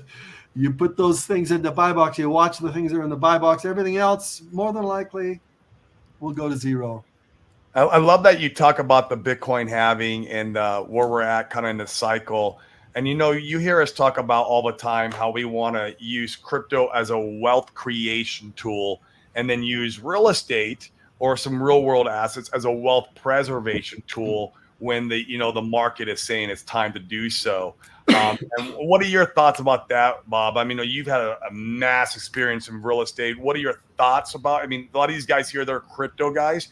Give them some insight on your knowledge of real estate, what your thoughts about that asset class is, if it's something they should think about going into when the timing is right. Obviously, it's not now, in our opinion, no financial advice, of course, but right now, cryptocurrency is where the opportunity is at. But when the timing is right to go into real estate, what are your thoughts about that? Real estate is always going to be the long-term play. It's going to be long-term. It's not going to 100-fold. Real estate will not 100-fold. You have rents. You can only increase your rents by so much, 2, 3, 5% a year. And therefore, it's never going to go to the stratosphere. So you need tools, you need investments that can do that, right? Yep. And therefore, if I put some money into some of those investments and they do that, then yeah, I'm going to put my money back into real estate. It's going to be the best inflation hedge there is possibly. There's no better investment, and that's where all the big money is going in terms of real estate. All the huge guys in the stock market, they're putting the big funds together and they're buying single family homes in the thousands, because they're playing the 30-year game. When the mortgage is paid off and it's free and clear and it's just pumping cash flow out. Right now, you need to have a little bit of money placed into a place where you can have the potential of having huge upside. So create wealth with crypto, preserve wealth with real estate. It's pretty simple. It's a no-brainer. And I think until you've had an experience where you had to give away large amounts of money to the IRS because you didn't have a plan in place, until you have that, you're kicked in the stomach. You don't know what that looks like, and so it's incredibly important to have a plan in place to be able to make it so that you're not giving your gains that you've worked so hard and been patient for through the bear market. You're not giving those away to the government. And so, just like you said, Bob, real estate is our preference. There is no better place that I'm aware of to be able to preserve your wealth, to be able to offset your taxes, and combining the two asset classes together is absolutely beautiful. One of the last things I wanted to ask you, Bob, before we jumped off is, essentially the way that these things work, or one of the most critical things for all of this stuff to work, is we need to build community. We need to have the right people in place to be able to share the right information so we can grow with Richard and everybody else that's here. What are some talking points, maybe some that really interested you, that we can share with other people outside of crypto, outside of the community here, to be able to help them see the opportunity and potentially help them come and participate? Do you want to be financially free or don't you? It's just duh. Most people don't have a plan. They have no clue how to get there, and they realize that what percentage of people actually make it on the richest country on the face of the earth? How many people actually become financially free? It's ridiculous. It's embarrassing. Yeah. And therefore, you need to have tools that really work, and they have to be powerful tools. Real estate's going to be part of that plan, absolutely. But crypto has got the potential of going huge because it's the future. Period. It's the future. You need to be playing this game. And so, if a person if they're playing an old game of crypto, the 10-year-old game, don't play that game.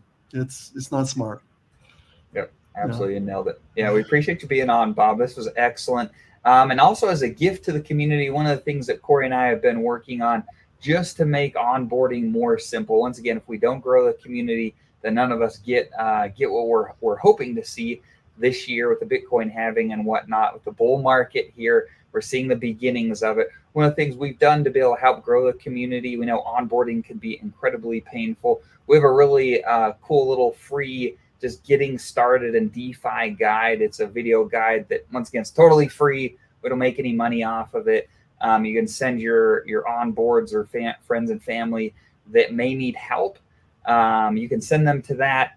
You can find it on our YouTube show. We'll share that here in just a second. They can come and use the course. It'll show them how to set up their own hardware wallet, how to connect into Pulse Chain, how to move money over there, how to buy Hex, how to get all the assets. Had to do all that for me. It was kind of tricky, frankly. You guys really helped me do all of that stuff. So this is a free class that everybody here should participate in. Yep, absolutely. So free gift to you guys. You can use that. We hope that's helpful for onboarding. To be able to come and get that, just come over to our YouTube show. Of course, we appreciate the subs, the likes, all that stuff. We're here to pump your bags. You can find us if you go and just search DeFi Crypto Alliance over in YouTube. You'll see a picture of Corey. It'll pop right up. You'll find our channel, and you can find us where, like Corey said, we're going to be talking about how now is the opportunity to build wealth through cryptocurrency, and then we're going to take this year to be able to go back to real estate to preserve wealth when the time is right. So we appreciate you having us on today, Maddie. Any closing words that you guys wanted to leave us with? I mean, I think Bob summed it up here the best. I appreciate, Maddie, again. Thank you. I just want to also thank him for doing this every single year. It's amazing. It's a lot of work. So we appreciate it. And Bob, thank you so much for coming on today and letting know these guys that, letting them know that crypto is where the opportunity is at. It doesn't matter where you're at, what stage of life you're in, and how much money you're making at that time of the stage of your life. Crypto is still the opportunity because it's the future. So we appreciate you. And thanks to the Hex Conference. Wow, incredible. So many speakers. Wow, what an event you guys are participating in. I'm proud of you. Thank you. See ya. Thanks, guys. All right. What an inspirational talk. I know the chat loved it. So thanks to Robert G. Allen and Corey Geary and Dane. Definitely check out their stuff. And I put the link for Bob's books in the description or in the live stream chat. So without any further ado, we're going to move to our last 20-minute talk within the Billionaire Mindset Hour. We've got Funding Jim up next. Welcome. Greetings, Gary here, also known as Funding Jim, and I'm very pleased to be speaking today for the HEX conference that's ongoing. Thanks to Maddie and thanks to the prior speakers. I'm traveling right now, so I don't have the ability to engage in live or conference, but I'm happy to be here. So I'm going to spend about the next 15 to 20 minutes, and I'm going to talk about the amazing technologies that are out there. I think that Maddie's going to be deploying some of them as far as language interpretation and AI as a tool set. I wanted to talk about that because I think that it's one of those network ability tools that we actually can deploy a little bit better over the next year to 2 years of this potential upcoming bull run. So happy to talk about HEX. I love HEX. I like a lot of the different products inside of the Pulse Chain network and ecosystem. But specifically, the reason I'm here is only to talk about the skill set I think that I'm qualified to talk about, especially, which is networking. Let me give a quick share, and then I'll explain why some of these relationships have come into my life. Little bit of a self-promotion, but bear with me for a moment here. Let me share the screen. I will go to this particular page. I'm working on a website upgrade and change. So while we're doing this, let's play this video that you can see very soon when I release the video.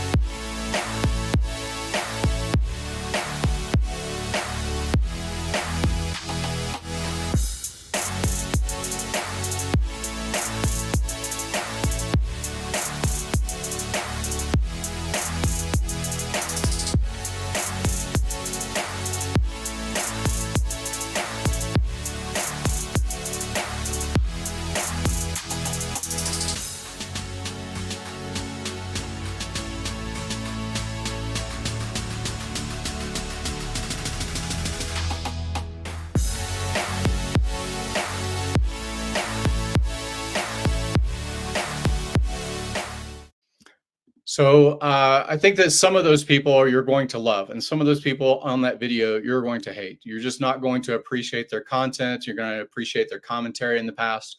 You're basically going to establish, hey, that person is not in my camp and I don't want to support them. That's fine. That's absolutely fine. Some of the people are, whether they're influential because they were NASCAR drivers, they were podcasters, they were wealthy in real estate or things outside of cryptocurrency, especially. They comment on macroeconomics or CBDCs or other things that are somewhat parallel to the industry of cryptocurrency that we care about primarily on this conference. But what I'm getting at is this comes from a relatability, right? How has someone become relatable? I think that it really requires one of two things: a commitment to learning skill sets, social skill sets, learning how to choose vocabulary based on the audience, learning how to calibrate tone and tempo and things like that, as far as soft skills of communicating with people. There are benefits to finding your clique, right? There are benefits to finding your audience that will relate to the current way that you are, right? As a potential person to build a network. If you're choosing to do that on social media, then maybe Twitter is your forum. It's your platform. If you're choosing to do that through imagery, maybe Instagram is better for imagery, right? Or video dissemination. If you're looking for live back and forth, then maybe using YouTube and its live features, maybe that's something for you. But if you don't want to do social media, if that's not your interest, you can support people that are doing social media. You can say, I'm going to be an audience. I'm going to be a participant. I'm going to be someone that learns or advocates on behalf of a content creator. Like, you can choose to do that, right? And how effective you are in that referral and that edification really also comes down to your social skills. What are your social skills? I feel that my skill set, as far as contributing to this community over the years especially, is finding some overlap in Venn diagram with people that have next to nothing in common, that I have next to nothing in common with, right? I'm not a billionaire, right? But in this video, you saw 8 billionaires. There was 8 people that are wealthy from outside of cryptocurrency. There are a lot of people that start out in farming or in the military or in medicine that I find the ability to relate to because of experience. So if you don't have experience yourself and you're not interested to be a social influencer or a social commentator, then maybe find someone that you relate to or you relate with that you can edify honestly and truthfully support, right? So I think that that's important. Where I learned these things is from my initial shy personality and my initial insecure personality as a teen. Later, I learned because I really put time into trying to be a different person, trying to be more confident. And the military honestly helped me quite a bit with that.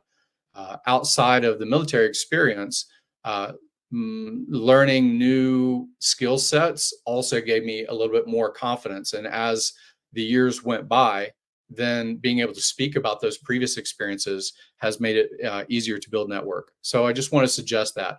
And if you don't have that yourself and you don't, you're a young person, you really don't have a lot of experiences outside of this particular sector we're talking about, then there are resources in AI that can help. Let me highlight this one, which is known as ChatGPT, very popular, a lot of buzz around it over the past year or two, especially. And there's just amazing, amazing things that you can do with it to help practice or help to learn these skills. One of which I would recommend is Dale Carnegie books. When I was a preteen, I had a stepbrother that had Dale Carnegie classes, and it was because similarly he was very shy and he was very insecure, but he wanted to learn how to become a public speaker. So there was opportunity. I think it was at the city college that began. He was like 15, 16. I was like 12 or something like that. And I remember that he went to those classes. And then when he came home, he brought home books that were interesting, basically to read a paragraph or two from as a kid for me. And it was basically the same sort of thing. I saw his personality change and I saw his confidence grow from the books that you read. I think that's the two things that really impact a person the most.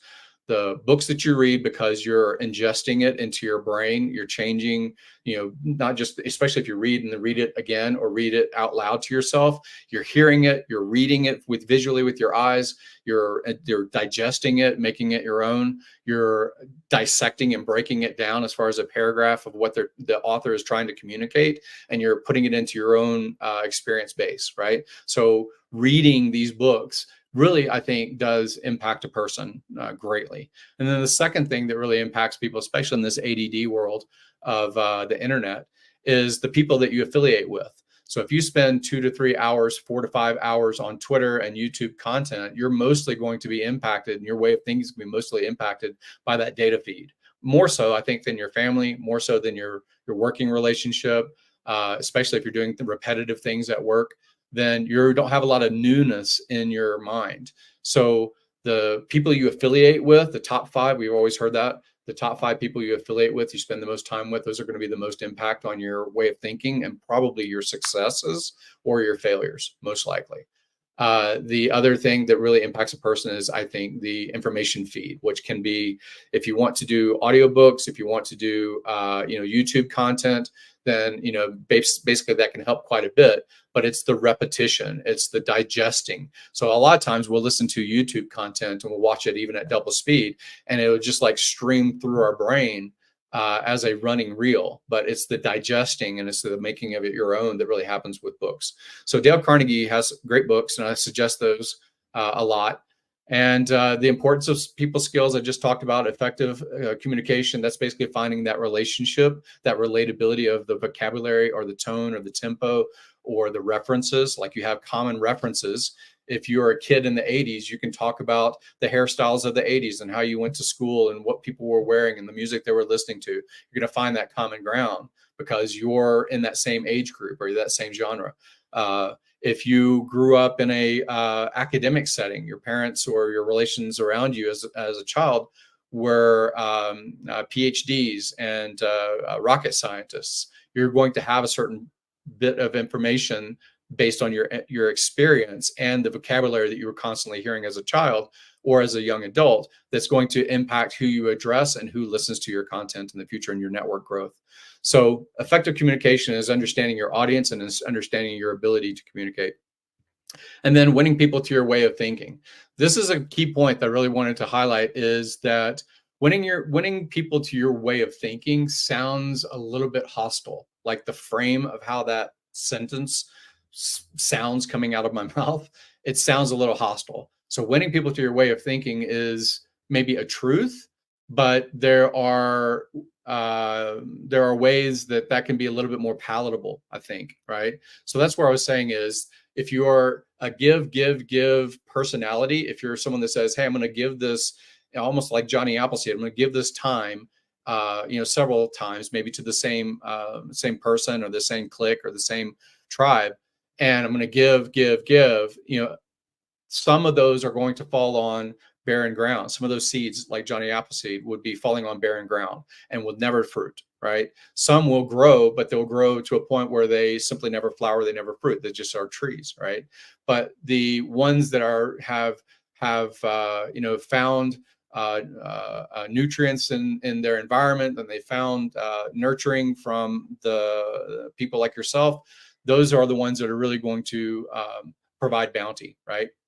So winning people to your way of thinking, to me, is suggestion and identifying and having them identify relatability and overlap and find synergy, almost of their own thinking, right? Their thinking says, wow, that guy really is similar to me. Like, you want them to have that identification and that recognition without it simply being an ego stroke on your behalf or my behalf when I'm trying to communicate, right?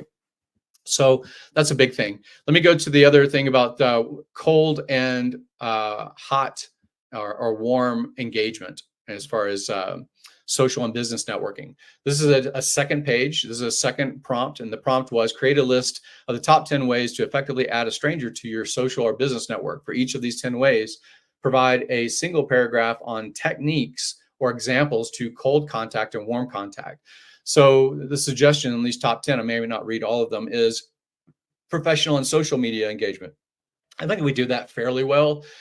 I think that some of the drive-by comments by a pseudo-anonymous, unknown kind of Twitter handle, that doesn't land very well. I just don't think it does. I think it ends up being a block quicker or discounted quicker because it's just not the human element. This is already an artificial forum. Talking through the internet, through a paragraph of information, of text, right? This is not very human. So the human element needs to be understood before that tweet, or that X comment can really land and can really be digested by the mind of the reader. So cold contact is talking about having something concise, having common interests, achievements, highlighting something that's shared, right? And understanding that and say, for example, I came across your recent article, found it insightful. Like we've gotten spam in our email. We get spam in our LinkedIn and our other platform spam, right? We get DMs constantly, probably from people that are unknown, and still they want to have that highlight. I don't think it's very effective as far as the cold contact in this day and age. I think the spam has really kind of killed that cold contact. I think that finding warm contact in that you are actually following their content, you're engaging with their posts, you're saying something that you find, maybe they've made 10 tweets in the past week, and 8 of them you really didn't appreciate, you really didn't like, you thought that there was they were off the rails about their content. Most likely, very likely, you can find something out of 10 tweets that you can identify and say, hey, if I'm really being honest with myself, they're saying something that I resonate with, right? And I want to support that. I want to affirm that positive element that we do have shared ground. I think that's important. And so, like, as an example, inside the video, you saw Roger Ver. Roger Ver has gotten a lot of people into cryptocurrency over the past 12, 13, 14 years, known as Bitcoin Jesus. And there was a lot of this tribalism when there was a single product of Bitcoin in the cryptocurrency space. And later, there was recognition, or at least the attempt by Roger to have a product that served the masses in a different way, maybe a better way, arguable, right? So he was considered, instead of being called Bitcoin Jesus, considered Bitcoin Judas, right? Well, that's a challenge, right? Because there are still a lot of libertarian elements that the Bitcoin maximalist position appreciates about Roger, but they won't show that appreciation. A lot won't, right? They will only talk about the negative things because it's talking about their particular financial portfolio, affecting it in their mind, right? So I think it's easier to find things that you have in common with someone and engage with the common ground until there's appreciation, and you can start to see that they are recognizing your commentary. They're mirroring your actions, right? If you're mirroring the common ground that you share with them, they're probably going to mirror yours and probably bring their audience to you as well. So I know I'm running a little bit long. I want to be careful about time. Networking events, conferences, this is really a skill set, I think, also that can grow over 2024 and 2025 for all of us, right? People that choose to go to events. I'm going to choose in 2024 to be more engaged with content and organizations that are outside of cryptocurrency altogether. Like if they are outside of cryptocurrency, I think of that population as the 90 or 95% that has no idea about Bitcoin, Ethereum, ordinals, Hex, Pulse Chain, any of those things, right? And I'm going to find common ground. I'm going to find common ground in those audiences, right? About the things that they share, that I share, as far as common missions over the future that we want to create, right? Be the change that want to see, right? So networking conferences, networking events, I really think that that's a skill that I can bring to the table, and I hope to highlight and help others do the same. Mutual connections, alumni networks, online forums and communities. We've got that in the bag as far as the online stuff. Industry meetups, cold email. I don't find that that's going to be very useful. I don't even hardly sign up on an email list anymore for years, honestly. Webinars and virtual events like this one, this is helpful. You can see a little bit of facial expression and tone and timing. I think that that's useful. Volunteer work, collaborative products, personalized content sharing. Okay, so that's basically what ChatGPT can do for you. So I think that that's a good hint. The other thing, let's go to, I'm going to share this page again, which is the website that I'm working on currently. Let me go to share that. And what I wanted to show is this highlight reel. I think that in 2024, 2025, the best success of network growth is going to be about individuals having their own brand, establishing their own brand. If you're a content creator and you like a particular product, you're probably a whole person before that product came into your life. If you're someone in cryptocurrency space and you're talking about a protocol or about technology, there's probably a time before that technology or that protocol existed that you were a whole human being. And that's where people start to care about your message delivery, is who were you before this thing that you're really excited about? And that's going to be, I think, a lot more bridge building than simply explaining the technicals of a financial protocol or a speculative instrument. I think that that's just more relatable. It's what brought me in.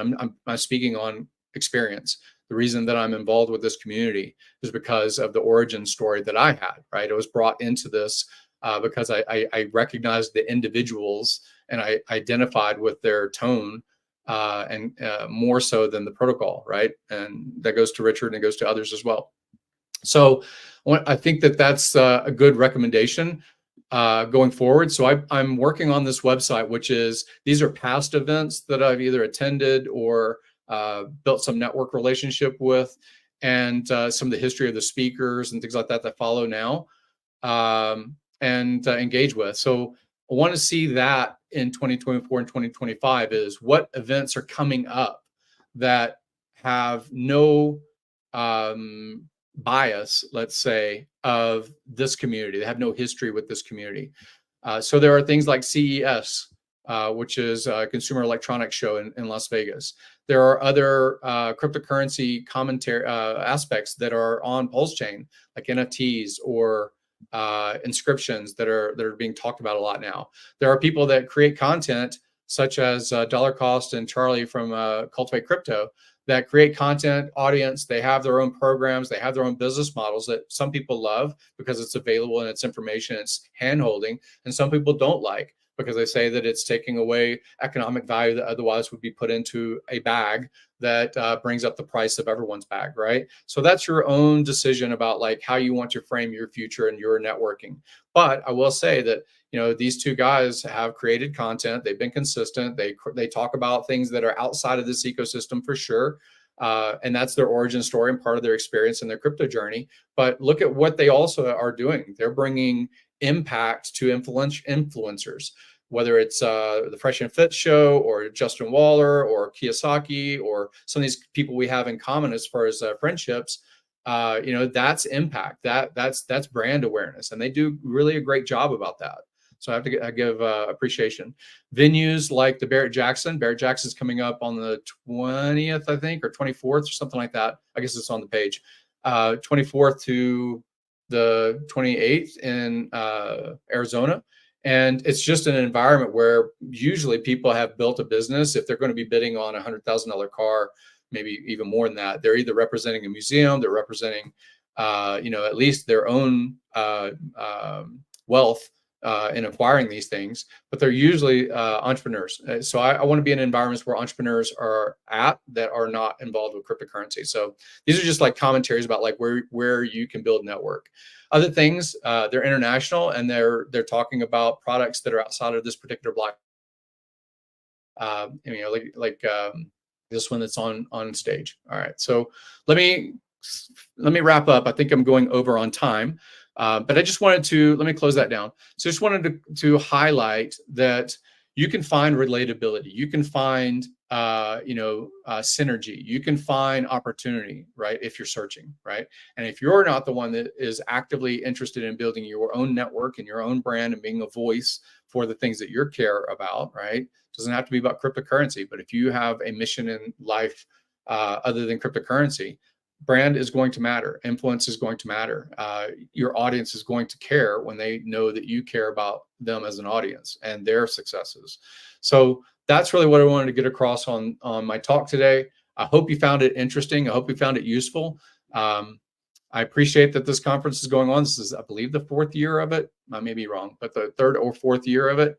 And I appreciate that Maddie and others have been speakers, have put this together, and then all of the speakers that I will have to digest over the next week to 2 of content. So thanks again, guys. I appreciate it. And with that, I'm signing out. Thanks. Awesome. That was a great talk by Gary to end the hour of Billionaire Mindset. Really good stuff. Thanks to all the speakers so far on day 2.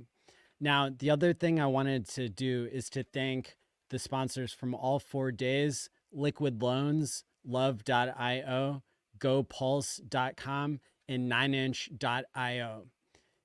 I'm only dealing with brands that I have a lot of personal inspiration with, and so really appreciate those. And I'm really excited for this next panel.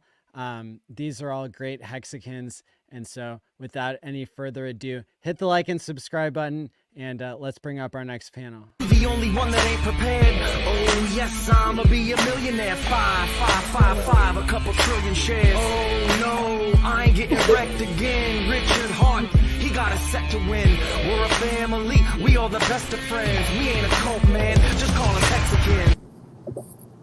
Just call us Hexicans. What's right. up, y'all? Hey. How's it Morning. going, Maddie? I'm really excited to have you all on, and we're running like 30 minutes behind, but let's still put in a good 50 minutes here and do it.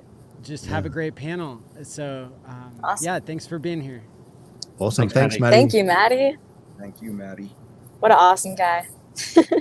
Yeah, no, it's incredible how much effort is put into this and over many conferences over the years. So, yeah, thank you, Maddie, for everything that you've done. Really appreciate it. My pleasure. Yeah, let's go around the room and hear from everybody. Tim, why don't we start with you? What's on your mind tonight, and what do you have to say about Hex?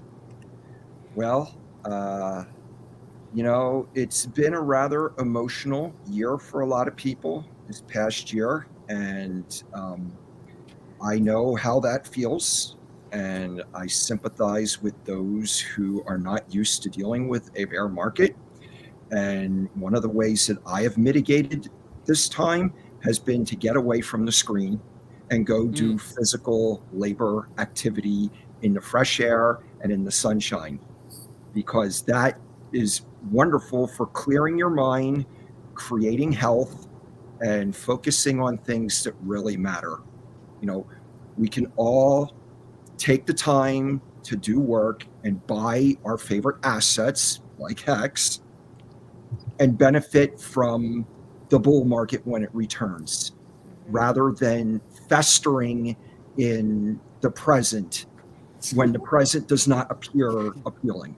So that's Good what for I've been you. doing, and I've been benefiting wonderfully from it. And it makes me so happy that we have a conference where we can just enjoy each other's company and just be thankful for what we've created over the past 4 years. I mean, this is like a family reunion to me. So true.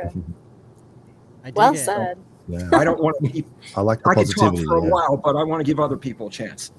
Yeah, for Crypto sure. Harpy, how Yeah, you doing? I'm great. How are you, Maddie? Awesome. Well, I'm excited about the world record attempt for next week. But I appreciate you putting in all this effort, Maddie. You've been consistent, like so many that are on this panel. But it's just great to see so many new faces coming into the community. You know, one of the things I think is, you know, Tim's mentioning people being down. Well, I mean, you got to go through a couple cycles to see this, but this is I think this is par for the course. You know, we just crossed into 2024. I know of a lot of things that are happening behind the scenes that are really exciting.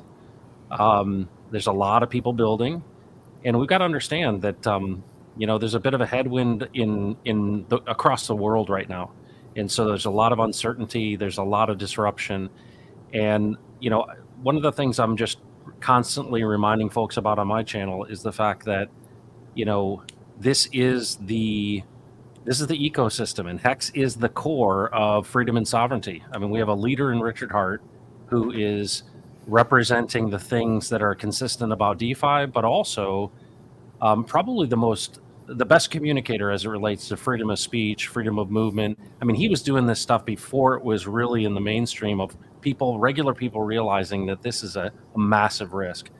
And to have a layer one, to have, you know, Hex, of course, you know, we're going to see some incredible things happening here once we kind of get to the happening. and we get perhaps a little bit more peace in the world.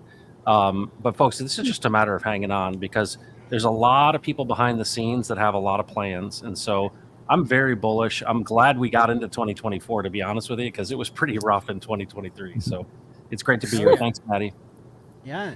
You mentioned the halvening. Did you guys know that there's a great American solar eclipse that's going to happen in the same month? Right in Texas, man. We are right in the totality right here in Central Texas. I did not know that. Yeah. That's really cool. It'll be exciting. That sounds like a sell the news for sure. DJ Cryptomatic, welcome. Welcome. Thanks for having me on, man. This is year 4 of the Hex conference. Thank you so much for putting this on. Yeah, I'm in Hex since day one. I've seen it go all the way up, go all the way down. I think we formed a new local low yesterday, right before the conference started, and now something pretty nicely already, which is hopefully in connection with the efforts that everybody's putting into it here. And I just want to send out a message of hope and positivity to everybody. Don't get fudded out. You have to keep in mind that none of the fundamentals have changed. Hex is still working as it's intended, as it always did. From my time at 1 o'clock at night, every 24 hours, we're collecting that trustiest yield, and proof is in the pudding. It's not one of these, projects in the crypto world that get promoted to you with some fancy roadmap and goals to achieve. It's been a finished and completed product since day one, and I can attest, because I'm here since the beginning, that it has been working daily and 100% flawless uptime. And that's what it's all about. So if none of the fundamentals have changed, why should you change your perspective, your view on Hex? And I'm very hopeful that we will recover in the next year once everything else around us in the crypto space is starting to recover as well. This has been a very long bear market, but we're still here, still riding with the Hexicans. Yeah, I agree. We've never had so many speakers at a Hex conference before. And I think the all-time low was a handful of months ago. But of course, in the past year, since the last Hex conference, Hex traded all the way up to 12 cents. And so people who didn't sell at 12 cents, they're the believers who are still here. Many of us are time-locked or are holding liquid or both. Donovan from DIY Investing, welcome. Thanks for being here. Thank you so much for having me, Maddie. It's great to talk to you once again. It's good to meet all the people in this panel. Kind of the thing that I've heard everybody say is, just hold fast, keep remembering that this is a long-term game, and, it's not always going to be the easiest thing. I've been in crypto for 8 years. This is now my 8th year. And I've lost multi-millions of dollars inside of cycles. I've also made multi-millions of dollars. And, throughout those times, it's the most stressful thing in the world to put your money into something, to put your belief into something, and then to watch it kind of fall apart. But you have to remember that there was an initial belief in something. There was a reason. You had a why for why you invested, whether that was because you believed in a technology, whether it was because you believed in a person, regardless of what that was. During that time, you have to kind of remember that regardless of the emotions, the turmoil of the market, the second that you can just remember what the long-term projection was, your initial belief, that kind of helps to navigate all of this stuff. Because like I said, I've been through these cycles before. This is now my 3rd bull run in crypto. And inside of all of that time, I've had some of the craziest experiences through the bear market, some of the biggest learning experiences ever. And at the end of the day, I could have given up. I could have panic sold. I could have, wrote off a lot of those different investments. Some of them were down 80, 90% at times.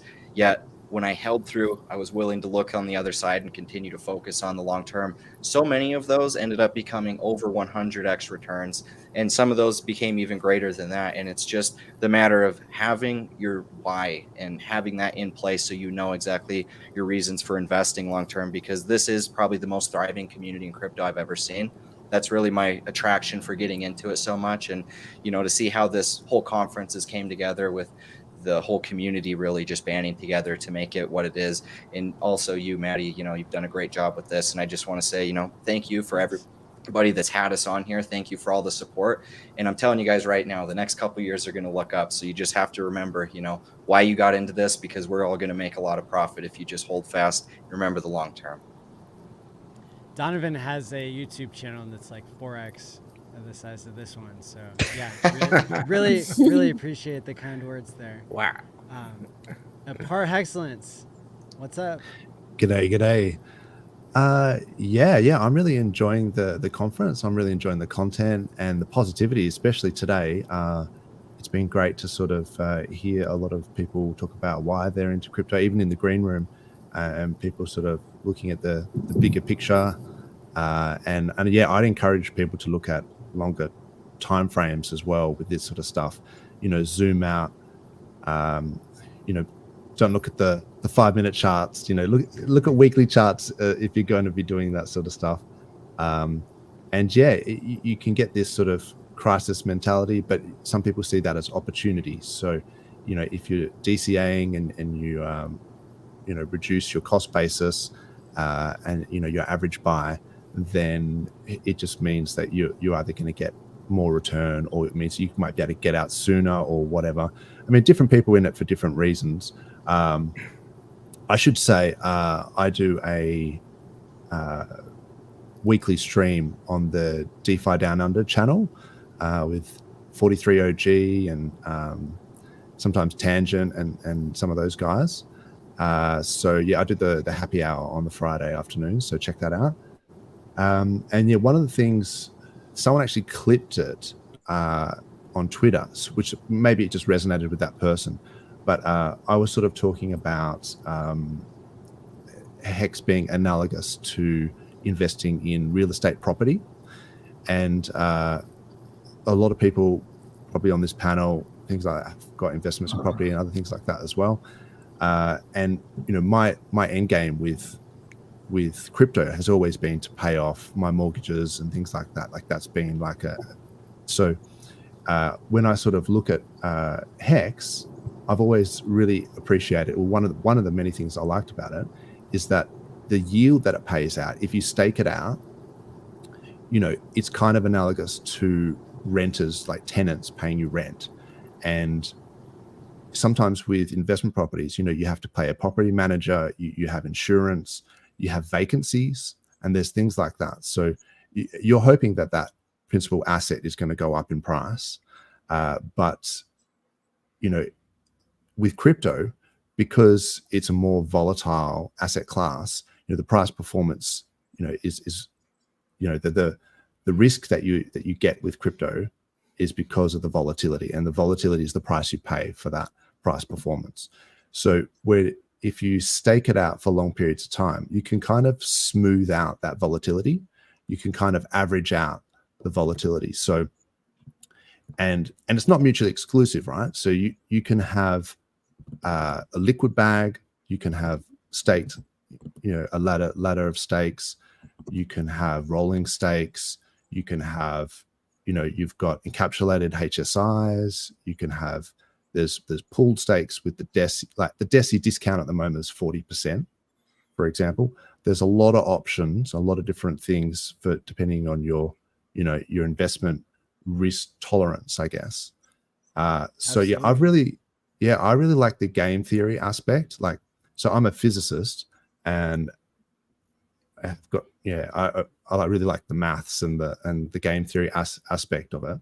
And I think that, yeah, the fact that you can get this yield, you know, permissionless yield, DJ talked about that, you know, the trustlessness of it, of the system. So you're interacting with the code, and like I say, there's no vacancies when you have like tenants and things like that. There's a lot of things that you have to pay, like ongoing costs and things like that.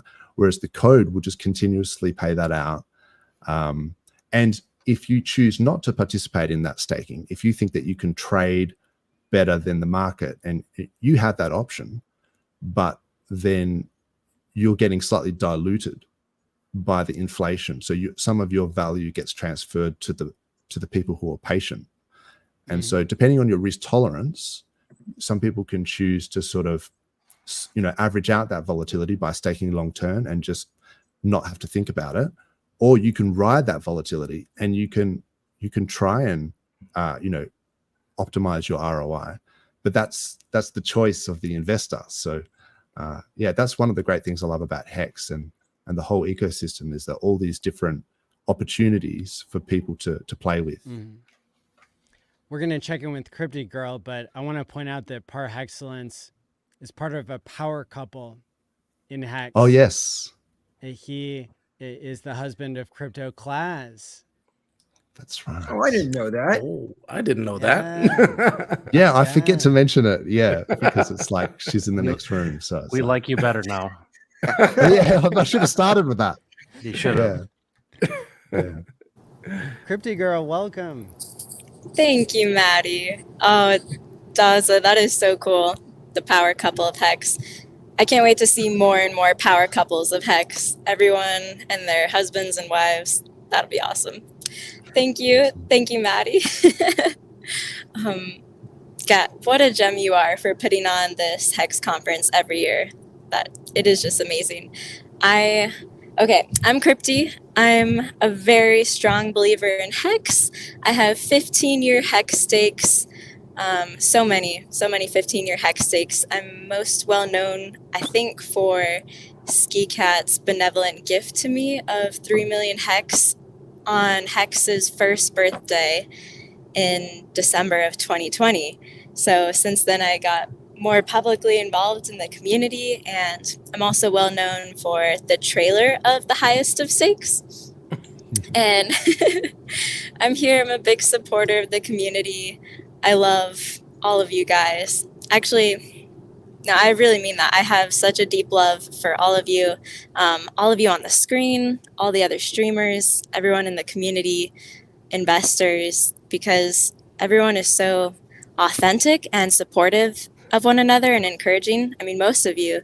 And I just love to see that this ecosystem is providing a place for all of us to get wealthy, a lot of good people to get wealthy. And that's just going to create a huge legacy of Richard Hart and a huge ripple effect of many good, wealthy people across the world. And I'm really looking forward to seeing what happens over the next 15 years when we can apply those funds in amazing ways. So very excited for all those things. Absolutely. Yeah, for sure. Well, let's go around the room again and hit another topic while we're at it.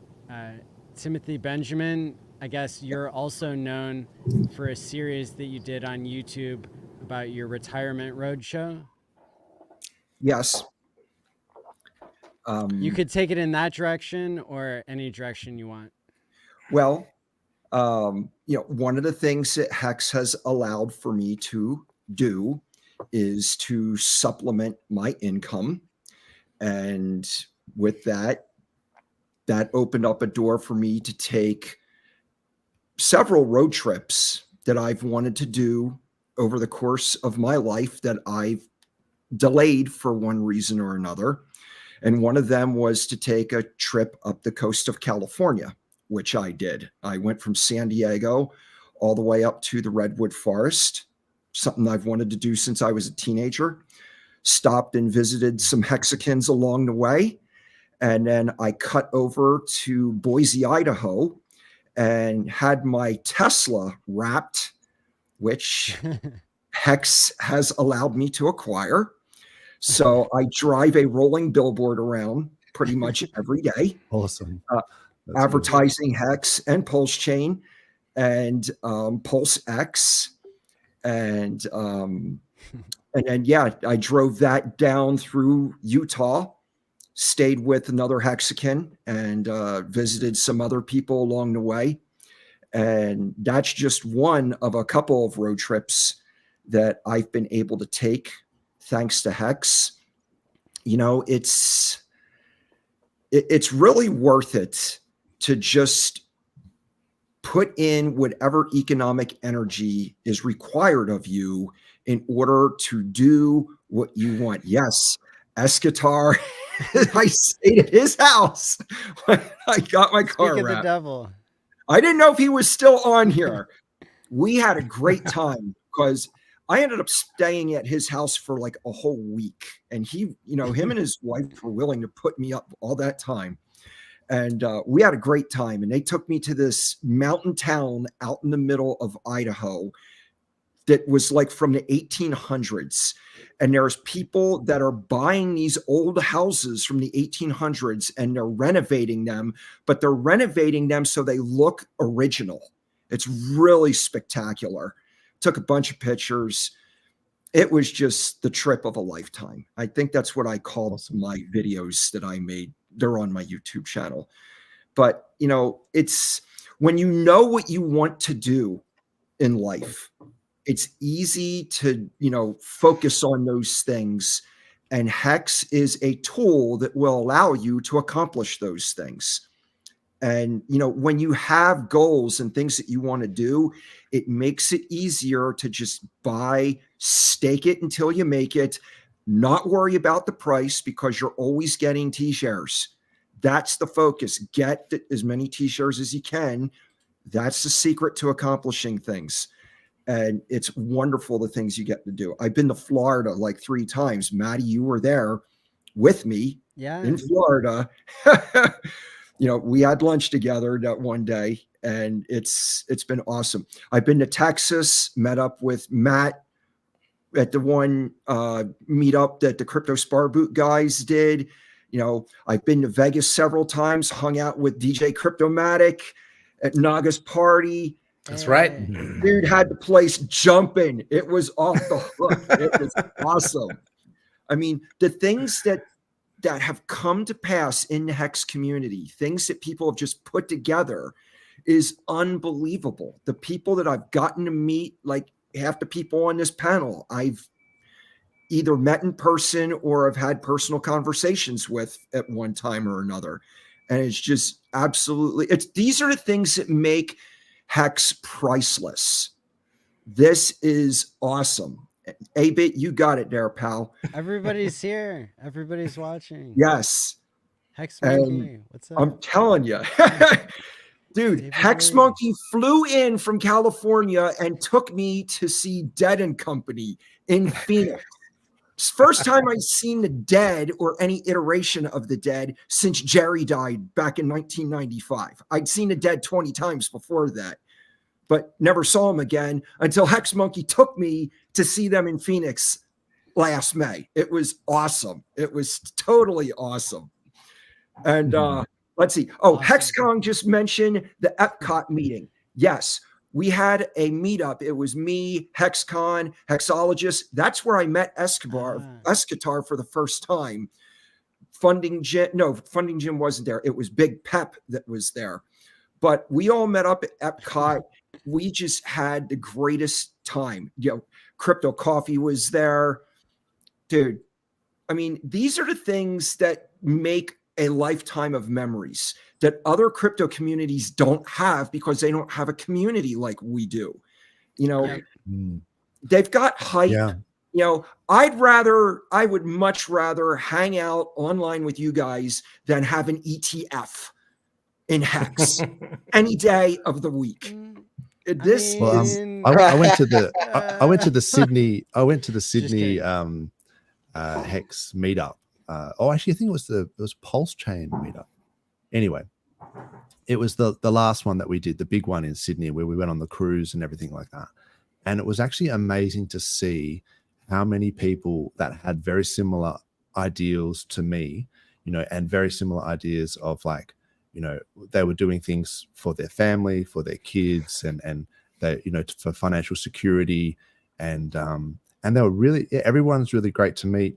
I went to the Perth meetup as well, and some of the chats there about the nature of money and finance and some of the global politics and things, really interesting discussion. So I've always found hexagons to be really kind of similar in our worldviews and our a lot of them very, very much trying to secure a future for their families and things like that. So that's been my experience. Crypto Heartbeat, what's been your experience with Hex meetups? Oh boy. Or other crypto meetups? Yeah, no, it's been fantastic. I mean, my first one was in Austin. It was the largest of the crypto Sparbuck 5555 tour. Oh yeah. And the welcome I got, I had just been streaming for a while, and I want to emphasize the same things that Tim mentioned. I think we underestimate how important it is to belong and to fit in. We think about money all the time. We talk about money all the time.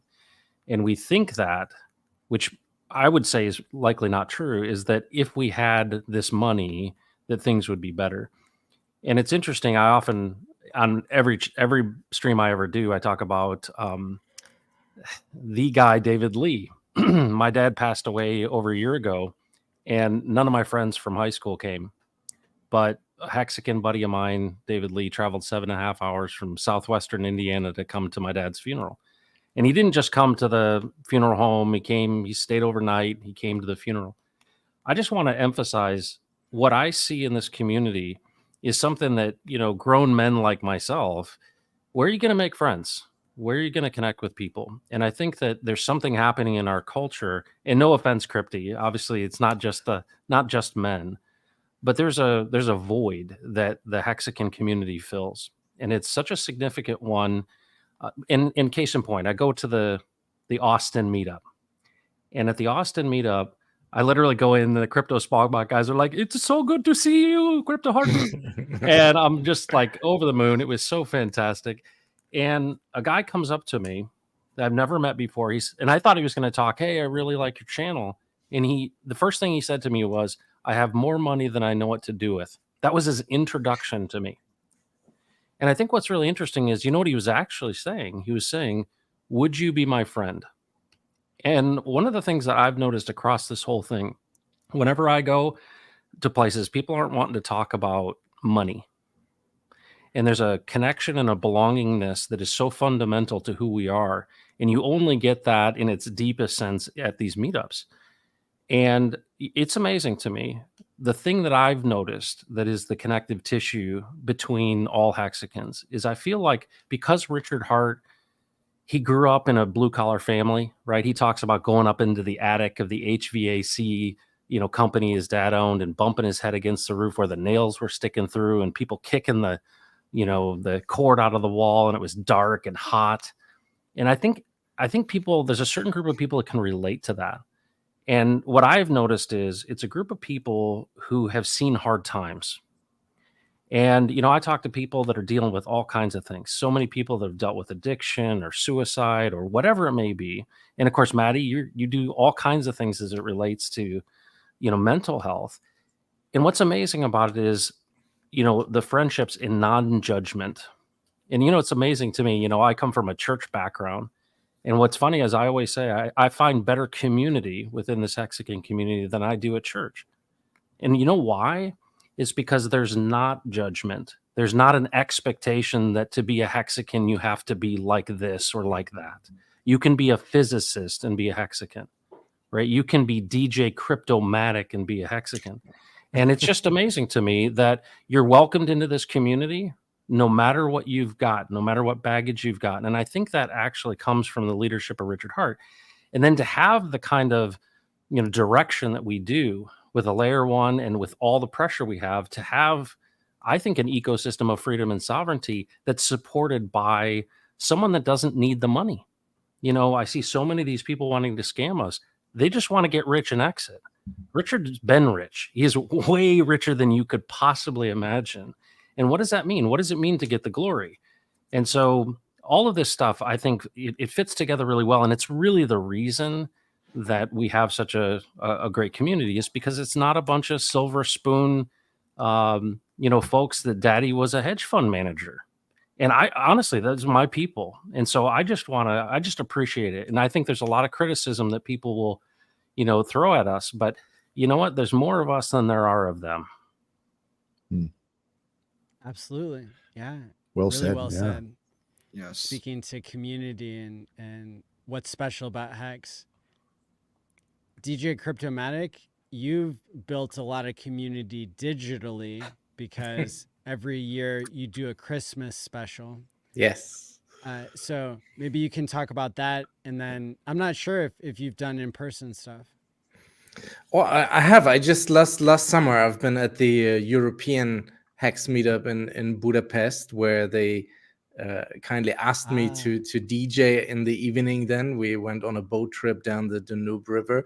That's another one of these events. I know it's very USA focused, but the rest of the world is slowly stepping up as well, because we're all over. We're a global movement of sorts. So yeah, my forte is bringing in the music, so I get to. It's nice to be asked to DJ at these events, or Nagabo in Vegas, or the Highest of Stakes team. That's right. Asked me to DJ at the London 2-year Hex anniversary event. So I did these things. But yeah, one of my staples in the community, besides being a host on the What the Hex show, is of course the Christmas special that I'm really putting in a lot of effort each year to put on, because this community, I know it may sound cheesy, but I really mean this. It's a bit like a family to me, and one of the main reasons for putting this on each year around the Christmas time is that I'm aware that for some people, like from a mental perspective, Christmas can be the toughest time. For certain people, they might go through a rough patch, family issues. Somebody may have just passed away that they usually spend Christmas with. So we have quite a few people. I'm pretty sure we have a few people in the community that feel very much alone over the Christmas season. And one of the things that I can contribute to that, and that's really the main reason why I'm doing this each year, is that these people still have another family, which is the Hexagon family, that they can at least spend some cheerful moments with. And it's packed with community shout outs from all the streamers and all the non-streamers, many personalities that are usually not on camera, but they come through for the Christmas special each year, the Hexmas special, with a little video message to support those people out there who are really alone. So don't be alone, be with us. And people can still watch that. The video is still up on my Kick streaming account, and also on my Mixcloud. You can hear or listen to the audio messages all year round. So that's always available. Yeah. That's great. That is so wholesome, DJ Cryptomatic. That is such a pure motive, and involves everyone in the community, whether they're participating with a video or watching on the screen. That's just such a nice way to bring everyone together. So thank you for doing that at Christmas time. Yeah, I my love pleasure.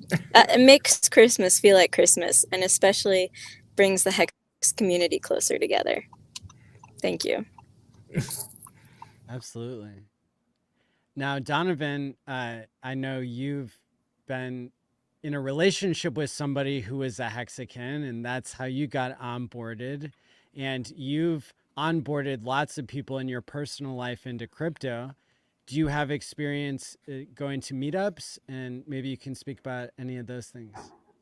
Yeah, so I've honestly never had any experiences going to meetups. I've been invited, but it just hasn't worked out for different reasons. All of the community that I've met has just been like strictly online.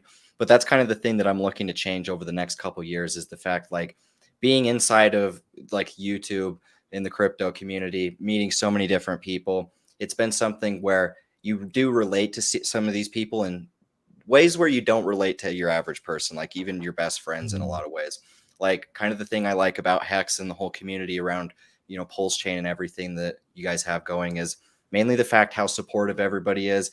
And it's very unique when you're looking at crypto communities because of the fact, like I've said, I've been in crypto for 8 years. I've followed along with, as pretty much the beginning of all of these cryptos as they've become what they are. And you don't see the community in any of them. Like, it's strictly like, it's pretty much profit. Like, that's the underlying thing. I mean, at the end of the day, that's the reason everybody's here. Everybody wants to make profit, but you find that some people choose that more so over like relationships and, being able to have a community. And that's one thing I have noticed with Hex and Pulse Chain and all of it, is just, you have a group of people that want true decentralization. And that was why I got into crypto, was like trying to be unbanked, trying to get things, away from corruption, trying to actually fix everything that, is pretty much plaguing our society today. And it's refreshing to see that inside of Hex, because it's kind of like the last true community that's like that. You just don't, like with Ethereum, the way they've migrated, with the way so many other chains have migrated, like the decentralization has almost been tossed out the window. And now like it's even becoming more messed up with the talk of the ETF and things like that. Like, in my opinion, we're kind of losing touch with how things used to be. But when I look at the Hex community and I talk to these people and I communicate with people like you guys on the panel, I just see like those original values, those core belief systems are all still there. And you have a group of people that just genuinely want the best for everybody. And I think that this is going to be an opportunity where people actually are going to be able to do that. Crypto does give us that unique opportunity. I've done it for myself. I've had my family, my friends do it. I was able to buy my mom her house and pay off all of her debt in the last cycle. I was able to help my family invest and make, tons and tons of money. But the thing I'm so excited about this time around is just the fact that like, I wasn't inside of the Hex community, and I do see so much value inside of everything that you guys have built with this new layer 1, with Pulse Chain, with all of the new ecosystems. And like, I've really started getting involved because it was all of these community members that were so supportive and so unique that I was like, man, there really is something special here. And I think that as long as everybody kind of sticks to that long term, they're going to be happy with the end result, because like there is really something unique right here. Can I add one more point to that real quick? I came originally to Hex from the Bitcoin community. So I was in those chat rooms and the message boards. And my first experience, which is exactly what you just mentioned, the Bitcoin community mostly was a Shark Tank. It was like really no support, no helping the other guy. They were happy if somebody got scammed and lost their stuff, right, or lost out on a trade, so they made the better trade. It was very tough, very competitive, like really in the trenches. And then I came to the Hex community, where I'm not seeing much of that at the moment. So I wish everybody can come back to that. But in the beginning, it was all about helping another Hexakin. This is how you set up your Trezor and your ledger. This is how you do your Bitcoin free claim in the first year. This is how you set up your staking ladder. I hope people can see these values again as being ultimately important, and come back to educating more and helping each other out. And that was my experience of this community in that first year, which totally blew me away, because I've never experienced anything like that in crypto. That's really great. Yeah. I was going to say, you can hear Donovan speaks from the heart when he says why he likes the Hex community, which is really, we're pleased to have him. Thank you. I'm happy to be a part of it. It's honestly a great community, great people. Already, like, the introduction has been awesome. My introduction with you being on your podcast, Maddie, was great. I think you're an amazing person. Thanks. I think everybody here on this panel is also amazing. Even though it's just the first time I've met a lot of you, well, everybody except for Maddie. So, hopefully if we're able to continue to connect from here, because, I'm 100% on board with this community. I'm as in deep at this point as I think you can get. Besides, I guess the next step would be to actually have a Hex stake, because I'm not gonna lie, I don't have one yet. So maybe that's something that happens later down the line. Let's go. So far, you guys are great, and I do appreciate the support I've been given so far. Yeah, I would definitely echo that. Some of the things that DJ just said there. When I first got into, so I'd been into crypto since 2017, and I'd seen a lot of different communities and mainly through Reddit and other places. And I basically came to the conclusion that none of those guys had any idea what was going on. And that's no joke. Like, there's a lot of noise out there, and there's a lot of people claiming to know what's going on. But I would say like 90% of them have no idea. And then I got into the Hex community. People started talking about liquidity providing and yield farming, and these different ways of thickening up liquidity and thinning it out, and how you can all these staking ladders, and like DJ said, security, number one, getting your hardware wallets sorted, and all that sort of stuff. And people were very forthcoming with helping people out and sharing their ideas. So I learned a lot and I've tried to pass that on, some of that knowledge as well, through the the happy hour thing, and I've got up my own channel as well. But yeah, and I think that's the sort of community spirit. I think has always been to help each other out, to pump each other up, and try and pass that knowledge on. So, and there's been a lot of community members that have taught me a lot of things, and they're no longer around, but then I am now trying to pass some of that knowledge on as well. But yeah, just be mindful that sometimes the loudest voices, even in the Hex community, sometimes there's a lot of negativity, and just because they're the loudest doesn't mean that that's what the majority is thinking. Like the silent majority might just be positive, but you may not see that or hear that because we're just quietly sitting by, having a longer term mindset, and maybe a bit more about gratitude, and thinking more about all the things that we've learned, rather than spreading negativity, which is what you sometimes see on some of the socials and things. So yeah, I would encourage people to just switch off from that stuff, mute people, whatever you have to do. And remember, there's a lot of good Hexicans out there, especially with the meetups. When you meet them, very kind-hearted people. That's what I found. Facts. Yeah. Well put. And now I know we're not in a rush to wrap up here, but I do have another 20-minute talk from Crispy Man, which is going to be perfect because it's about T-shares. Cool. Let's go around the room one last time, and you can take your time giving your final thoughts and where people can find you. All right. Well, my name's Tim, like it says there. My Twitter handle is TB DUNAMIS, TB Dunamis on Twitter. That's where I mainly hang out. I have a YouTube channel under the same ID. Timothy Benjamin is my name. But yeah, Twitter, X, whatever. That's where I mainly do my most interaction.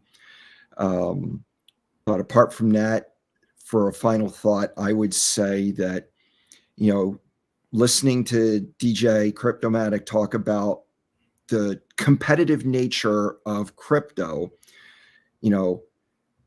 T-shares is the thing that Richard Hart invented that takes away that competitiveness, because I'm not sure exactly how to explain that, but he talks about having a smaller piece of a bigger pie, or vice versa. But because of the way Hex has been constructed, we don't have to rely on that adversarial model to succeed. That's basically the point that I want to make. That is what has created the Hex community. That is why this is so awesome, because of that recipe that Richard put together that we now call Hex. And that's why I am so committed to this product and to this community, because I see that, and I can only do so much to help everybody else see that, but that's what I desire to do. And anything that I can do to help others in that regard, I am always available. So Awesome. glad to talk to anybody, and take it away, Matt. Thanks, Tim. So I'm Crypto Heartbeat on YouTube and on Twitter, X. And I would just say the world is changing in very dramatic ways that most people don't realize. I think it's important for us to recognize that things are going to be dramatically different. And they, in my opinion, are going to change pretty rapidly. If we look at just the financial market as of January 1st, BRICS nations doubled. We've got 43% of global GDP not in the West, right? This is BRICS nations, almost half of GDP. There's one thing that group of countries does agree on, and that is that the dollar must go. I think what we're going to find is, in this time where things change dramatically, we may have some very, very troubling times ahead. And being in community and having people you can call and having friends across the world is going to be mission critical. But also there's going to be people who don't understand how to process what's going to happen. And I think that what's really great about that is there are people that are, I would consider to be, pure hearts and clean hands. And there's a couple of them in our community. And if there's anyone I would want to see have an abundance, it would be people that are already currently serving people without money. They're serving people. And I think about a world that's, more abundant and less scarce. And this idea of decentralizing the resources and seeing, the financial system, really the tables get tipped over, is, in my opinion, a good thing. But there's going to be a lot of people in need. And I think that, right now it seems like, yeah, it's great to have friends. I think you're going to be surprised how important they are in the future. But I'm looking forward to this, and I know we can get through it together. But it's, I think the future is very bright because there's always, with the vision, there's always provision. And, I look at what Richard Hart's doing, and, some people think he's a bit of a prophet, if you will. He's certainly been right more than not. And I just appreciate that leadership. And I appreciate you, Maddie, for bringing all this together. It's the leading indicator that I need to stay with it, is because this is special. Thanks. Is it on me? I want to put out a call. Number one, don't take anything that we say here at face value. Do your own research. There's so much content out there on the YouTubes. People have done like tutorials about hacks, about T-shares, about the mechanics of it all. Find somebody that you gel with, that you connect with, whose voice you like, that you like listening to, like watching, and do the study yourself and come to your own conclusions about hacks. And secondly, we need more streamers. I think that's very important. Even though we're trying the attempt Guinness Book of World Record with most YouTubers of a community on one screen as a part of this conference, we still need more streamers. So I'd like to urge you, everyone out there, it's so easy to stream these days. Technology is really helping. You don't need the greatest of cameras. It can be done on an iPhone. If there is something that you're passionate about, like it's me with the music and the DJing, I'm just a DJ. I do mix shows on the Twitch platform, and managed, thanks with the help of the Hexagon community, to build quite a following there over the past years. We still need, I'm still waiting for this Hex wood carpenting channel on YouTube. I think Crypto Heartbeat, didn't you do one about like something about building knives? Yeah, knife making. Isn't that one of your passions? I think Finbear is the one that does the woodworking. Nice. That's who we need to start doing that. Woodworking. Finbear's a legend.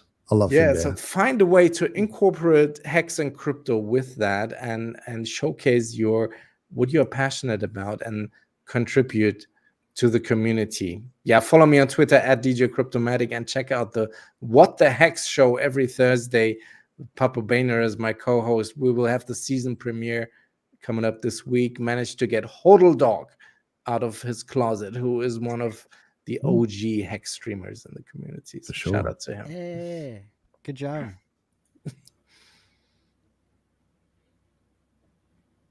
Donovan. I'll go. Final Anyways, thoughts, where to find you? yeah, so you can find me on YouTube at DIY Investing. Same thing with Twitter. You're going to find that I am not a Hex YouTuber necessarily, or I don't know, like a strict Hexagon, but I've joined the community and I've been in crypto for 8 years. So throughout that time, I've been able to, make a lot of money in the markets. I've been able to help a lot of people, friends, family, just people on the internet as well. And I've been able to, really transform my life. And I do see an amazing and, very unique opportunity with Hex and with Pulse Chain. I think that this community as a whole is something that, like I've stated many times over, is you just don't see it inside the crypto space anymore, especially not in these days. Things have changed a lot. It's gotten a lot more cutthroat, a lot more scams. And I just think that this is one of those communities where you can actually kind of, have a little bit of confidence in, and, have a lot of, long-term focus because everybody is so driven long term. Everybody has that long term plan in mind, and it helps so much to be able to navigate, you know, uncertain times, prices up or down, whenever you have that type of people that can support you and can kind of help back those emotions, whatever you feel one way or another. You know, there's amazing people in this community, and I've had the honor to meet a few of them tonight. And, you know, I think that I'm going to be making some more content with some of you guys moving forward from here. So stay tuned for that. And yeah, you know, check me out on my socials. I appreciate you guys. I love you guys. And I look forward to connecting with more of you guys in the future. Sounds good. Awesome. Thanks for that, DIY. Yeah, so my name's Dozer. Check me out on I do the happy hour streams on Friday Arvos, part of the DeFi Down Under crew. So they do the Hex Late show on Tuesdays. Shout out to those guys, Tangent, 43OG, Sammy, Bluey, Jexa, all those guys. And then yeah, so we do the happy hour. We basically borrowed the idea of Cabana show. So it's just sort of a similar thing. But yeah, it's just like a Friday afternoon sort of. I tend to have a beer or two. I don't go full hexy bastard or anything. I just have a drink and have a bit chat about the week in crypto. So yeah, check that out. I would just say, yeah, I wouldn't worry. You know, sometimes people, you know, a bit down or whatever at the price. I know I talked before about sometimes crisis being opportunity, and you know, having an attitude of gratitude and things like that for all the learning, because, you know, learning costs money, right? Like, so sometimes you have to factor that in. Like, it's a cost of doing business, and you can take courses and you can spend money on things, but sometimes learning the hard way is like, you know, that's learning in itself, and you pay for that, but you should just acknowledge that that's sometimes the cost of doing business. And so I think I've learned a lot from this community, and I'm really thankful for that. And I think there's a lot of information out there that people pass around and share, and which is one of the great things about the community. But yeah, I wouldn't worry. Focus on the price on the short term. I would zoom out and think about the long term. And you know, there's a few things that maybe have worked against the hex price at the moment, because we've got the liquidity bonding between the, you know, Pulse and Pulse X and things like that, you know, low liquidity. So people, you know, people maybe rage quitting, whatever, selling down their sack bags, things like that. That might push down the hex price because of that liquidity bonding. But in some sense, it's actually good to get a lot of these people out of the system while the price is low. And same thing with EESs. Like, that's some of the game theory built into the hex contract, which is, you know, shout out to Richard. You know, all this stuff that we've all learned at some degree is sort of come from Richard. So, and I thank him for that. And so a lot of that knowledge sort of gets passed down. But like, say, for example, the EESs, people selling down their bags at 99%, that's that economic energy that's come out of the system at a very low price is actually a kind of a good thing in some regard. And then so when the prices start doing well, you have to consider, like, you know, the liquidity bonding is going to start to work in our favor, because some people are going to start to ape into Pulse Chain because it's the, you know, it's a cheap layer one, you know, it's fast. You've got the PRC20 narrative, you know, you've got all of these things, you know, apart from just being censorship resistant, that you can self-host the bridge, you can self-host the DEX, you know, it's more decentralized. Like, the Nakamoto coefficient of Pulse Chain, we've just found out is 6, which is actually higher than Ethereum and higher than Polygon. And so more decentralized, more censorship resistant objectively than some of these other layer ones. So people might be aping into Pulse Chain. And so what's that going to do with the liquidity bonding is that might pull the hex price up. People aping into hex because it did a 10,000x, and, like, you know, you don't fade the GOAT, you know, you don't fade Richard Hart, like fade a champion at your own risk. And so when they start seeing those candles go up, that'll push up the PLS price. And so there are dynamics that maybe are working against us at the, you know, in at the bottom that could actually work really well for us in a hyper part of the bull market. So yeah, I would encourage people to think more long term. Look at the units. If you're trying to accumulate more hearts and beats, then it's just like you want to have the next level of hex, like how many hearts you're thinking about. Let's say you've got 100,000 hex or 200,000 hex. You want to get to that next level. So think of it in hex terms or whatever, because I've seen it before when it went, when hex was sub penny, and it went real quick. It went to 50 cents real quick. It got to 10 cents, 20 cents. Like those 2Xs can happen really quickly. So, and if you've got a small amount in, then a 2X or 4X, it's not a huge multiple. So pack your bags now while you can, reduce your cost basis. And yeah, I hope everyone, has the maddest of gains. And thanks for having me on the panel. I really appreciate you, Maddie, for hosting everything. And it was really great to meet everyone here on the panel. And yeah, thanks for having me. That's really good alpha. The liquidity situation is definitely underrated right now. Very quick bonus question. What language do you want AI to translate you into? Do you want to start with I Tim? don't know if you guys have seen this, but I saw it. Yeah, it's awesome. An Swahili AI lip syncing thing. Okay. Swahili. I go with Italian. Okay. Italian. Spanish. Beautiful. Spanish. Swahili. Swahili. I would go for French if it hasn't already been taken. Yeah, I have an affinity for there. French. I proposed to Claz in Paris, and she's I really like France. So yeah, hopefully French. Somebody French, in the please. chat says Australian. That's easy. Just throw a few mates in there and you'll be right.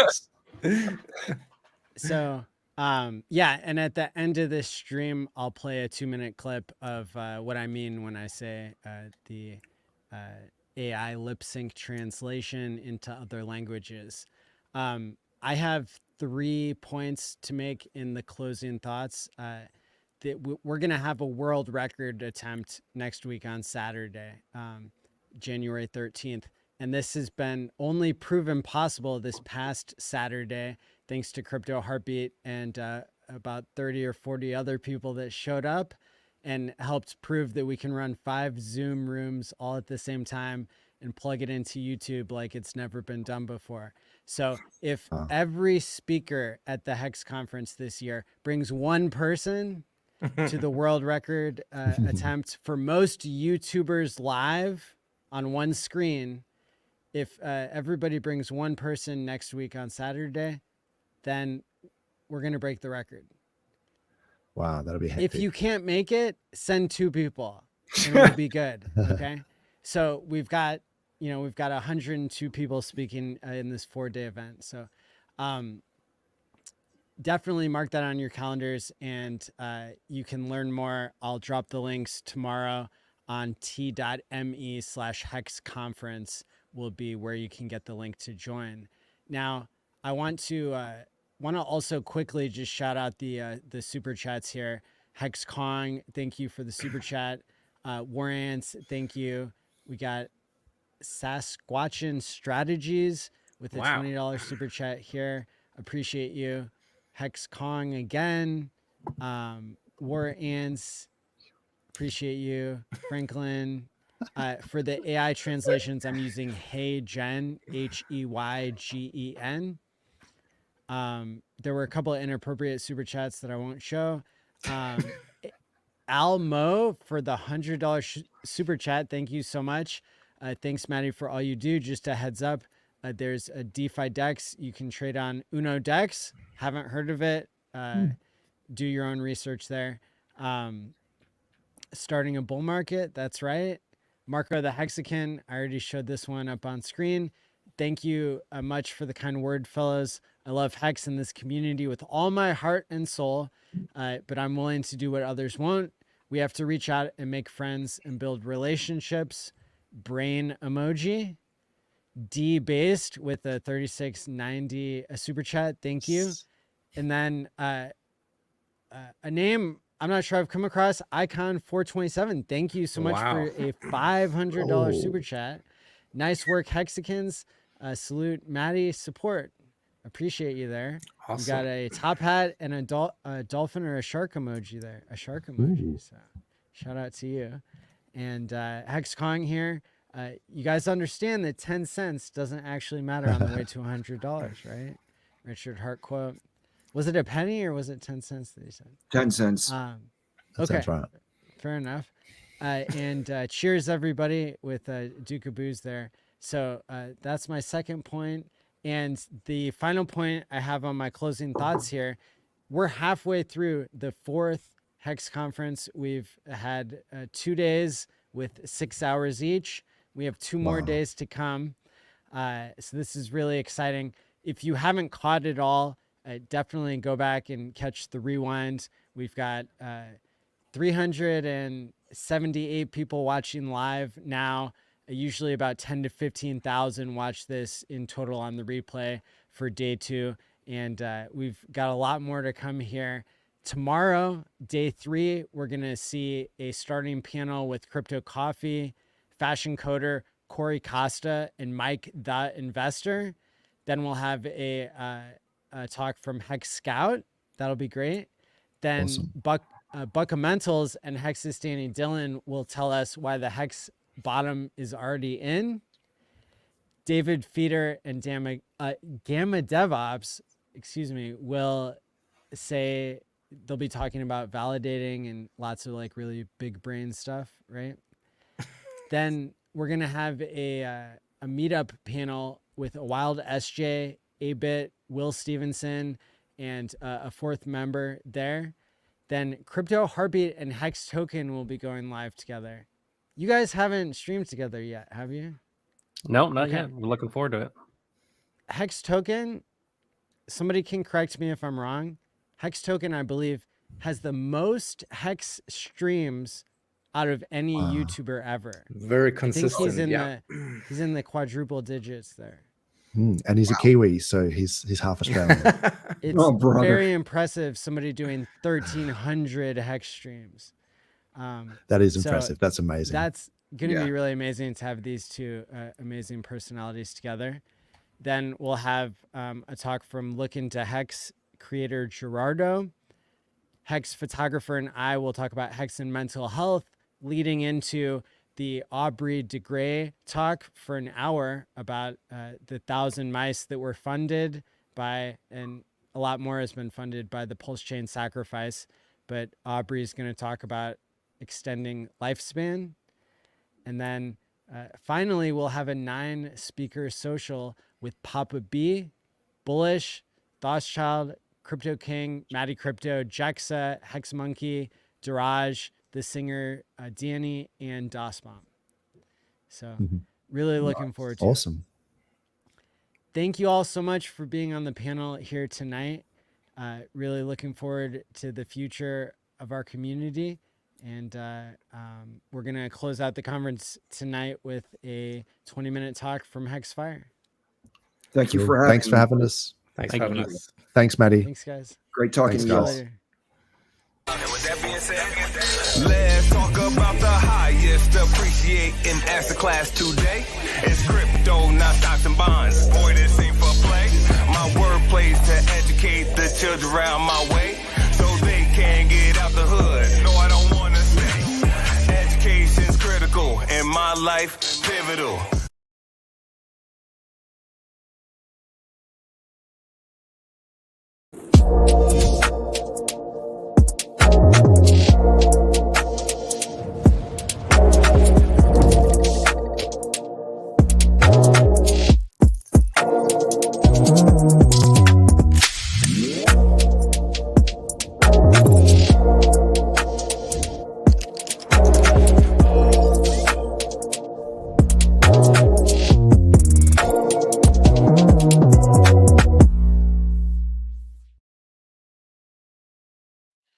Hey now, and welcome to the 2024 Hex Conference. Woohoo! Big shout out to Matty ALLin for the invite and for putting on the 4th annual conference, 2024. Can you believe we've done this for 4 years? One of my favorite sayings, do you even crypto, bro?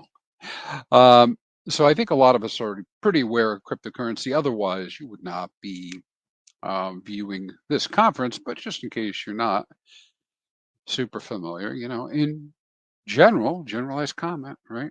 Cryptocurrency is a digital currency using quote unquote secure technology called blockchain. People may use it because it's decentralized, offers secure transactions with lower fees, as in the case of Pulse Chain, allows global transactions, can be an investment, and provides some privacy and interests those fascinated by its technology. And I think in Hex, it's one of the things that we're super interested in is that technology. At least I am, because I think the immutable code behind Hex is groundbreaking. So what is Hex? Well, Hex has been operating for 4 years continuously, greater than 4 years now, on the Ethereum blockchain. Launched back in December of 2019 by Richard Hart. And it has now been forked into the Pulse chain as well. Hex is meant to monetize the time value of money.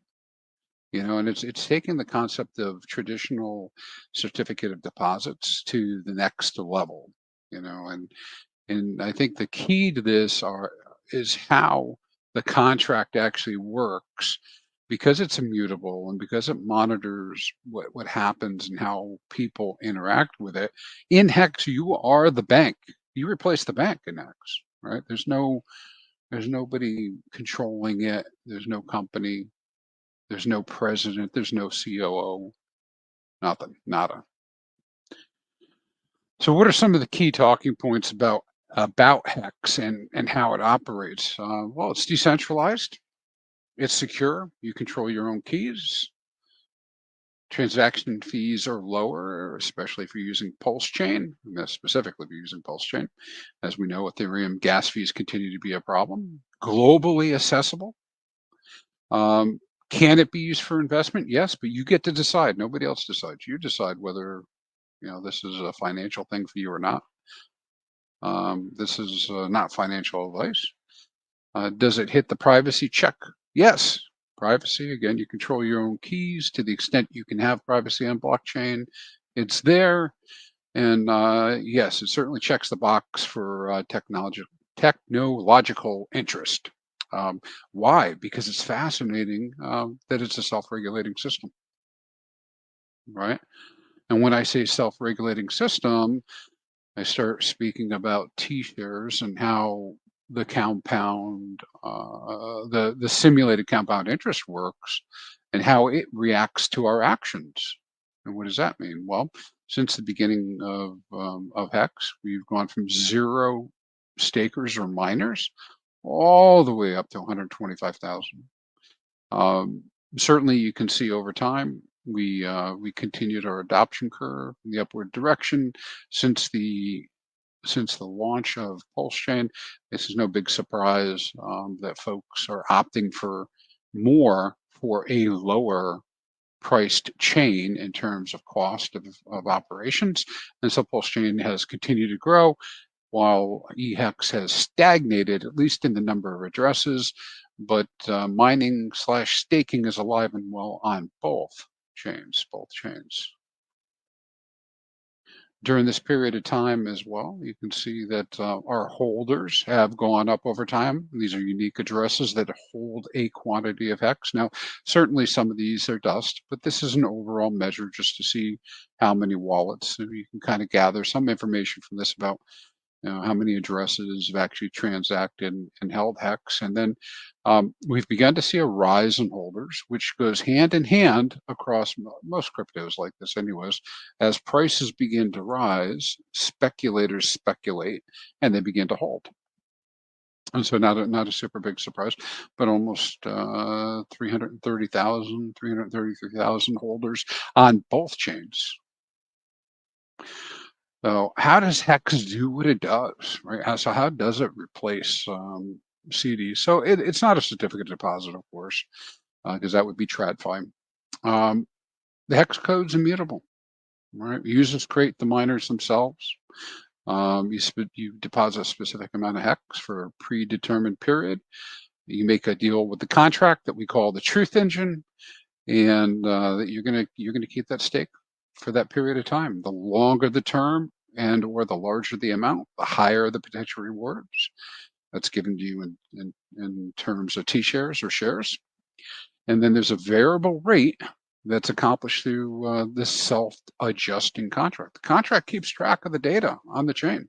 It's all there for us to view. And as we interact with it, as users interact with it, it adjusts payout, it adjusts T-shares, T-share rate, and the system needs no one person, to operate it, quote unquote. As long as there is a miner a day, and there's usually 300 or 400 a day ending, and nearly as many starting, the system continues to operate. Looking at the T-share rate from inception till today, you see it's gone from all the way from 0 when it started, really started at 10,000, but that was the first day. 10,000 hex per T-share, all the way up to 30,000, 31,000 today. Ensuring that, even if you were early, you can't just hang out and do nothing. You've either got to reinvest for longer or add more value in terms of hex to maintain your T-shares. If not, the new folks get a chance, right? And so what this does is ensure that existing miners move out of the system over time, unless they're willing to do the same thing the new miners are doing, putting up their crypto, their assets for a period of time. And so this T-share rate goes up over time. And when you go to mine hex, you're allocated a certain number of shares.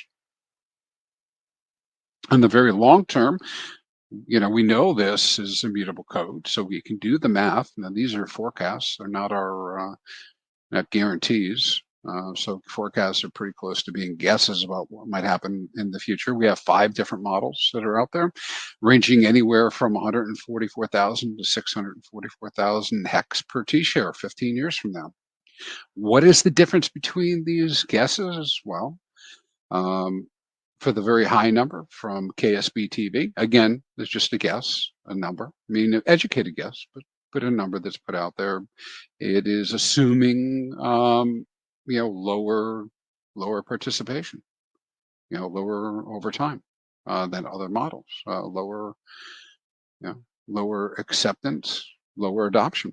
And that being the case, if people are interacting less in terms of the system, then there'll be fewer T-shares. And because there's fewer T-shares, there would be higher payouts. And because there's higher payouts, the share rate would go up faster than before. And the opposite would be true. If we have very heavy adoption, the 144,000, the lowest line in purple, could be considered to be the highest adoption numbers. Begin the reverse is true. We have high adoption. That means we have more T-shares, less payout. Share rate goes up slower. So the system provides incentive for miners to mine over time. And when that occurs, what you see is that people decide whether they're going to mine or not. And based on that decision, T-shares are created or not.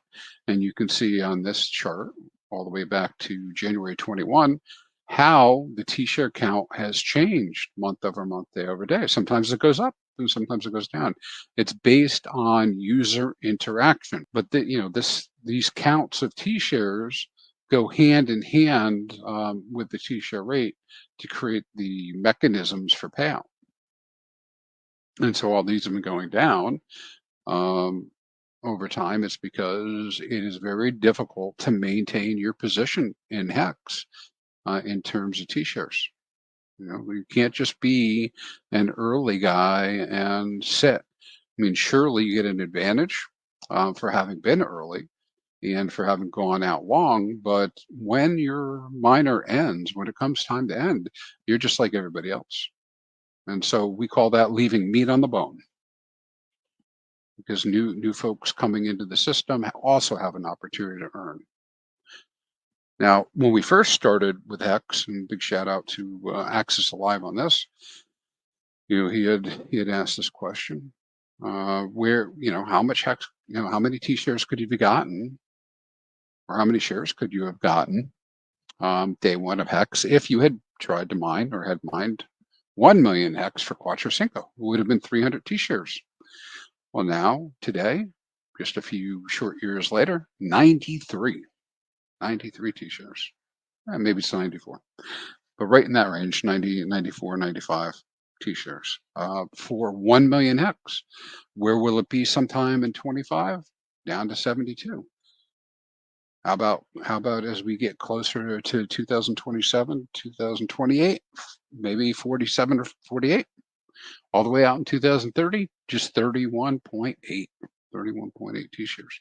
Now, again, this model will vary a little bit over time based on interaction, but what we're seeing here is a graphical representation of the difficulty increase in order to mint more Hex. Okay, so where the heck do these rewards come from? I mean, I'm getting paid in X, right? I know that's a sticking point with a lot of people, but that is how the system works. It's not about it's not about anything other than earning Hex. And the game of Hex is played many ways. Some people do speculate, but the true use case for Hex is to operate like a CD, like a certificate deposit, and to maximize the rate of rewards to keep up with inflation. So you remember those shares you get for being a miner? Well, there's a set yearly inflation rate of 3.69%. All right, and that inflation is only distributed to open miners. It's something that's done daily. The calculation for that is the system knows, because it keeps track of, doesn't have to ask anybody, the total Hex that's ever been minted, multiplies it by a daily constant, which brings us to something like 3.69%, and divides that by the number of shares. That is the daily payout per share or per T-share, depending on how you want to describe it. The more shares a miner has, the greater the reward. Now, quite often, because these miners can go out as far as Quattro Cinco, 5,555 days, a lot of this inflation is deferred. In fact, it's quite deferred. Currently, our base Hex payout is 6.71 on the Ethereum side, because we have just a slightly smaller number of T-shares than on the Pulse side.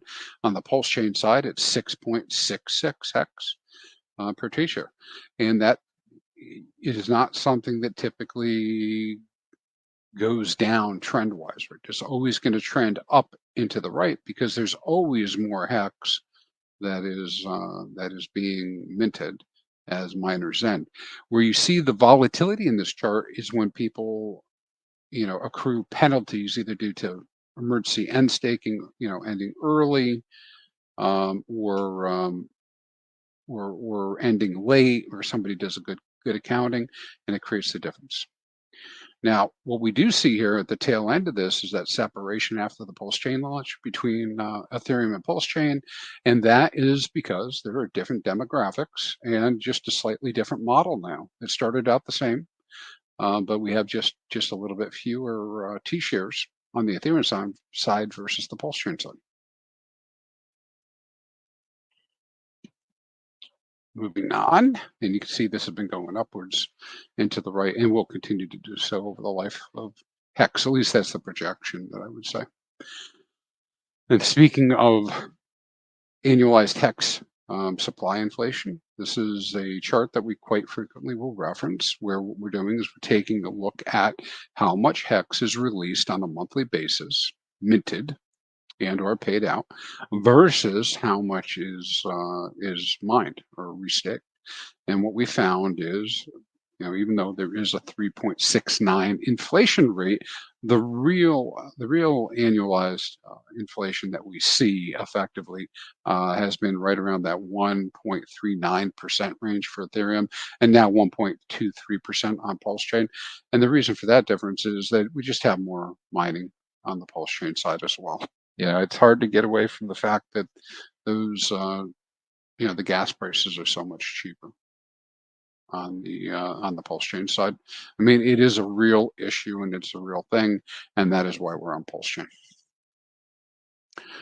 But that doesn't mean people have abandoned Ethereum. We're still there. So what do users do in Hex? Man, we do everything. We do everything. There's no company. There's no organization. There's no marketing department. There's no CEO. All right. We do everything. This is the definition of DeFi. Users use DeFi protocols to obtain Hex. Users interact with the contract on the blockchain. Users start miners locking Hex. They end miners minting Hex. Users make all the decisions. And the contract keeps track of these actions. And best of all the information is stored on the public blockchain. And you and I, can go verify it. We can verify it. We can trust, but we can verify it as well. All of these numbers that I'm showing you for what's happened in the past, at least, is locked into the contract. You have to do is go look. And then you can use the math or your own math to forecast into the future. I get this question a lot. Does mining make sense? Yes, to hedge inflation, it makes sense. I get that not everybody's interested in mining, and that is fine. Okay, there are lots of ways to do your crypto. But that is not the Hex methodology, and it is not the meaning of Hex, and it's not how Hex was designed. Hex is designed to reward miners. That's how it was designed. And the belief is that over time, time in the market is better than time in the market. And so that is the design, meant to be a better Bitcoin. All right. The unique share system ensures that early miners will lose dominance over time, leaving meat on the bone for later miners. If you're seeking a steady Hex flow, a certain amount of Hex over a consistent period of time that's predictable, you can utilize the Hex mining contracts for that purpose. And I won't go too much deeper into this because the Power T-Share segment by KSB TV will likely dig a little bit deeper. There are serious considerations. This is crypto, right? So if you are making your own personal decisions financially, right? Of course, don't put more into crypto than you can afford to lose. There is no insurance, right? There are no guarantees of price performance in decentralized cryptocurrency. When you're mining Hex, one of the biggest, concerns or comments that comes up is that you tie up your Hex for an extended period, reducing your liquidity, meaning you don't have the ability to do something with that Hex. And of course, if you end early before your maturity, you will incur penalties. Right. So these are the rules, right? So you have to keep up with it. And because that's the case, you might have opportunity costs, right? If you're locked in and you don't have access to your Hex and the price moons, or you want to get out, you may not be able to get out until your miner's end. All right. And it's about that. One of the ways you can manage that is by laddering. Like a CD ladder, you can create a Hex mining ladder that has distributed maturity dates, varying terms, varying amounts, to ensure that you have Hex available to you on the schedule that you need it to be. And today, looking at our new issue Hex miner rates, you can see that starting at 30 days, the APY, equivalent APY, in terms of Hex is 8%. Running all the way up to 15.77% for 5 years, and higher for 6, 7, 8, 9, 10 years out. And so in summary, and wrapping this 20 minutes up, mining ladders are a way to balance the benefits of long-term and short-term miners, right? And most importantly, with your, balancing with your need, your personal need for liquidity, so give you the ability to be in. That's our summary there. Now, for more information about Hex, you can head over to hex.com. And in crypto, it's important for you to do your own research. And you can contact me over at hexfire.io on X or YouTube. So thanks very much, everybody. And have a great conference, and a big shout out to Maddie ALLin.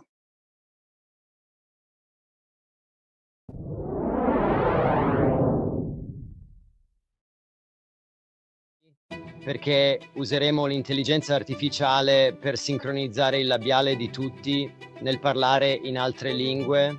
有大约几千美元的产品，我必须用自己的双手在另一个房间手工制造，而且我需要几天时间来完成它。 और हम इतनी सारी भाषाओं में live हैं।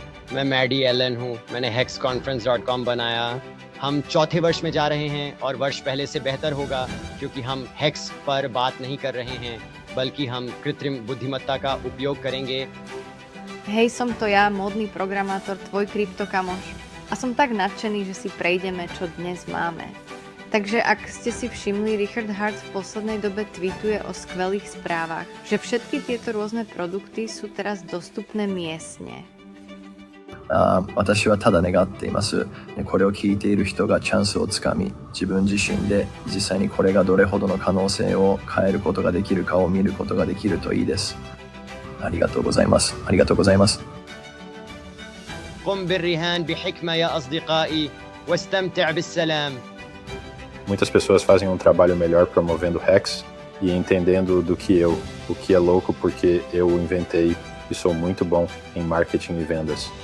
Acho que Maddie ALLin se destaca ao falar sobre presentear-se no futuro, como teleportar-se no tempo usando o bloqueio de tempo. And we're live in so many different languages. I'm Maddie ALLin, and this year is going to be better than ever because we're talking not only about Hex, but we're going to use artificial intelligence to lip sync everybody's speaking into other languages. BTC, no compres Doge, no compre Luna Segura, no compres esos tokens, comprar Hex.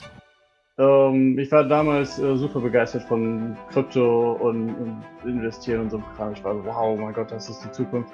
I was super excited about crypto and investing back then.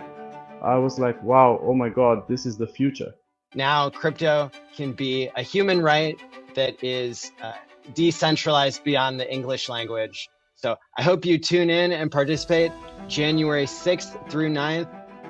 So until next time, stake wisely, my friends, and peace out. 다음에 또 만나요. 친구들이 지분을 잡고 평화로워지세요.